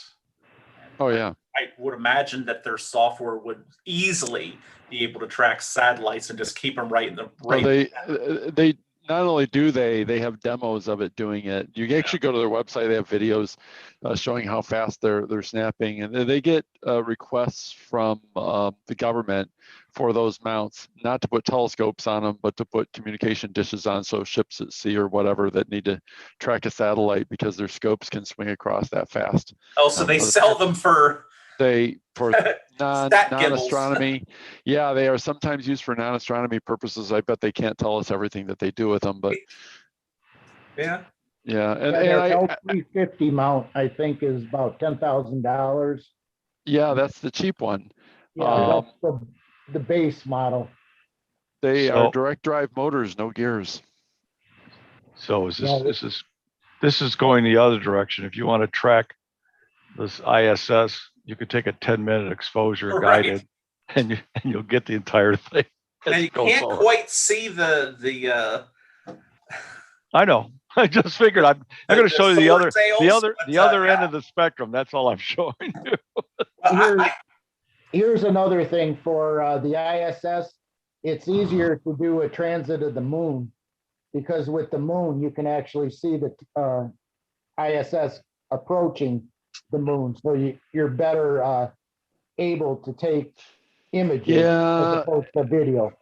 and that was my problem when I tried to get it with the sun, and I had a ASI, what was it, 174. It's a global shutter camera. It's crazy fast, and I had the data that said what the time duration was, and the camera was all set up, and everything was good to go. And let me see if I could just show you this video clip. Where is it? Oh, I just stripped the screen from you. Oh, that's okay. There was my ISS photobomb. Here's the biggest problem that I had with trying to photograph the ISS is you get too excited and you want to start the camera quicker than when the ISS is actually there, because you're afraid you're going to miss it. And my first attempt was with Canon T2i, which has a small buffer, and it filled the buffer up before the ISS made it to the sun. So here's let me see if I can share this real quick. I'll hit the share button, share. I'll just share the SIR player window, and there it is, right? And here's the bummer. So there's the video playing out, frame rate, and it's, gosh, how many frames is this? I'm doing 128 frames a second in that video. Okay, now I just got to the end of the video, and I had two scopes. One was a hydrogen alpha, and the other one was just a white light filter. And literally, this thing stopped capturing frames because I looked up the data on when the ISS was going to, it's like, okay, start recording at this time, and I'll do like 15 seconds, and at that time, and I will have the ISS. And of course, it changes a little bit. You got to update your data like seconds before the pass is supposed to happen, and I didn't do that. So I got to the end of the video capture, and literally in the second scope, the white light scope, I watched the ISS with my eye go across, and I didn't get the frames because it literally stopped recording, probably like a half a second before it actually flew across. That's when we did it in Wixom, yeah? Yes, Yeah, yes, that was a disappointment. That cop was looking through the telescope, and he actually seen it go through, and we didn't image it. We missed it. Yes, we missed it. That's after the cops were out there, because we set up near a daycare center, and the daycare center called because they thought we were looking in on them. No, that was a different one. No, this was when we were over by the police station in Wixom. Yeah, that's what I'm talking about. No, at the library. No, you're thinking of the police station is by the library. The one that you're talking about is when we're in the parking lot. That was actually west of the library. It's not the same place. Yeah, John. it was behind the cops, or the glass place, the glass repair shop. Yeah, it was that's where there's a doctor's place in a small mall there. Yeah. Yeah, and then we were looking. What would it be, towards the east, and that's where the daycare center was. Yeah, it was early one morning we got set up out there. You and I did. Yeah. Yeah, that was. They had the whole. What would you call it? Two cop cars come over. Yeah.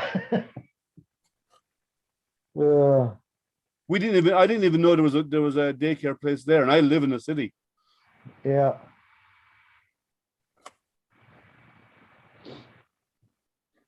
Let me see. I might have a couple more from that imaging session.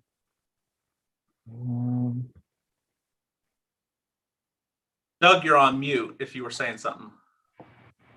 Well, I was going to go to bed. Yeah, it's closing midnight anyway. I think we should wrap it up. Unless you want me to show some actual astrophotography I've done. Do we have anybody in still viewing? There's a few. There are 11 people still there. I think some of them are astronomers, going by the conversation throughout the night. They have some experience, but it is almost midnight anyway. Ask them if they have any last minute questions. Sorry, Dale, could you repeat? You're saying there's like 11 people viewing on the YouTube chat? Yes, on YouTube right now. Ask them if they have any questions then for us. Well, yeah. So if there is questions, they're always free to ask questions. And don't forget to like and subscribe and hit that bell after you subscribe so you get notified.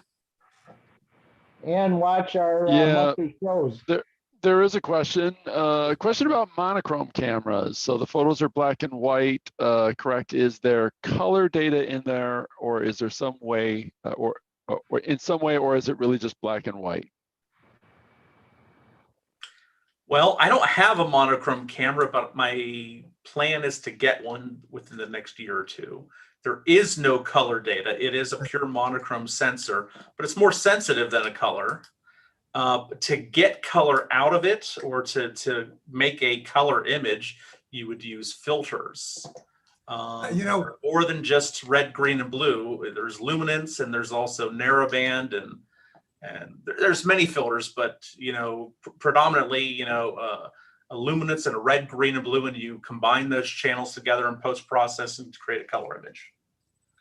Just even a single shot color, when you take the raw image, it is monochrome. That's true.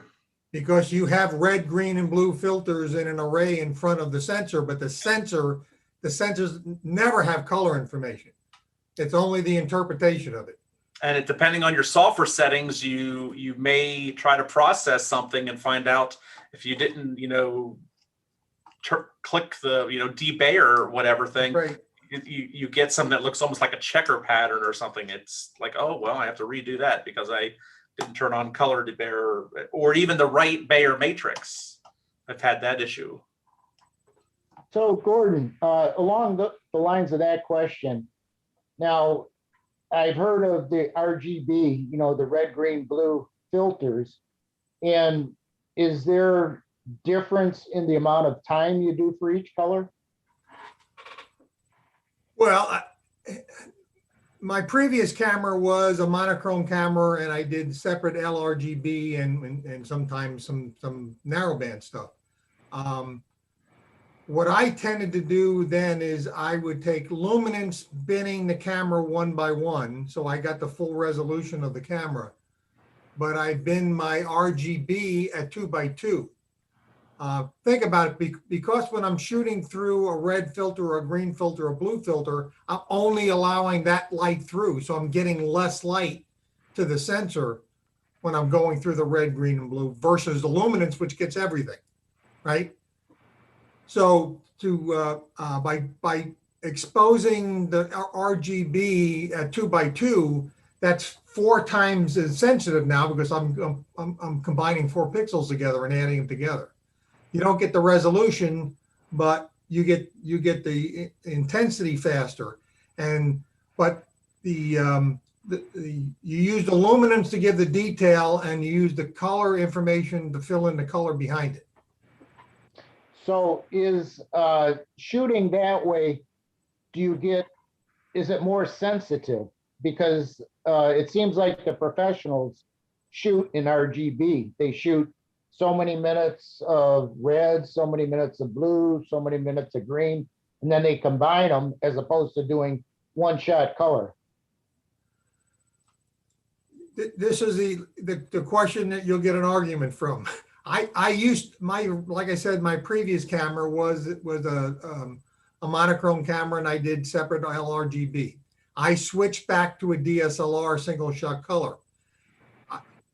Quite frankly, in the kind of skies we have here, I can't tell much of the difference between what I was getting with the monochrome camera versus what I'm getting with the DSLR. I think if we were in pristine skies and everything else was, you're in the Atacama Desert, I think the monochrome camera with separate filters would be superior. But here we got so much other garbage going on that I think the differences get washed away.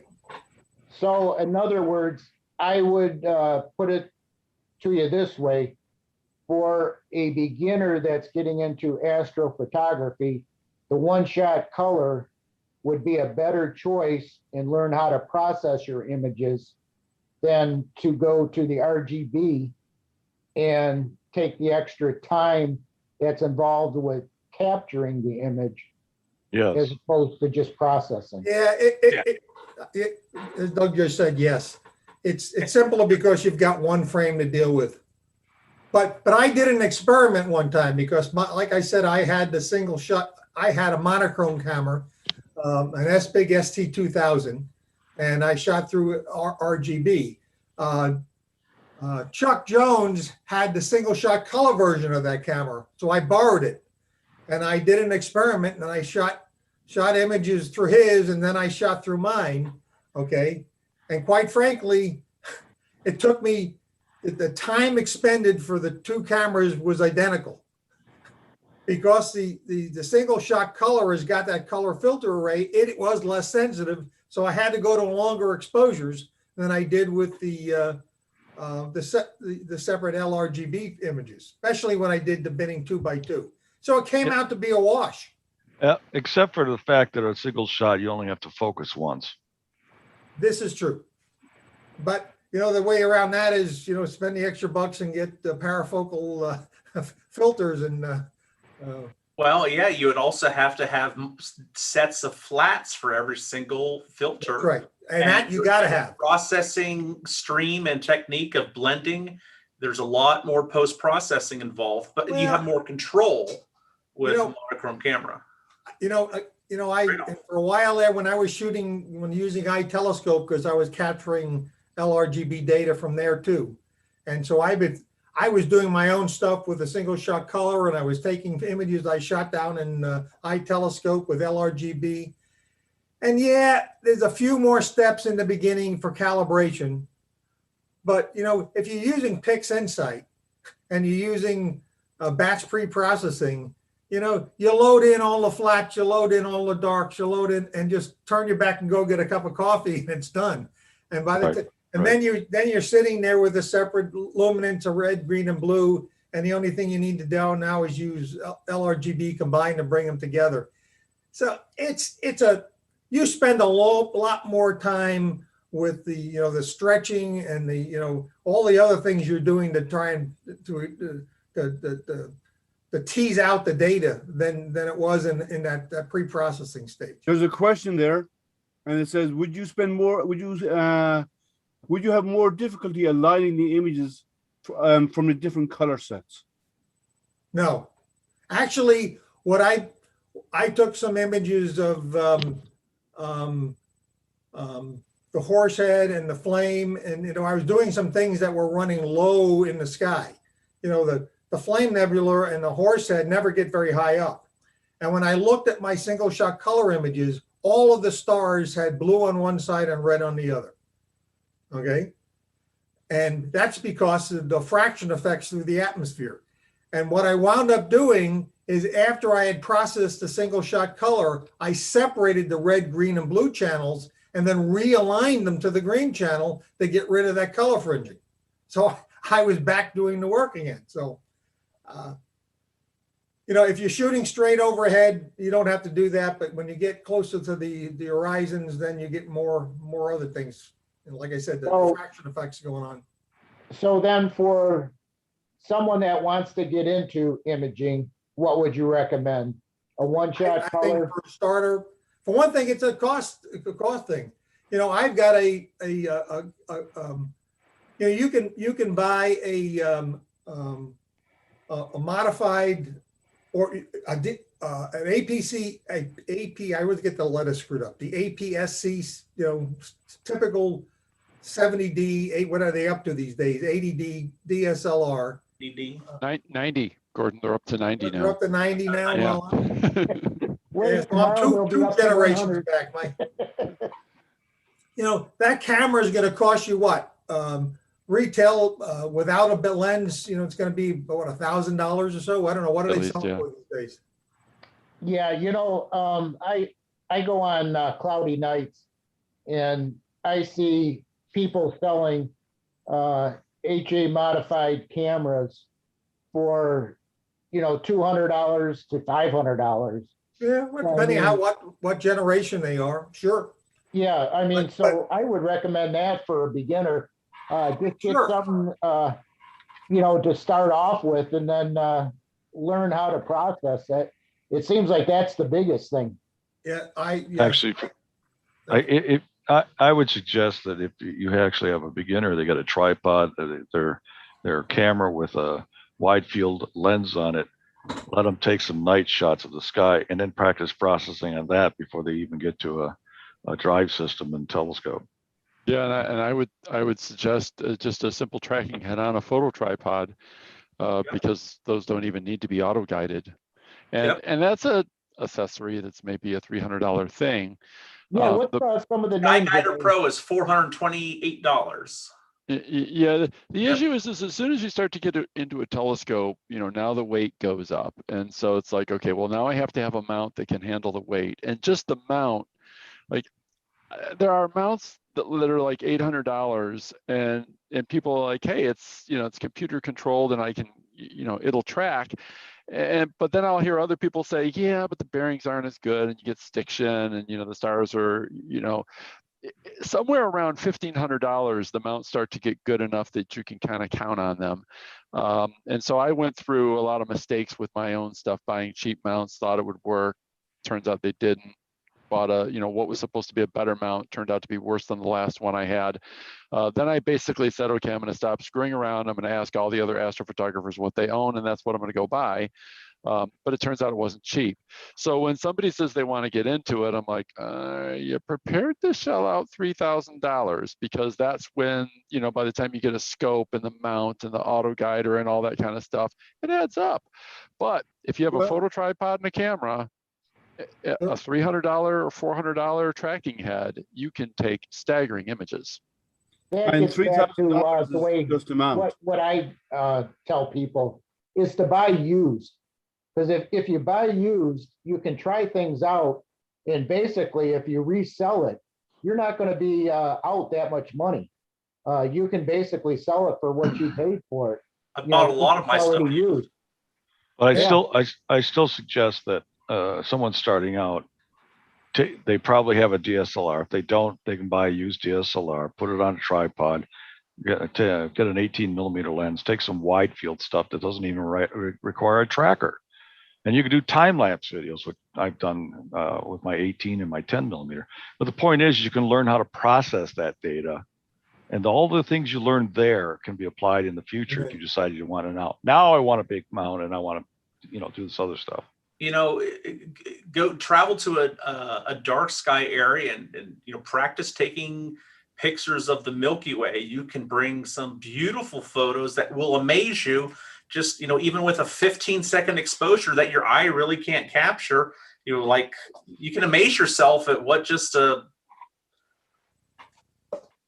$800 camera can do. Yeah, let me show you. Actually, an iPhone nowadays, which ironically costs more than an $800 camera. But let me share something. Before you do that, Doug, I was just going to say this is just a 135mm lens on a tracking head. That's it. Just regular camera tracking head. Is that a Rokinon or Samyang? No, this is just a Canon 135mm lens on my Canon camera. But yeah, but I just want to kind of throw that out there. No guiding, no nothing, wide field. Exactly. How long was it? Was it tracked? Well, it's a motor. I mean, okay, so it's tracked. It's not okay. Yeah, but there's no auto guiding or anything. Yeah. And how long exposure? He's on a call. I saw a YouTube guy where he did an experiment where he took many photos without a guider, without a tracker, just static images, and stacked them. I think he had between 1,000 and 1,500 photos, but he was saying you don't need a guider. It was really almost a science experiment because it wasn't as good as with a tracking mount, but it can be done. I thought it was interesting. So here's an example. This is just on a tripod, no tracker. Okay, with an 18mm lens, a little bit of cropping, but this is 17 images stacked, and they're all 16-second shots. And you could practice doing processing with that. So if you had a tripod and a DSLR, you could take Milky Way shots like this, depending on the focal length. Well, the other thing, the next step up of this is shorter focal length, 80mm, 300mm telescopes now start you getting a little bit deeper, but yet it's only a little bit more difficult than what Doug is showing here. Yep, and I've got an Ioptron tracker too, which I can run my 75 to 300 millimeter zoom on. So when I'm up at Boone, I usually take that with me as a second imaging system while I'm doing my other things. So those are things that you can do as well, as you said. And the Ioptron you don't need an auto guider. It just tracks and you're wide field enough that you don't have any images issues. You take 1 minute exposures and you can stack those. So there's things you can do without getting into the really expensive end. Yeah, and that Ioptron tracker, that's under $500, isn't it? Well, actually, the one I bought, their older ones, was only $200 when I bought it on sale. Yeah, so that's a perfect way to put a DSLR on, a mount and take some images. This is just the camera on a tripod. I was up at the bridge. Got a little bit of star blurring, but I wanted to capture the Milky Way over the Mackinac Bridge, and I was out there for about an hour. I actually, it was harder for me to get proper focus manually than it was for me to expose the Milky Way. Mm-hmm. And this is not tracked or anything. This is a single image, just trying to capture the right exposure. Yeah, I think that's one of the keys. And I enjoy that sort of thing, so that's a good way. That's a good entry into astrophotography. But you brought up a good point there. You think that focusing is pretty easy here. You're so used to using these cameras during the day with autofocus. But now you're at night and the autofocus doesn't work. And you turn the thing all the way to infinity, but guess what? that isn't necessarily where the best focus is. Right. And this was a manual lens, has no autofocus. Yeah. So it's all on me. You get in and you need to take an image and you need to blow the thing up to a star and tweak the focus, because focusing here may be the most difficult part of those images. Yeah. See, I got a lot of stuff like this, and then I looked at it later. It's like, oh man, that's out of focus. Yeah. Real easy to get fooled. There you go. There's in focus, but it's a different lens. And look up at the top right. So you have a coma. So like, okay, I'm gonna switch lenses, whatever. Okay, we have some people dropping out of chat, and we also have a suggestion is that maybe if we do one the next time, we'll talk about how to set up auto guiders. Might be a topic that we could cover. That would be a good topic, especially for a beginner forum. Yeah, I agree. I know when I, as far as focusing, I use a Botnoff mask, and that is one of the best ways. I mean, you can do, what is it, the half wave or whatever they call that. And you can do it with computer programs, but I like to see the actual image and go from there with the Botnoff mask. I can tell you I've been burned by the Botnoff mask. Really? Yes, I was having some trouble with my autofocusing, so I used the Botnoff mask. And when I got the first image in, the stars all had holes in them. They were all donuts. And I had to go resolve my issue. The Botnoff mask, you need to make sure you're not overexposing the star. You need to be able to see with those lines when you get really close, because if you get too much exposure, you'll fool yourself. I'm very distrustful of Botnoff masks. Well, yeah, that gets back to the point where you don't use the brightest star in your field of view. All I'm saying is it's not foolproof. You got to. I always use my secondary spider. I don't have a spider on my telescope. Yeah. So for camera lenses, like what I was showing there for like Milky Way stuff, Botnoff masks really don't work at wide focal lengths like that, low focal lengths. They don't? So I'll give you a tip. Lonely Spec makes, gosh, what do they call it? The company's Lonely Spec. I want to say it's called Dark Star 2 or something like that. It's a like a piece of acrylic that slides into a square slide-in type filter holder, like leaf filters and filters. And what they do is they etch the lines on it. So the problem with Bahtinov mask is it's, you know, it's basically blocks Blocking. the light except for the slots that they cut open.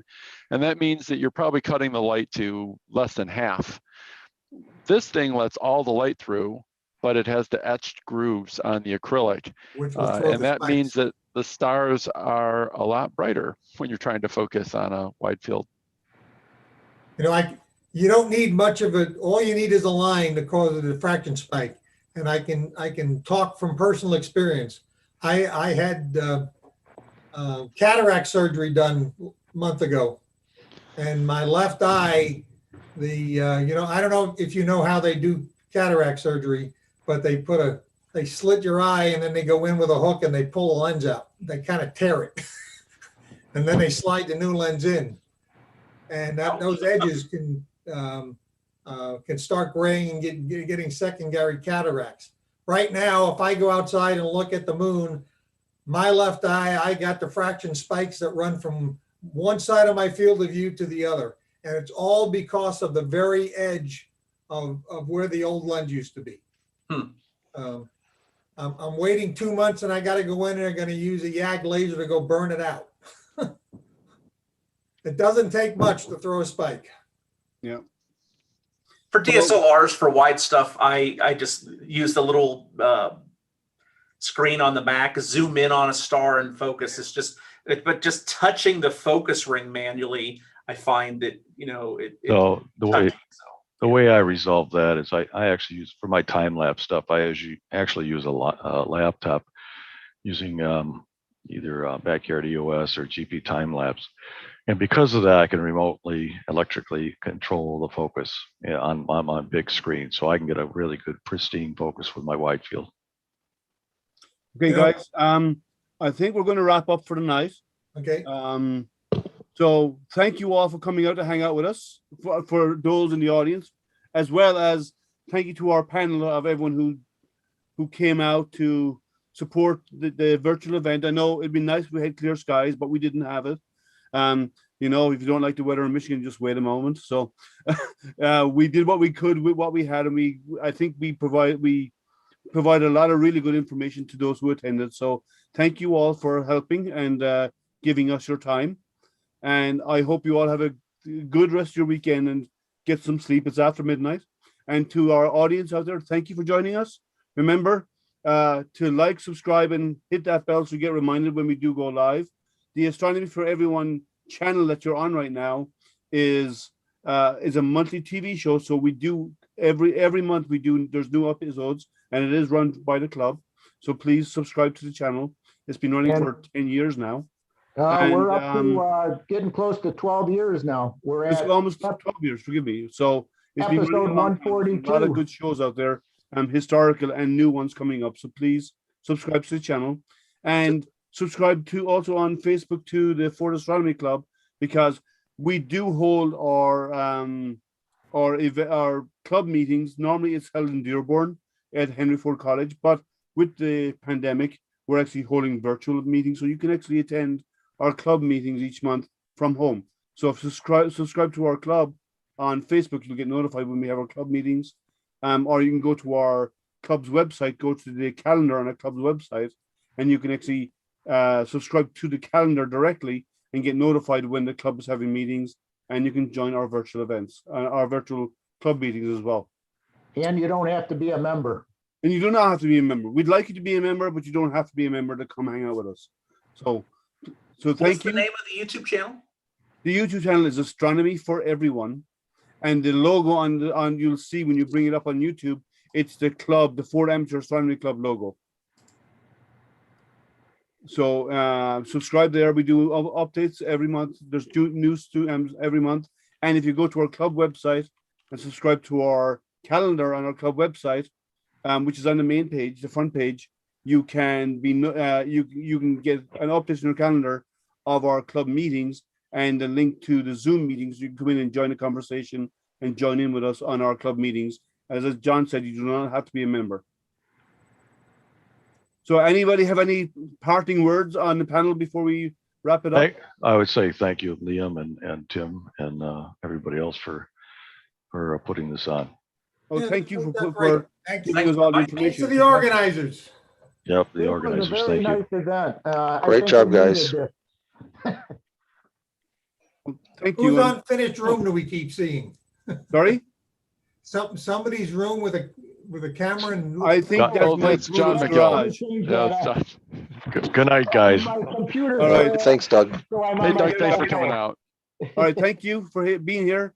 Have a good rest of the weekend, and don't forget, the best free show in the sky is straight above you. So, all right, on the planet. So go take advantage of it when the skies are clear. Thank you, guys, and have a good night. Right. All right.